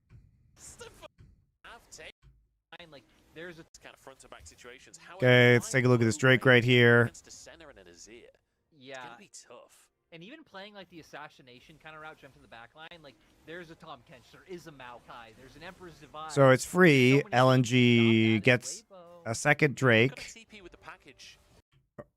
First Drake, excuse me. And they walk away. Crisp gets a massive engage there. But it doesn't matter because only ZDZ is there. What a crash down across They counter engage with the Maokai ult. Zhao Hao cannot get Brand ult off. Finally does. Shields across the team. They finally. No, they don't even get Scout. He's gobbled up by Mark. Light, you got to do something, and he does. Finds himself a shot down onto the mid lane, but it's traded one. This is so dangerous. Gala can chase him down. Gala now chasing down, has the slow. ZDZ 1 HP, but Light gets a bit of damage back onto Gala. They're burning. The W comes in. Scary. You know, if it would have been a really good engage if the rest of Weibo's damage dealers had been able to catch them clustered up like that in the tri-brush just a little bit earlier. Winning a battle of inches. But this to me is like where the idea from Weibo is amazing. The timing, the execution just slightly off. A lot of it being Xiaohu was still so far when Chris has to go for the engagement. Like this was the perfect time for Rel. Yeah, I mean, look at that, too. They get 4 people pushed back, force the Azir ult, but there's just no damage, you know? Package comes in and just they nuke Xiaohu because they're already out of the choke point. There's nothing you could do there, I think, other than either get to the fight sooner or hold the package a bit longer, be able to actually fly across the screen and get yourself in safe range. But that's not what happened, and it led us to all these shenanigans where Gala is or too long. Was still so far when Chris has to go for the engagement. Like this was the perfect time for Rel to go in. I feel like he should have waited to package, but that might have been too long because with He couldn't wait to package, I don't think. right in the middle. He gets snarled And it doesn't matter if he packages to his death if he does massive AoE with the package guys and then the rest of his team can clean up. Because with where he starts it, he ends right in the middle. He gets snarled like there's nothing you could do. Yeah, I don't know if Xiaohu had time to TP bot lane, guys, because the wave wasn't in an amazing place. Like, if he ends up over here, I still don't think it's great. Because with where he starts it, he ends right. Yeah, by the time you get channel, they may be out of range. It's just really awkward. They just weren't there quite fast enough. It was potentially an absolutely amazing play, but the timing was just very slightly off. Look at Raptors at the start of what? Like, he's not going to TP to Raptors now. He wouldn't get there in time. I mean, the play is going now. Crisp is here. No, he's not going to TP to Raptors. A lot of it being Xiaohu was still so far when Chris has to go for the engagement. The idea was good and the execution was almost really good. Either get to the fight sooner or hold the package a bit longer, be able to actually fly across the screen and get yourself. It was almost really good. Safe range. Bummer. That's not what happened, and it led us to all these shenanigans where Gala is just untouched the whole time. There was a route that came out from Gala there that was like an So inch close. away from hitting them, and they're grouped together at that point. Yeah. If the route hits, it hits everyone. That would have been devastating. I mean, honestly, if that route doesn't matter what nearly happened, all that matters is what actually happened. Xiao, who is looking to make it happen onto Gala. Both solo laners find solo kills simultaneously. So Malignance is done. It was Banshee's Veil seconds. That's, I think, probably the best idea in this scenario. Oof. Dodges away from the Q3. It couldn't have been closer. That would have been madness. Madness if ZDZ pulled that one out. But now, with those two deaths, they can look for the siege in mid, trying to dissuade it with Weiwei's ult, but this Maokai ult not going to do anything to stop the push coming through from Easy going to run him down with the all out. Great job. Dodging out on the upper side here. I think it's a kill. Surprising. Hey, don't get any Corky anymore. Corky mid. Yeah, We can dream, but I don't know. We can dream, but I don't think it's happening. Scout shown over towards the Baron area, but I don't think Weibo believe anything's going on right now. The Kai'Sa incredibly quick at that. Xiaohu as well. A bit of an awkward spot, but they'll be okay. They don't want to overcommit to a tank. Yeah, and you can see LNG leaned back into side. Scout just pushed that wave up and top. It's going to have to be answered. Zika still down there now with the TP. So Weibo were really hoping to find some kind of, you know, even if not like a full-on fight, get some kind of engage, try to force that Gnar up here. But now, This is clever. This is very clever from LNG. I love this. Just 2-mana. Your Azir is really the only one that's doing any significant Baron damage anyway. They do sense it, though, and use Blue Trinket to find it. they're just, But hey, like, I like the idea. they're also keeping more time where the Gnar just gets to push for free. I mean, now that wave, they're actively losing gold and experience in bot side, and now that's what Dragon on the table.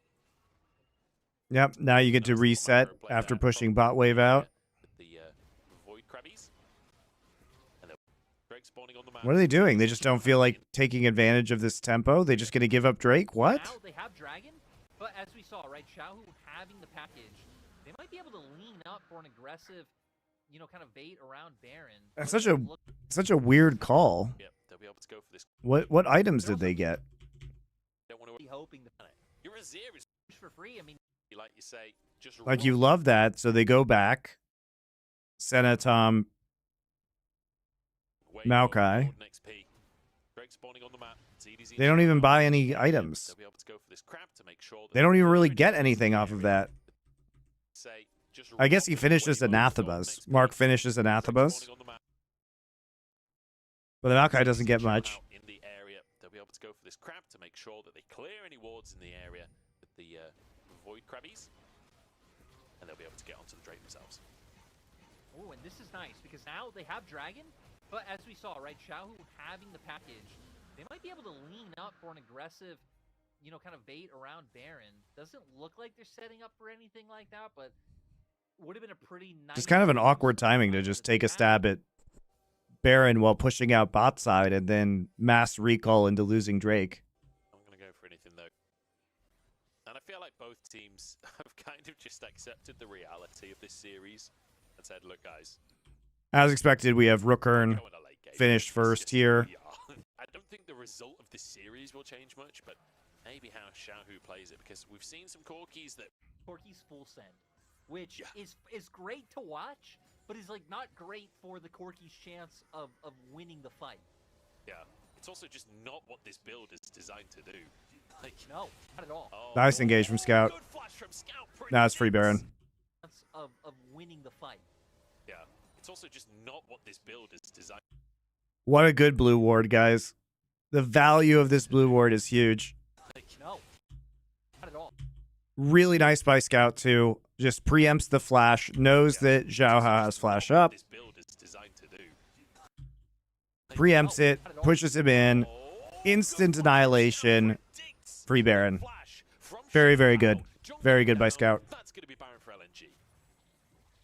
Because you know that if he doesn't flash, he's dead. And if he does flash, maybe he lives, so you just flash as well. But I think LNG should be able to get this just fine. Looking at Chris.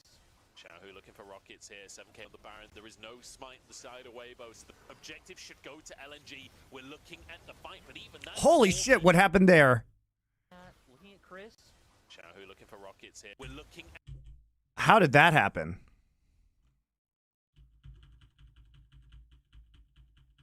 Was that just a rocket? Is that a big one? Yes, it was a big one. Holy smokes, dude.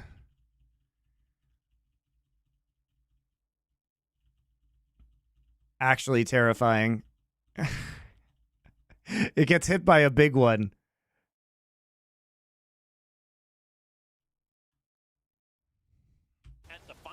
And Weiwei actually does smite it, but that is crazy close.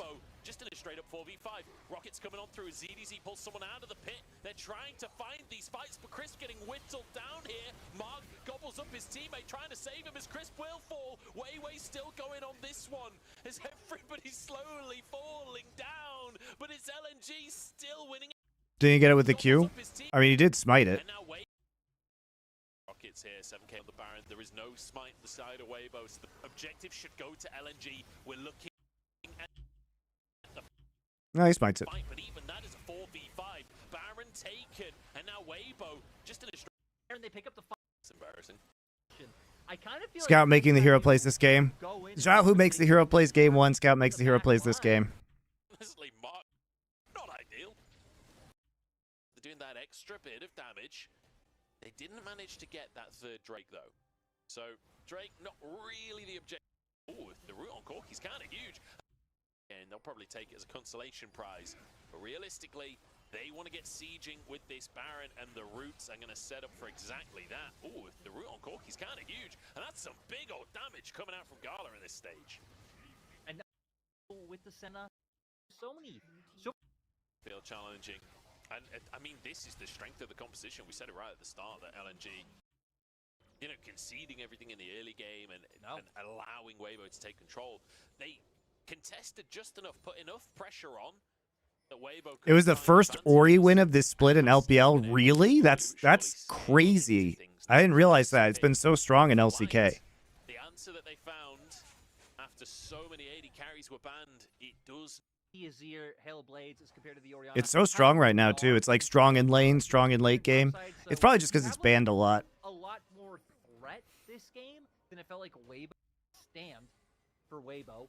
Package TP from Xiaohu arrives on the scene. You're absolutely right. I think this is the Rookerns for everybody. Rookern for Zika. Rookern here. Rookern being built here. last ditch effort. Ooh, big damage onto Gala. Follow up rocket dodge though. Gala take it down to half now, but he does have a lot of sustain on that center. Drake taken by Weibo. That is soul point. Really no siege potential against this Corki. He can clear the wave so easily. Yeah, they're gonna have to look for an engage, which is what they're doing. Yeah, the roots come on in, and actually they're just gonna shred this tower. The cannon alone is enough. And now Nice job covering the turret with the Maokai ult. Honestly, kind of the last few have been the most insane. So you get a couple towers off of that. Now we're going to play for Baron spawn. Does feel like a bit of a challenge, doesn't it? It does feel like LNG just have control at this point, despite the Drake going the way of Weibo. The amount that they lost to get that Drake doesn't feel massively worth it. Question is, can they get onto Gala? Crisp is here, and ZDZ on a safari flank himself. And he's found a bird. The aviary comes Wow. big for them. Scout taken down. Huge, huge flank. Question is, can they get onto Gala? Crisp is here, and ZDZ on a safari flank himself. And he's Light too with the ult right in on top of him. big for them. Scout taken down, another huge pick onto the LNG mid laner. Xiaohu will not give him a break today. And now Weibo with a pick onto the mid laner. Is it enough? They lost so No, much because HP. Gala's just too massive right now. Set on the range that Gala's playing with, they can't deal with it. Yeah, Senna's range is just such a problem. Look at that. Such a nuisance. Pushes top, pushes mid.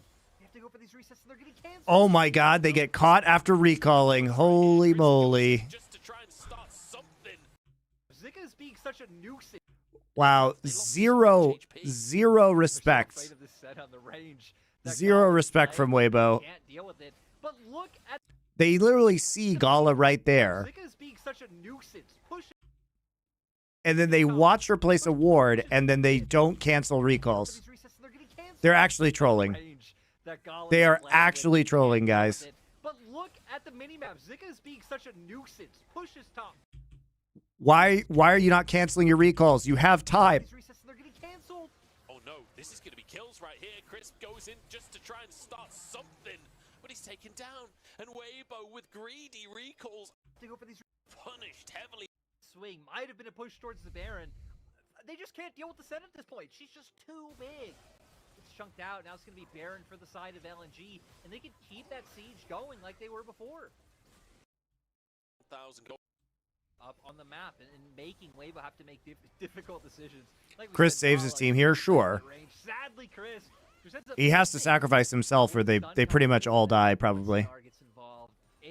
But I mean, the rest of his team just like recalling there and then not canceling recalls when they see that ward coming over the wall, and they just saw Senna autoing the pink ward in the try. That is terrible. You got to just stay as a unit in that point in time. They really can't. They really can't. 4 items with a bit of lethality. It's a terrifying side laner. Even if he does, like the pressure from the rest of this team.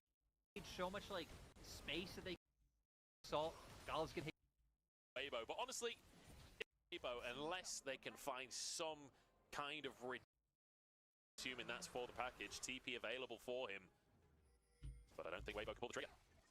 Not going to go for it, and I guess to be fair, this is going to push LNG to have to be more proactive. I was wondering if they send Nara up the top side, have to answer that wave, and try and play out through that setup to try and break all the inhibitors at a similar time, but Gala is just, again, it just feels like Weibo don't really have the ways to deal with them. It's going to be up to this package, which Xiao can set up. Here we go, package, TP, the Safari flank once more goes to the Wolf enclosure. Alright, so now they actually have package. But here we go, the roots come in, and it's already over. It's already... Here we go, package, TP, the Safari flank once more goes to the Wolf enclosure first.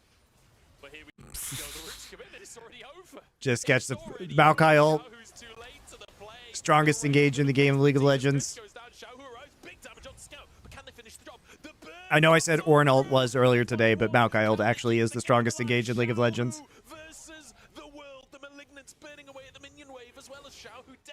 And the amount of money difference is just so huge with the double supports. The minion wave's no longer tanky enough, and somehow Weibo kept... They buy it, didn't get layered out. Nothing, this game will never end, guys. But LNG... They've launched the rabbit back. I mean, you're not gonna... The slowest closeout of all time. Crisp is the one that takes the damage in the end, but Weiwei slowly getting whittled down by Light. Zika trying to threaten. Brandel, it's not quite enough, and in goes Light to try and save the day, but the twisted advance dodges the double. I don't think I would have gone on in Kai'Sa ult when I knew that TK ult was still up there. Just getting taken down by the Winions. This is going to be 3 inhibs if LNG 2. Odds right. It's getting worse and worse for Weibo. Another flank, but he's totally on his own. What can you do, man? It's the Hail Mary play. Now, surely it's over now, he said. Okay, thank God.